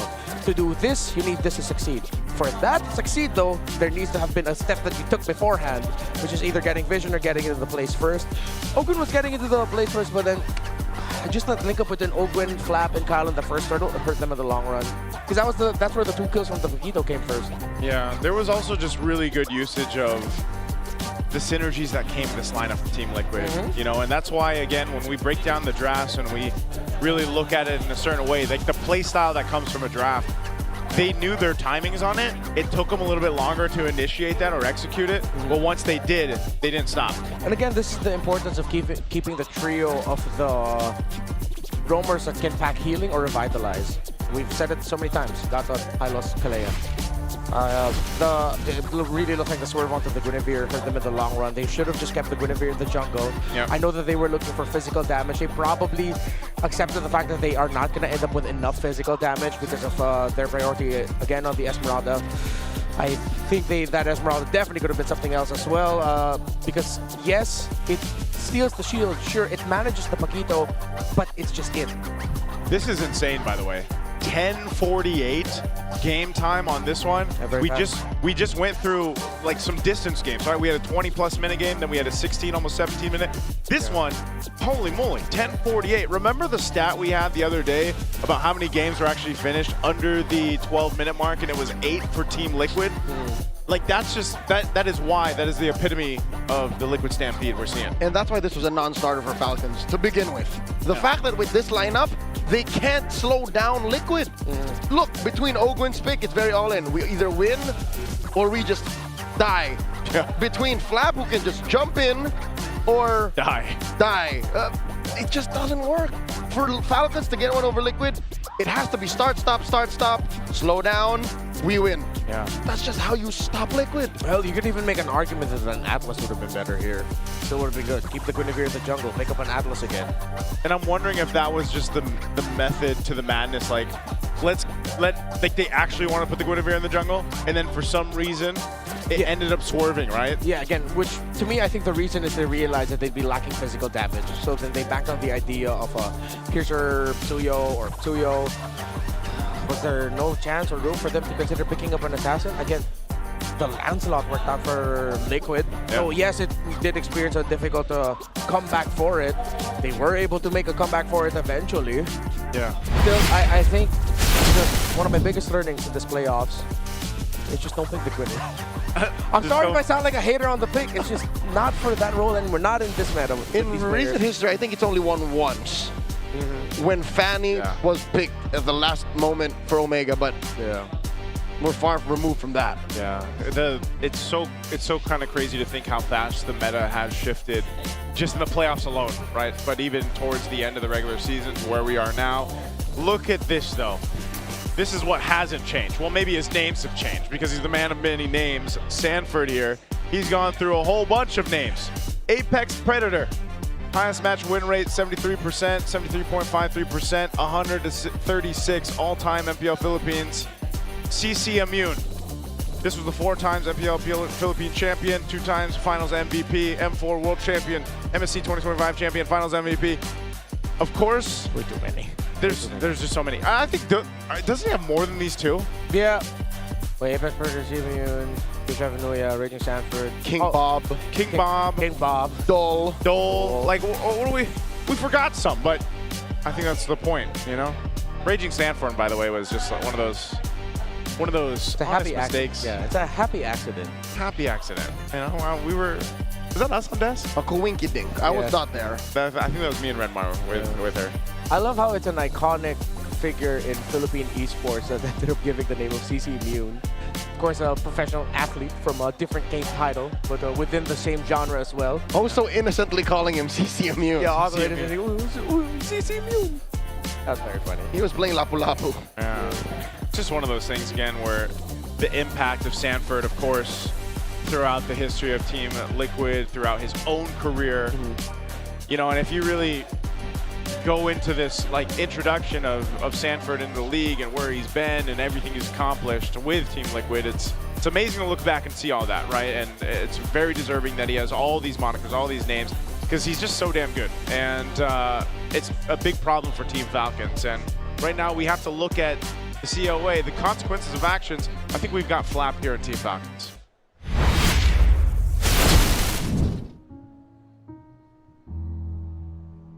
Bago kayo maging mag-teammate, anong impression mo kay Flap? Impression ko sa kanya, masayahin. Tapos, at the same time, din siya. Parang Mabilis lang din siyang ma-down. Sa tingin nyo, sa camera, lagi siyang masaya, pero sa mga di nakakita, meron din siyang parang soft side si Flap. May mga times na malungkot rin siya, ganun. Tapos may mga times din talaga na, ayun, down yung tao. So parang kami naman yung take turn para i-lift up siya. Yun. After nung M2, parang sobrang down eh. Tapos walang pumapasok sa isip ko na senaryo na kaya ko ba bang mag-champion, ganun. Gano'ng kalaking factor si Flap sa success niyo ng M5? Sobrang laking factor ni Flap, lalo na sa finals eh. Parang siya yung game changer din nung time na yun. Malaking part na rin talaga siya nung pagkapanalo namin sa M5. Talagang nag-focus siya sa sarili niya para mag-improve yung laro niya. Nagpa-stay sa akin is yung talaga MSC eh. Kasi gusto ko talaga makuha yun eh. Kasi yun na lang talaga yung kulang ko. Kaya yun yung nag-motivate sa akin. And at the same time, nung last season, kasi sobrang miracle na nun eh. Nung nakapasok kami, kumbaga, sa sobrang liit na chance na yun, kaya naming makapasok. Kaya yun din yung nag-drive sa akin kasi kahit anong porsyento talaga tinitake ko and tinitake namin na sa team. Kaya parang sobrang proud din ako sa kanila. Paano ka natulungan ni Flap na mabuo yung decision na pumalag pa rin this season? Kailangan namin bumawi this season kasi lalo na MSC. Gusto namin bumawi. Tapos yun, minomotivate kami ni Flap na huwag na namin siyang iwan sa team. Si Flap talaga, parang ayaw niya rin kami maghiwa-hiwalay. Siya parang siya yung unang umiyak nung time na yun. Gusto niya rin talaga bumawi. Kasi pangit yung naging run niya last season. So, tas ako rin. So, yun, nag-connect lang kami. Naasahan nyo na mas gagalingan namin and mas prepared kami.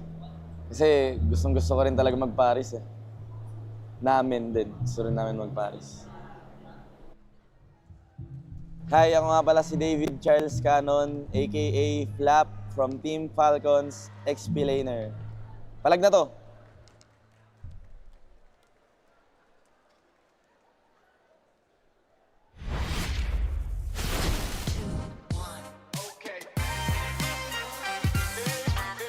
Hindi ko talaga alam bakit pinagawa sa akin yun ni Direk. Gusto ko lang po sabihin. Pero mukhang ang facial expression po na ito ay Pag may pinauso naka-outplay. ni Hans. Ha?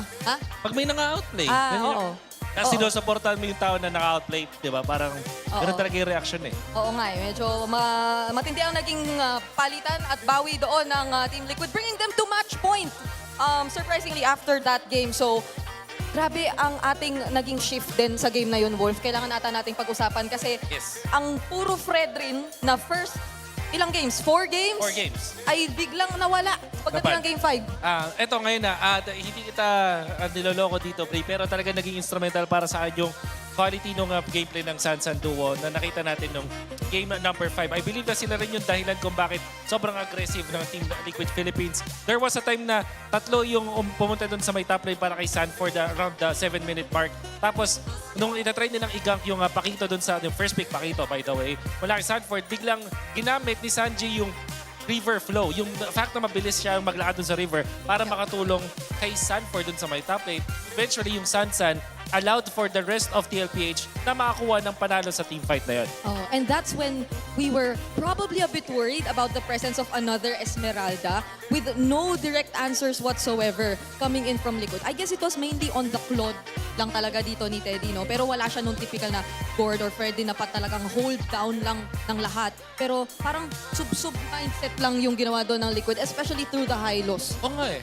Nakita ko din yung parang relentless na tuloy-tuloy lang sila na kumuha ng kill. Mind you, this is a lineup na ginamit nila yung Leo Mord na parang pakiramdam ko halos parang unli yung kanyang paggamit ng ulti. In a way na hindi sila nagtitipid ng kanilang mga ultimates. Even si Sanji, hindi nagdadalawang isip na gumamit ang kanyang Crimson Beacon to go in. Partner that up with that Glorious Pathway mula kay JP. Nakita natin na sub-sub nga talaga ang mindset ng Team Liquid Philippines at nakuha nila yung panalo because of that. Pero ano kaya ang hatol naman natin dun sa biglang shift ng Guinevere into the roam role? Kasi akala talaga natin buong time ay magiging jungler siya. Pero ano ang tingin mong naging epekto na nilagay nila sa roam etong Guinevere in that game? Parang naging greedy sila afterwards. Naramdaman natin with that Esmeralda, tapos meron kang Suyo, and then the Harith, na meron kang 3 heroes na kailangan ng farm. So what I got from that was, biglang nawalan ng early game presence itong side ng Falcons. Although, ang ganda ng idea na inuubusan nila ng jungler hero itong si The Goat. Pero bigla naman nating nakita na nung time na ng papaghahanap ng farm, dun sila pa nalugi. Yep. Marami tayong mga nakita at naobserbahan na changes throughout that game, but it was relatively fast and something na parang kagulat-gulat in terms of just how quick Falcons was in terms of picking up the pace or momentum. Parang binawi at pinakita na naman yung stampede sa atin doon ng Team Liquid. It's perfect. Makikita natin dyan dito sa ating clip na ipapakita ko sa inyo. When you look at the red side team, na dito sa, tingin tayo muna doon sa minimap kung saan 3 members ng Falcons ang makikita natin na kumulaps na para kunin itong si Sanford. Pero, mapapansin naman natin na ang gagawin lang ni Sanji ay i-take advantage yung river flow. Again, 3 at napapaligiran na itong si Sanford. Ang piniling gawin, mag-try niya mag-apply. So may mga nadadodge pa rin siya, but eventually afterwards, ang kunat masyado ng isang Pakito at tinulungan na siya ng kanyang tropang si Sanji, the Sansan duo, making it so na makakuha sila ng isang kill. Inarangan pa nga ni Sanji yung talon doon ni Ogwin, and then ito na yung the rest of the cavalry. Glorious pathway sabay gamit ng ulti nitong si Carl TZ. Nakikita mo yung synergy ng ating jungler pati ng roamer ng TLPH. And while that is happening, 4 horsemen were able to take down the members of Falcons at sa may bandang gilid may masaya. Uy. Ang nakita na naman talaga natin dito rin sa palagay ko ay ang 2 kabayo na na-maximize Yun nga ng Team Liquid. Kasi Hylos, Leomord, parang sila ang nag-combo doon aside from Sansan. Tapos Steady, Farm na sa gilid. Oo. Siya yung nakangiti sa gilid na sinasabi ko, Bri. So, imagine mo kasi yung mga kakampi mo nagpa-farm para sa'yo. Talaga mapapangiti ka sa gilid. But kidding aside, nakita nyo kung gaano kalakas yung 4 horsemen dun sa team fight na natin na yun. It was Sanji saving his Sansan duo, tapos yung JP plus the Carl TZ na mayroon kang kabayo at Glorious Pathway na kasama. Nakita natin kung gaano ka-impactful, and that's the reason why they are at match point. Okay. Now it's Liquid on blue. Hindi, mamaya. Hintayin natin. 1, 2, 3, 4, 5, 6. Okay, Falcons, I believe they picked red side, Flying Clouds. Tama ba to, Coach Will? Parang kanina pa nagiging preference ng Falcons ang red side. Whereas Liquid, it seems like they do prefer having the blue side. Exactly. Kasi nag-aaroon sila ng mga first pick material heroes like the Pakito. So far, Bri, if my memory serves me correctly, Pakito laban sa Esmeralda ay 2-0 na ang panalo. Oh. Eto balikan lang muna din natin saglit dahil Haji makes a return to the international stage after 1,232 days since the M4 World Championship Grand Finals. Kung nandun si Haji sa M4 World Championship, ang kanyang katapat ay none other than Coach TikTok. Nakatabi ko ngayon. Coach Tik, baka naman may message ko. Wala naman. Mahihain. Wala Mahihain.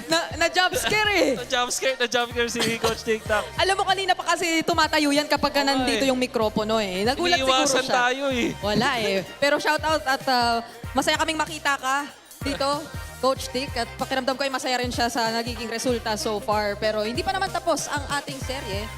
Alamin natin kung ano ang mga magiging kaganapan dito dahil we are about to enter the draft for the next game in just a few moments. Wolf, sa tingin mo ba, itong kalahati, second, parang may, may part 1 and part 2 tayo ng buong series na to. Dito sa part 2, ganoon na ba ang magiging draft natin? Wala nang Fred rin talaga. Tingin ko, lalo na nasa second pick ata ang Falcons, so mas madali.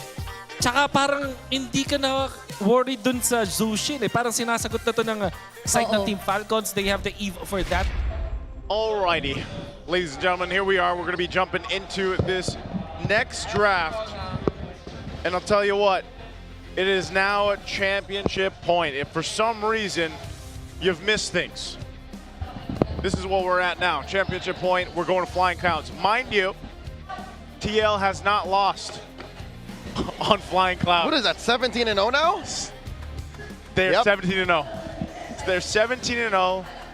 They've got a 68% win rate on the red side, but I think this is, I don't know. Team Falcons has to figure something out for this draft. Joseph, it's a fighting map. It's a fighting And map. Liquid are fighting champions. They are, man.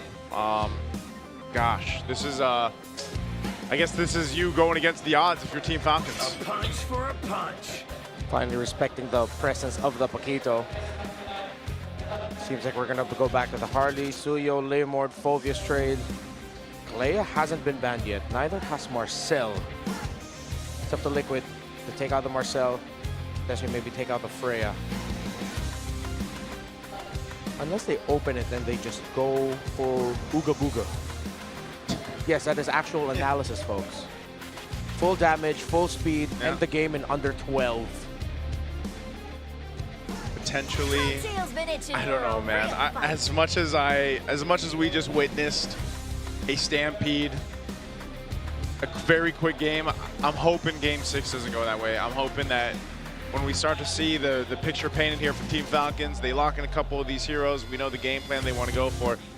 They can't contest the Fredrin anymore. The utility bans are being out. They respect ban the Paquito. It's done too much to stop Team Falcons from getting the full flight they're looking for. And the last one is also that Freya ban that Teddy picked up. Okay, this being Game 6, it just dawned on me. Falcons chose to be blue. Last night, they had all of the momentum. Even in this game, even in this match, rather, they had all the momentum from red. Is this a clear sign of them saying something's got to change? Something massive has to change now. Yeah, it seems like a tailored draft is underway. 2 or 3 potential sets of them. They banned all the Freya, again, talking about the Freya and Marcel trade. So they banned the Marcel Liquid as expected. And so Liquid still has an avenue to go for the fast rush. Liquid can go Leomord high loss again if it's available for them. If it's going to be Harley, we could see a long game. It is an Eve rush. An Eve rush. Okay, Eve rush. This is this worth the rush then? Like to go ahead and grab the blue side Eve? Well, they'll get their combo. I think they're going to end up getting the Harith on the swing back. Liquid are probably eyeing just getting their Claude now. If it's not going to be the Claude, then they'll get the Moskov later. And then jungle picks all still active. Wouldn't be surprised if they leave their jungle pick just for a little bit later, pick up a strong EXP. We mentioned the Phovius. But it could also be one of those scenarios where getting a Yuzhong later would be good. But it is a Phovius and Claude, 2 of the picks that we expected. With the Harith, it'll be tough to get it now. I think they just double down on what worked for them in the past. Get the carry onto Super Marco. Consider the Suyo or maybe even the Leomord for Team Falcons. There's no Sora that you have to worry about. Now, the next big picks you have to worry about might actually have to be the mid laner for Sanji. If Falcons show the Leomord, that's an easy Valentina pick for Team Liquid Philippines. You get to steal not only the RWM, but even the Phantom Steed. Okay, next up, Guinevere. Oh, they're going with the Guinevere again. For the love of all that is green and Falcons, I hope this is exactly what we think it is. Yes. Gwyn jungle only. Gwyn jungle. It can't be the Gwyn roam. Joseph. I'm not feeling it if it is, man. That's what we thought in Game 5. Yes. So keep it in the journal. Team Falcons is going to come up with the best game plan depending on what these choices for Team Liquid are. And right now, the Harley comes through, at least for Carl Teasy. Phovius is going to be one of their big stoppers. I think Falcons needs to commit a ban onto the Gord and the Valentina. If not both, then one of those, and you take away a JP hero. But if you take away a JP hero, actually no, don't take away either the Hylos or Gatot, because Liquid will end up with one of those 2. And there was a lack of heal, which is what hurt Falcons earlier. Keep the Hylos Gatot Tactic trade open.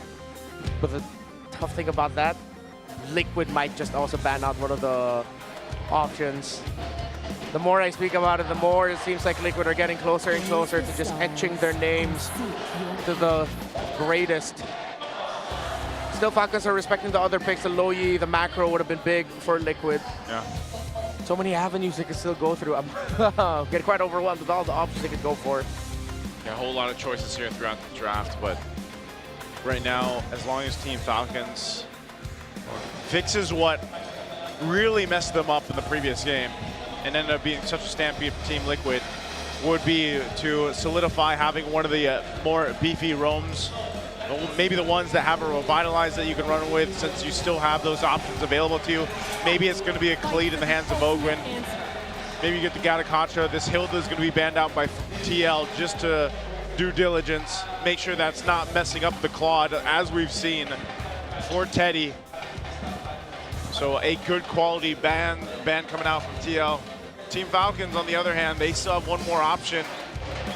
They might continue to hone in on the mid lane options. Yeah. They can't take away one of the roamers. So they have to make the choice whether it's the Valentine or Gord that's going away. Very honest, EXP jungle gold already. It's Roman mid that we're waiting for, Roman EXP.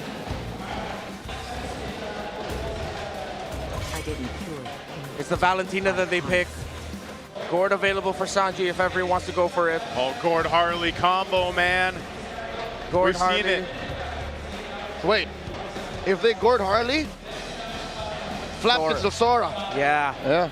So that's why they banned the Val. Yeah, that's what TLPH is waiting for. They probably pick JP's pick first and then wait to see what Flap's gonna go for. If they show the Gord, it's a very easy Sora. But there that's is a what the Phobe. Phobius.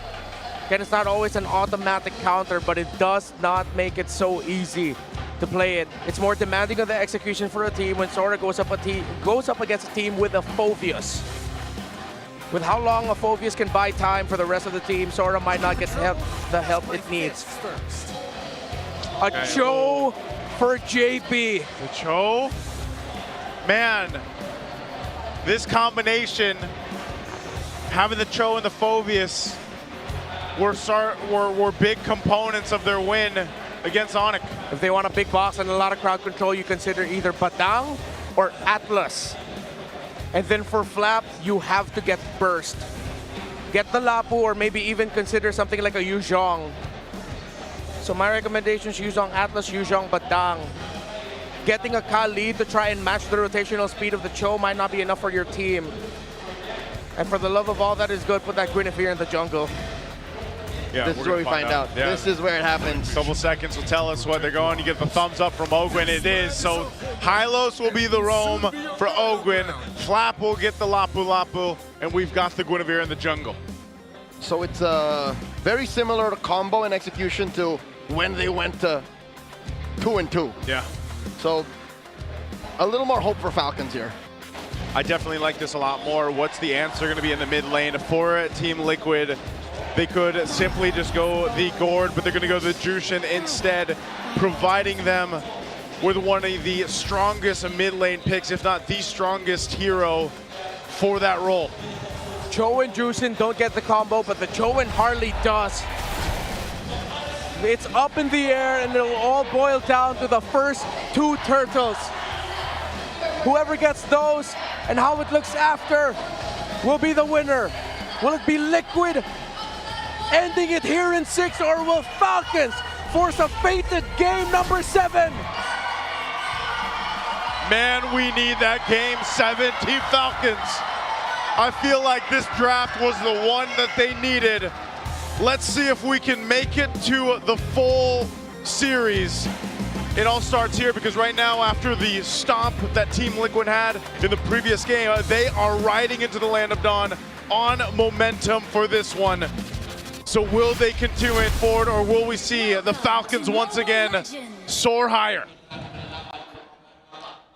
Marco and Teddy, they go back into the last two players that made the walkouts for their teams, how they'll manage the laning, and how they'll manage the eventual mid-game power spike. Master Assassin for Super Marco. It's expected a Festival of Blood for Teddy. Cause Gwyn jungle will get faster access to cooldowns. Yep. After using the ultimate, but there are two Purifies on the side of Liquid. And it's the main targets for this Guinevere, that Jushin and that Claude. Meanwhile, Marco is the only one packing a Purify for the team, but there's a good amount of CC immunity built into the Falcons lineup as well. Yeah, even with this. Ooh. Oh. Forgets Crab. And he spams TP. You don't see it on screen, but you see it on the map. Whoa! Mid lane. Gonna drag him back. Ogwin trying to get out of here. Oh. JP secures it. And a flicker out of Haji. Might go down as well. And Carl finds him. The GOAT is bloodthirsty. One kick from JP, and that's not even the way of the dragon. It was just literally an attack. And you've got 2 kills now for Team Liquid. A mishandling of the trade. Carl Teasy, after going full orange side clear, shows up, exchanges basic attacks, and he shows up just at the right time as Sanji and JP layered their crowd control together. Who in 2026 shows a Genflix Aerowolf emote? That's a deep elite, cut. That's elite ball knowledge right there. That's elite ball knowledge. I wish I had that knowledge. Now I do. Thank you. Those were the times, Joseph. Those were the times. Very old ID team. So now with this lead, Turtles up, first one of the game. Team Falcons is looking like they want to go ahead and grab control of it. TL, want to contest? JP, relying on the G Kundo here. It's him against 4 members of Falcons. In comes Sanji with a Crimson Beacon. Requiem helps Kyle secure. Turtle goes over to Falcons, and Sanji gets taken down. They trade for Kyle. Now Oakland caught inside, RWM by Haji. In comes the dunk from 40, and 40 gets taken down by Oakland. Carl takes down the big horse, and SOD, no one home. Falcons win, but just barely. Yeah, Kyle had to use his Violet Requiem. Teddy blazing to win, and they are gonna steal the purple away! Kyle is hungry, that's his lunch money. What a perfect play there by Liquid, but Haji got the last hit! Void Blast from the Eve! Okay. Haji says thanks. Carl didn't have the retribution, so it went from bad to good. Yeah, not too bad. This gives Haji a little bit of a advantage in the mid. Oh, they dogpile on a Sanji. He purifies, but he gets taken down still. Now JP, tail end of the Bravest Fighter dodged. Falcons pick off. That is Onyx-esque in how they executed that. They found the pick off right away, forced out the Purify from Sanji, but Sanji already took too much damage. The aggression. Falcons needs to keep this up if they want to force game number 7. Yeah, just when you thought, Team Liquid was pressing on that same pedal that they've seen in game 1, 2, and even the previous game 5, they get to this point where Team Falcons has responded. That's great for them. They made the adjustments they needed. Super Marco's been able to go ahead and just farm up in his lane. He did throw out an SOD earlier. I'm not sure if he would have followed that up or not, but still, part of this game plan from Team Falcons has been leaning towards Haji, leaning towards Super Marco later in the game, and that's still a potential here on this Moscow. Guinevere has been one of the signature picks for Falcons this season.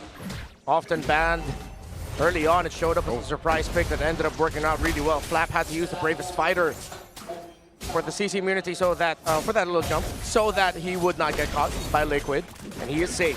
Oh! In comes Kyle, forcing a blazing duet from Tere. He lives. Didn't even need to use the Purify. Yeah, that's going to be Turtle going to Team Liquid, but now Falcons have to trade it up for the tower up top. How much will they get? Seems like not much. In comes Sanji. RWM, Carl DG secures the Turtle off camera. Haji swiping away. Ogwin comes through. Last minute. Glorious Pathway forcing a Crimson Beacon out of Sanji. No dice for Falcons. Okay, so they trade for objectives. TL doesn't end up losing anybody off of that, but there was definitely an attempt from Team Falcons. They just couldn't capitalize on the kill, so it's pretty much an even trade. I'd rather have this than them overextend and end up with nothing either way. Yeah, it's a good thing also that Teddy didn't need to use his Purify the last one, just the raw power of Blazing Duet, Fighter Emblem Festival of Blood, keeping himself alive through raw lifesteal and spell fan. And I think just the movement speed that he got, it just allowed him to get out of dodge. Yeah. Good moves here on both sides right now. Team Falcons just slowly cooking with this lineup. 700 gold lead now for Super Marco, so that rotation from the Falcons ended up helping their cause. They want to get their Moskov out of this lane quick. They want to get him out here quick. Part of that is just continuing to let Super Marco do this. Again, I think even if he lands the SODs in the last turtle, it depends. He's right there on that side of the map. If he has an opening, he'll take it. If not, he continues to scale up on the Moskov. So far, though, your advantage is fighting around Haji. Potentially Kyle's threat. Whoa! Like this. Requiem finds JP. But JP does live. Oh, Haji with the RWM clutch today. Defensive use of the BMI. A pickoff is a pickoff. Carl Teasy almost got taken down. If Falcons got that, that would be a snowball start. But they did get JP. They use a lot of abilities for that, though. And again, the Gwyn, so fearsome in the jungle. Yeah, that's the threat that we're looking for here. The real deal. Oh, wow, nice Spear of Misery. Massive by Marco, and they didn't even overcommit. They just wanted the turret. Now Carl Teasy coming in. Teddy and JP looking for targets. Ogwyn holding it down. Ogwyn gets taken down here. Carl secures. So that gives them a clear sign to go ahead and secure the last turtle of the game. Yeah, a bit of a misplay there by Falcons. Liquid knew that Ogwyn didn't have his Revitalize yet. They were counting, they marked it, and they got turtle number 2. Turtle 3. 3. Their second. Their second turtle. Oh, their second. Is what I meant to He say. was right. You were right. But also, I am right. So we're all right. Yeah. We were talking. We were talking about the first 2 turtles, but it ended up becoming dead even because no one got a clear lead. But now this turtle 3, ooh, Falcons needs to start getting towers off the sides. That's how Teddy and Liquid were able to get one up top. So now it's going to be Kyle helping out Super Marco to break this. Just a trade, yet again, across the map. Oh yeah, they're going to trade it. Teddy just does a bit of damage that one, but that will be the tier 1 falling. That's a lot of minions, man. Even with the damage reduction of the turret, it still took out way too much health. oh, and Flap is taking his time. He doesn't trust the map. He doesn't know where JP is. Nor Carl, so he's not sure if he wants to overcommit to the defense. Look at JP right now, man. He's just behind enemy lines, just taking a gander around. One might say light-like. Yeah, looks very light-like at this point. They want to go for this tier 1. Oh my lord! Deadly Magic, it's Hanjo catches it. Yep, he'll be alive though. A bit of a body block there by Ogwyn. Kyle thinking about recalling back to base or staying in the pixel. And he makes the right call and goes back. As Liquid now have control of the river and the map, Falcons' time is running out for their mid-game. But their time comes back online for the late game through their Moskov and their Eve. Yeah, that's what they're playing here for. Tier 1 going to be worked on again. TL playing around this advantage of mobility where Team Falcons is centered up. Kyle won't land that. Whoa! Dear Lord! Marco put within an inch of his health. He stays. Ballsy. The same area where Marco spotted out Carl Teasy when it was the carry versus the YSS. Carry versus Harley. Harley, there, thank you. Look at Teddy again. Opening up the map. Marco's getting there. Yeah, Flying clouds. Falcons are lost in their own jungle and in their own side of the river because of the threat of the Cho and how fast it can rotate. They really cannot read the rotations of Liquid. They don't trust it. Bravest Fighter from Flap, forcing one from Sanji. And now in comes the Bravest Fighter, blazing to win inside the RWM. Teddy trying to deal some damage. Sanford caught through. Does flicker out. That's a great pick. This is the Lord up. Carl Teasy's still up though, so Team Falcons, even with taking out Sanji, they still have to be cautious. They see Harley. Just like against Onyx, as long as they pick off the Zushin, they are ready to go. Lord here, within a tenth of its health, and Kyle secures. Oakland will get picked off though. JP taken down. Flap is wailing away. Will get taken down here. And now Carl and Teddy. Kyle with the setup and the freeze. Oh, he gets taken down here. Pyrrhic victory for Falcons. They get the Lord, but they lost too much. Liquid with the pedal on the gas. Falcons tried to get some kills, but Liquid were able to sidestep and survive. The Lord, though, will still be able to get out of the Falcons base. It spawns now. While Flap is back in 5, Kyle is back in 11. Falcons will be able to push out. 6 games in, one thing is true. Yeah. RWM plus the SOD and the SOM. Haji with a shutdown. Carl falls. Traded out for. Looking for more. Super Marco here. That's too much pressure. He flickers back.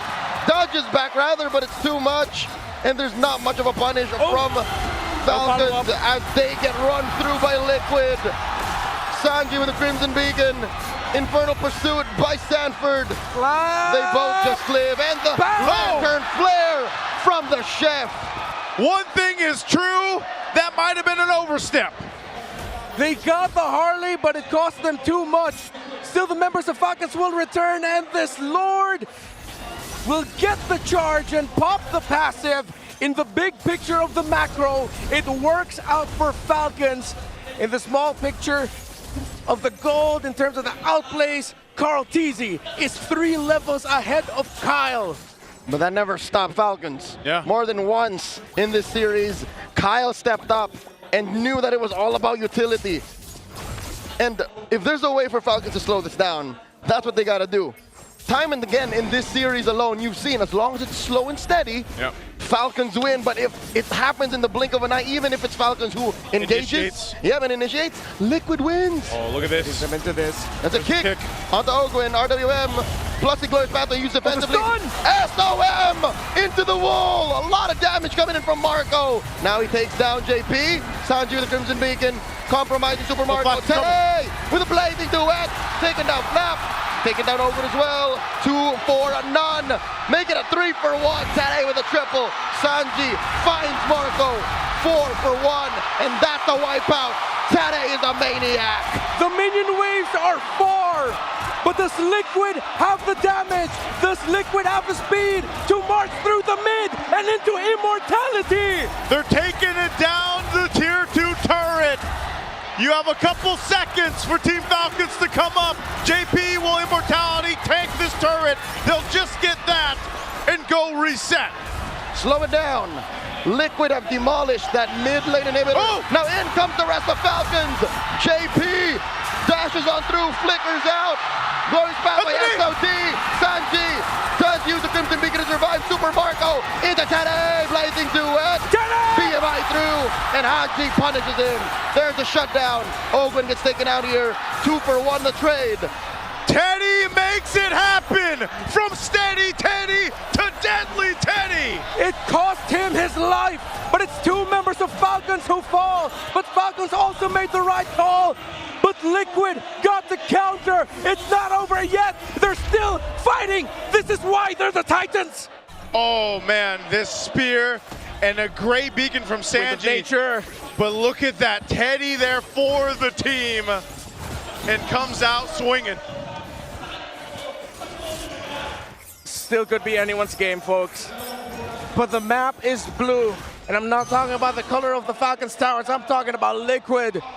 Still in control, but Falcons, they're not going down without a fight. They keep on fighting. Marco has SOD. Oh, this is a deadly dance. Lord here at the 10th of its health. Kyle comes in. Teddy secures. Glorious Pathway. In comes Teddy. And there's a Requiem, but no follow through. Ogwin here is going to get taken down. Sanji gets in. Kyle taken out. Teddy finds another. What's Marco thinking? Chubby wave down bottom. Oh, they sent Sanford back to defend. Falcons needs to withstand this. Haji didn't use his real-world manipulation, so he'll have it with him. But Kyle and Ogwin are down for too long. And it's 5 against 3. The 4 horsemen and their Teddy. Liquid and the cavalry are feeling it. It's possible that they turn into the 4 horsemen and the GOAT. There's the RWM. Lord still standing. Sanji taking a lot of damage with hoof stomps. Heard through history. A stampede by the cavalry. Going back to back to back. Team Liquid Philippines are your FPL Philippines Season 17 champions. We are all witness to a legacy that will withstand the test of ages. Emulated, never to be replicated. Their fierce gallop into immortality will echo forever. Team Liquid PH are the greatest of all time. One hell of a grand finals we had here in San Juan Arena as all sides erupt with the ending we had here. 6 games of distinct action on both sides.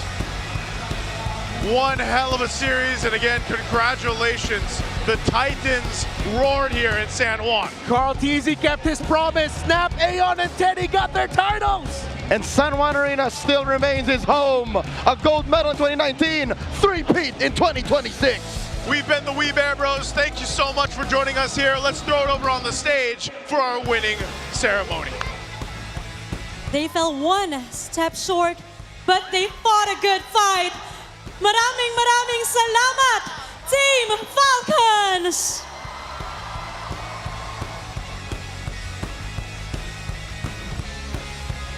And now, MPL Superfans, make some noise for your Season 17 champion, Team Liquid!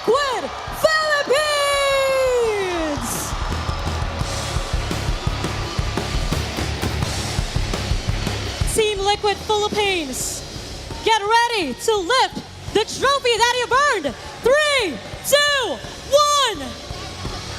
Weeks of grinding and sacrifice, all leading to the single moment of immortality.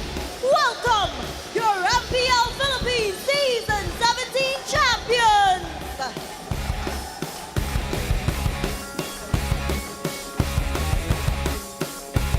To present the mock check, may we call on Mr. Victor Kabuay, the Philippine Esports Organization Project Manager.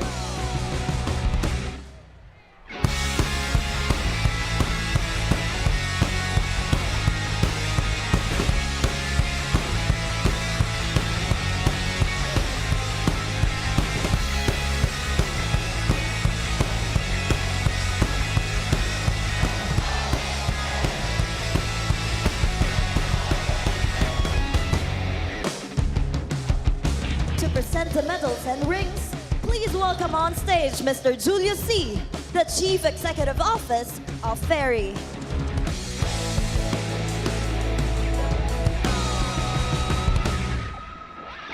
And for the first time ever in MPL Philippines, our champions will also receive championship rings from the official jewelry partner of the MPL Philippines, Ferry. The Lone Stallion, Saji. El Daddy JP.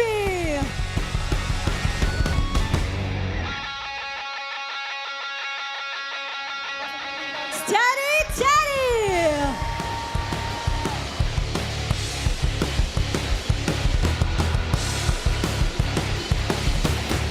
The greatest of all time, Carl TZ.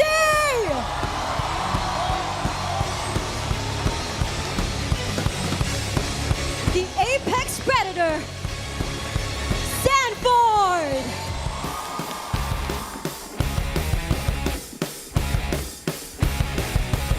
Daiki.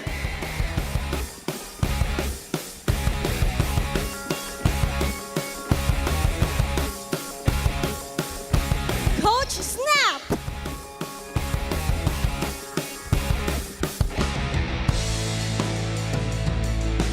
And Coach Aeon.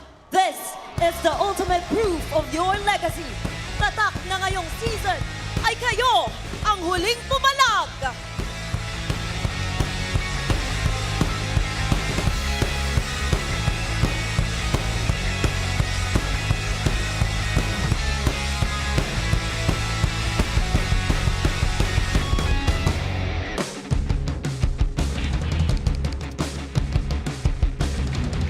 And finally, we award our finals MVP!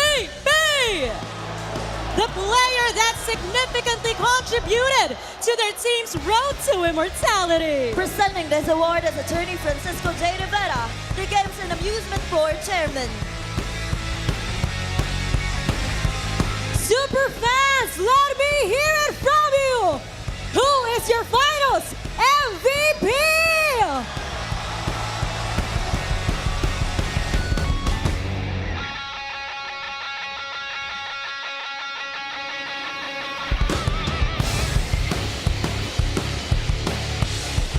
Congratulations! Sanford!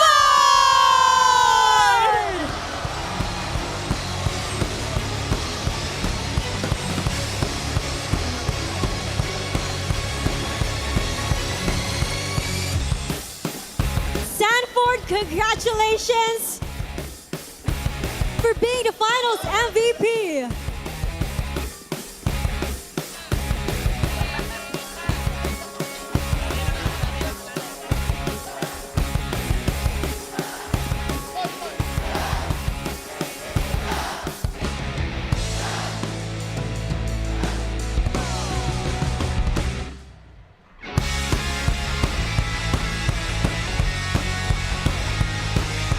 Sanford, congratulations! You're already a champion! Not just a champion, it's a three-peat! And you are a finals MVP! What's one thing that you want to say to your supporters, the whole cavalry, and your family?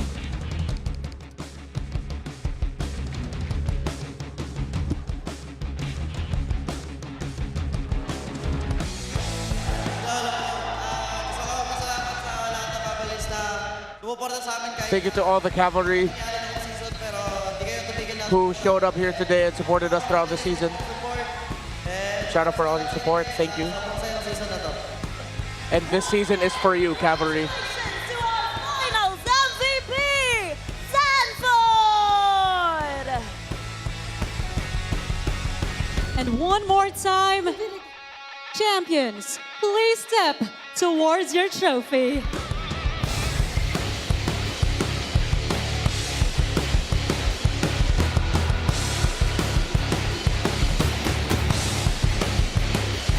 On the count of 3, raise it up for the world to see. In 3, 2, 1! Isang malamat na season na naman ang nagtapos at nakita natin kung sino ang tunay na pumalag! At ngayon, oras namang ipakita at subukan ang palag ng buong mundo at ipakita ang lakas ng Pinas sa Paris as we head to the mid-season cap at the Esports World Cup. Congratulations once more to Team Liquid Philippines! At muli, super fans, maraming salamat sa pagsama sa amin this season 17. This is your very own Odin together with Thea and Denise. And for one last time, ito ang MPL Philippines Season 17. Palag na to!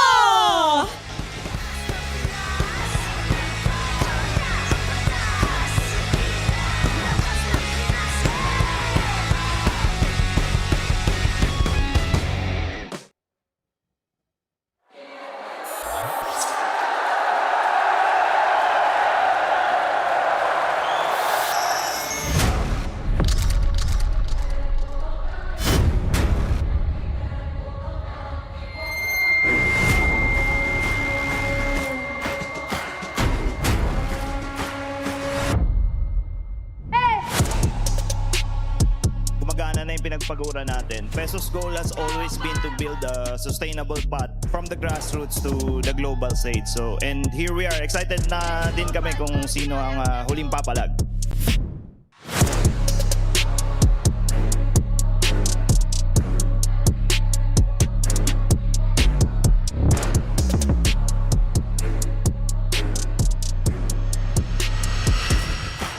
Grabe ang makikita nating bakbakan ngayong gabi dahil ito na ang pinakahuling set ng Team Liquid Philippines and Team Falcons. Let's go, Liquid! Palag na to!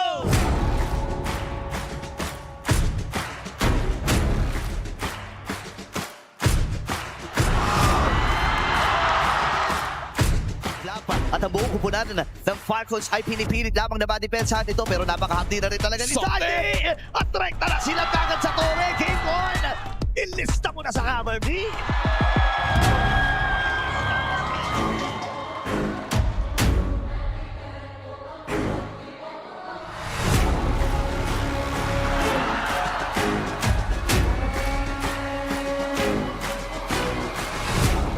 Pumasok na rin si Sanford! Mamamatay ito si Haji! Pero may nagamit din yung Winter Crown. Sa Miami ko lang lamang ito. Kaya si Klap, pinipilit na proteksyonan ang kanilang base.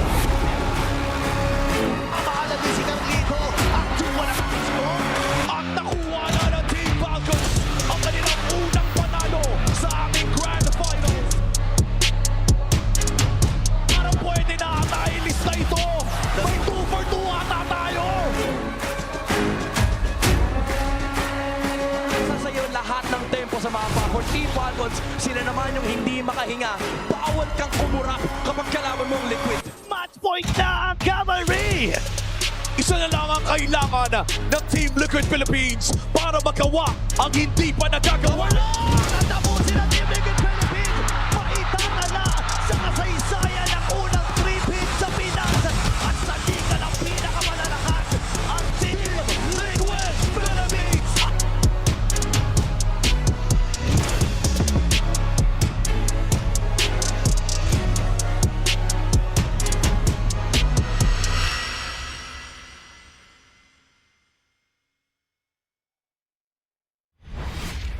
O tara, palag ka ba?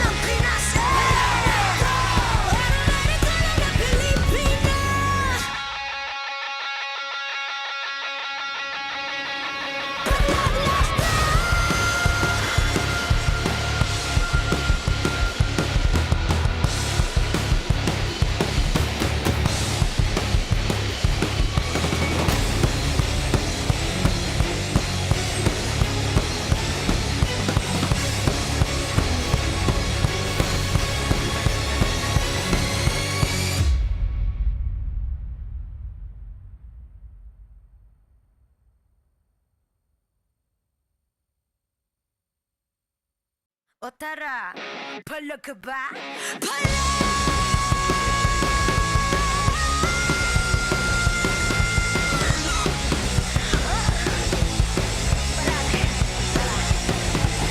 Handa sa laban, sanda ka sa aking kamay. Watch me ma-click, may be fire in the eyes. Yeah, I walk with my head held high. Ano ba yung takot kung tere ang aking gabay?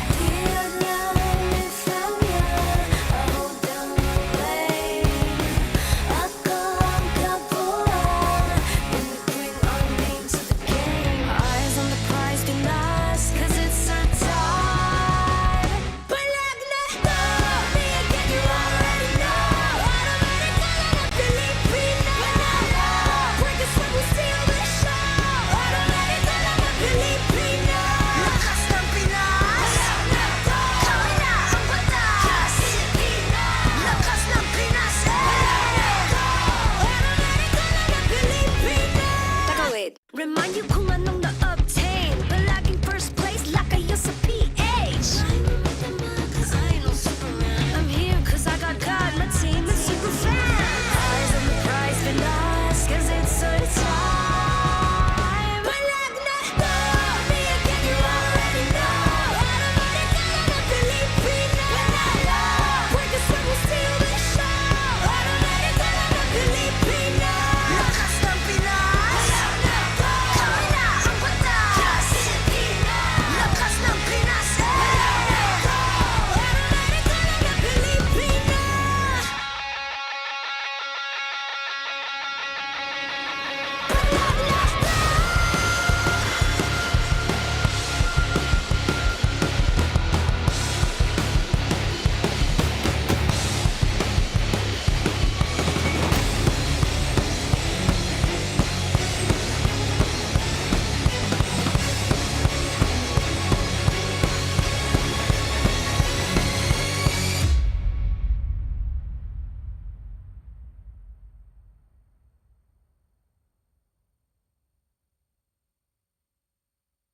O tara, pala ka ba?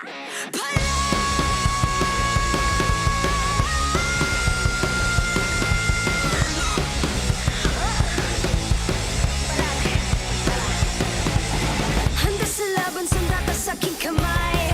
Watch me ma-click, may be fire in the eyes. Yeah, I walk with my head held high. Ano ba yung takot kung tere ang aking gabay?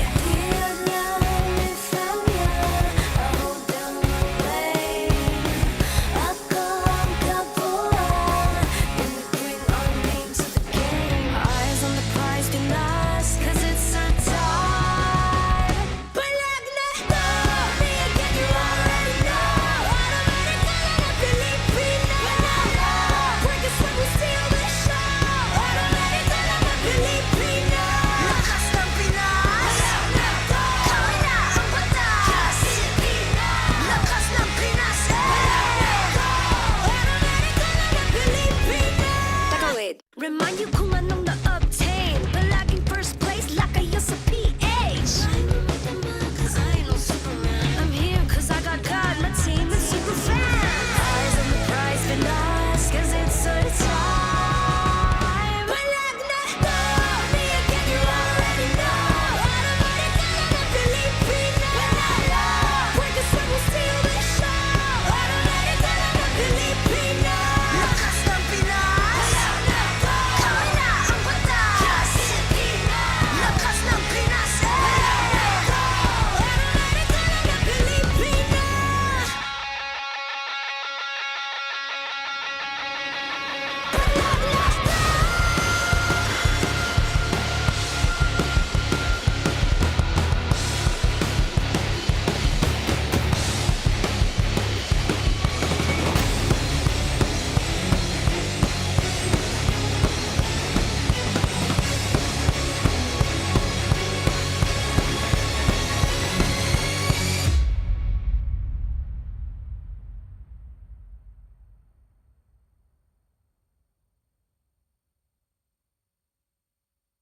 O tara, pala ka ba?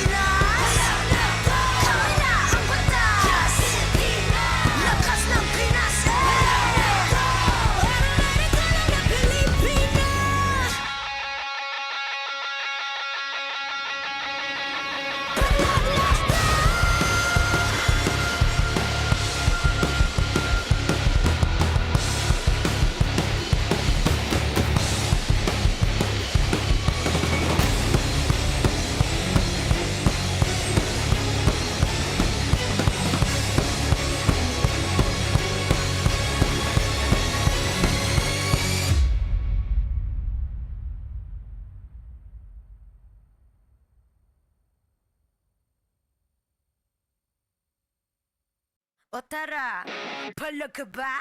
Palag!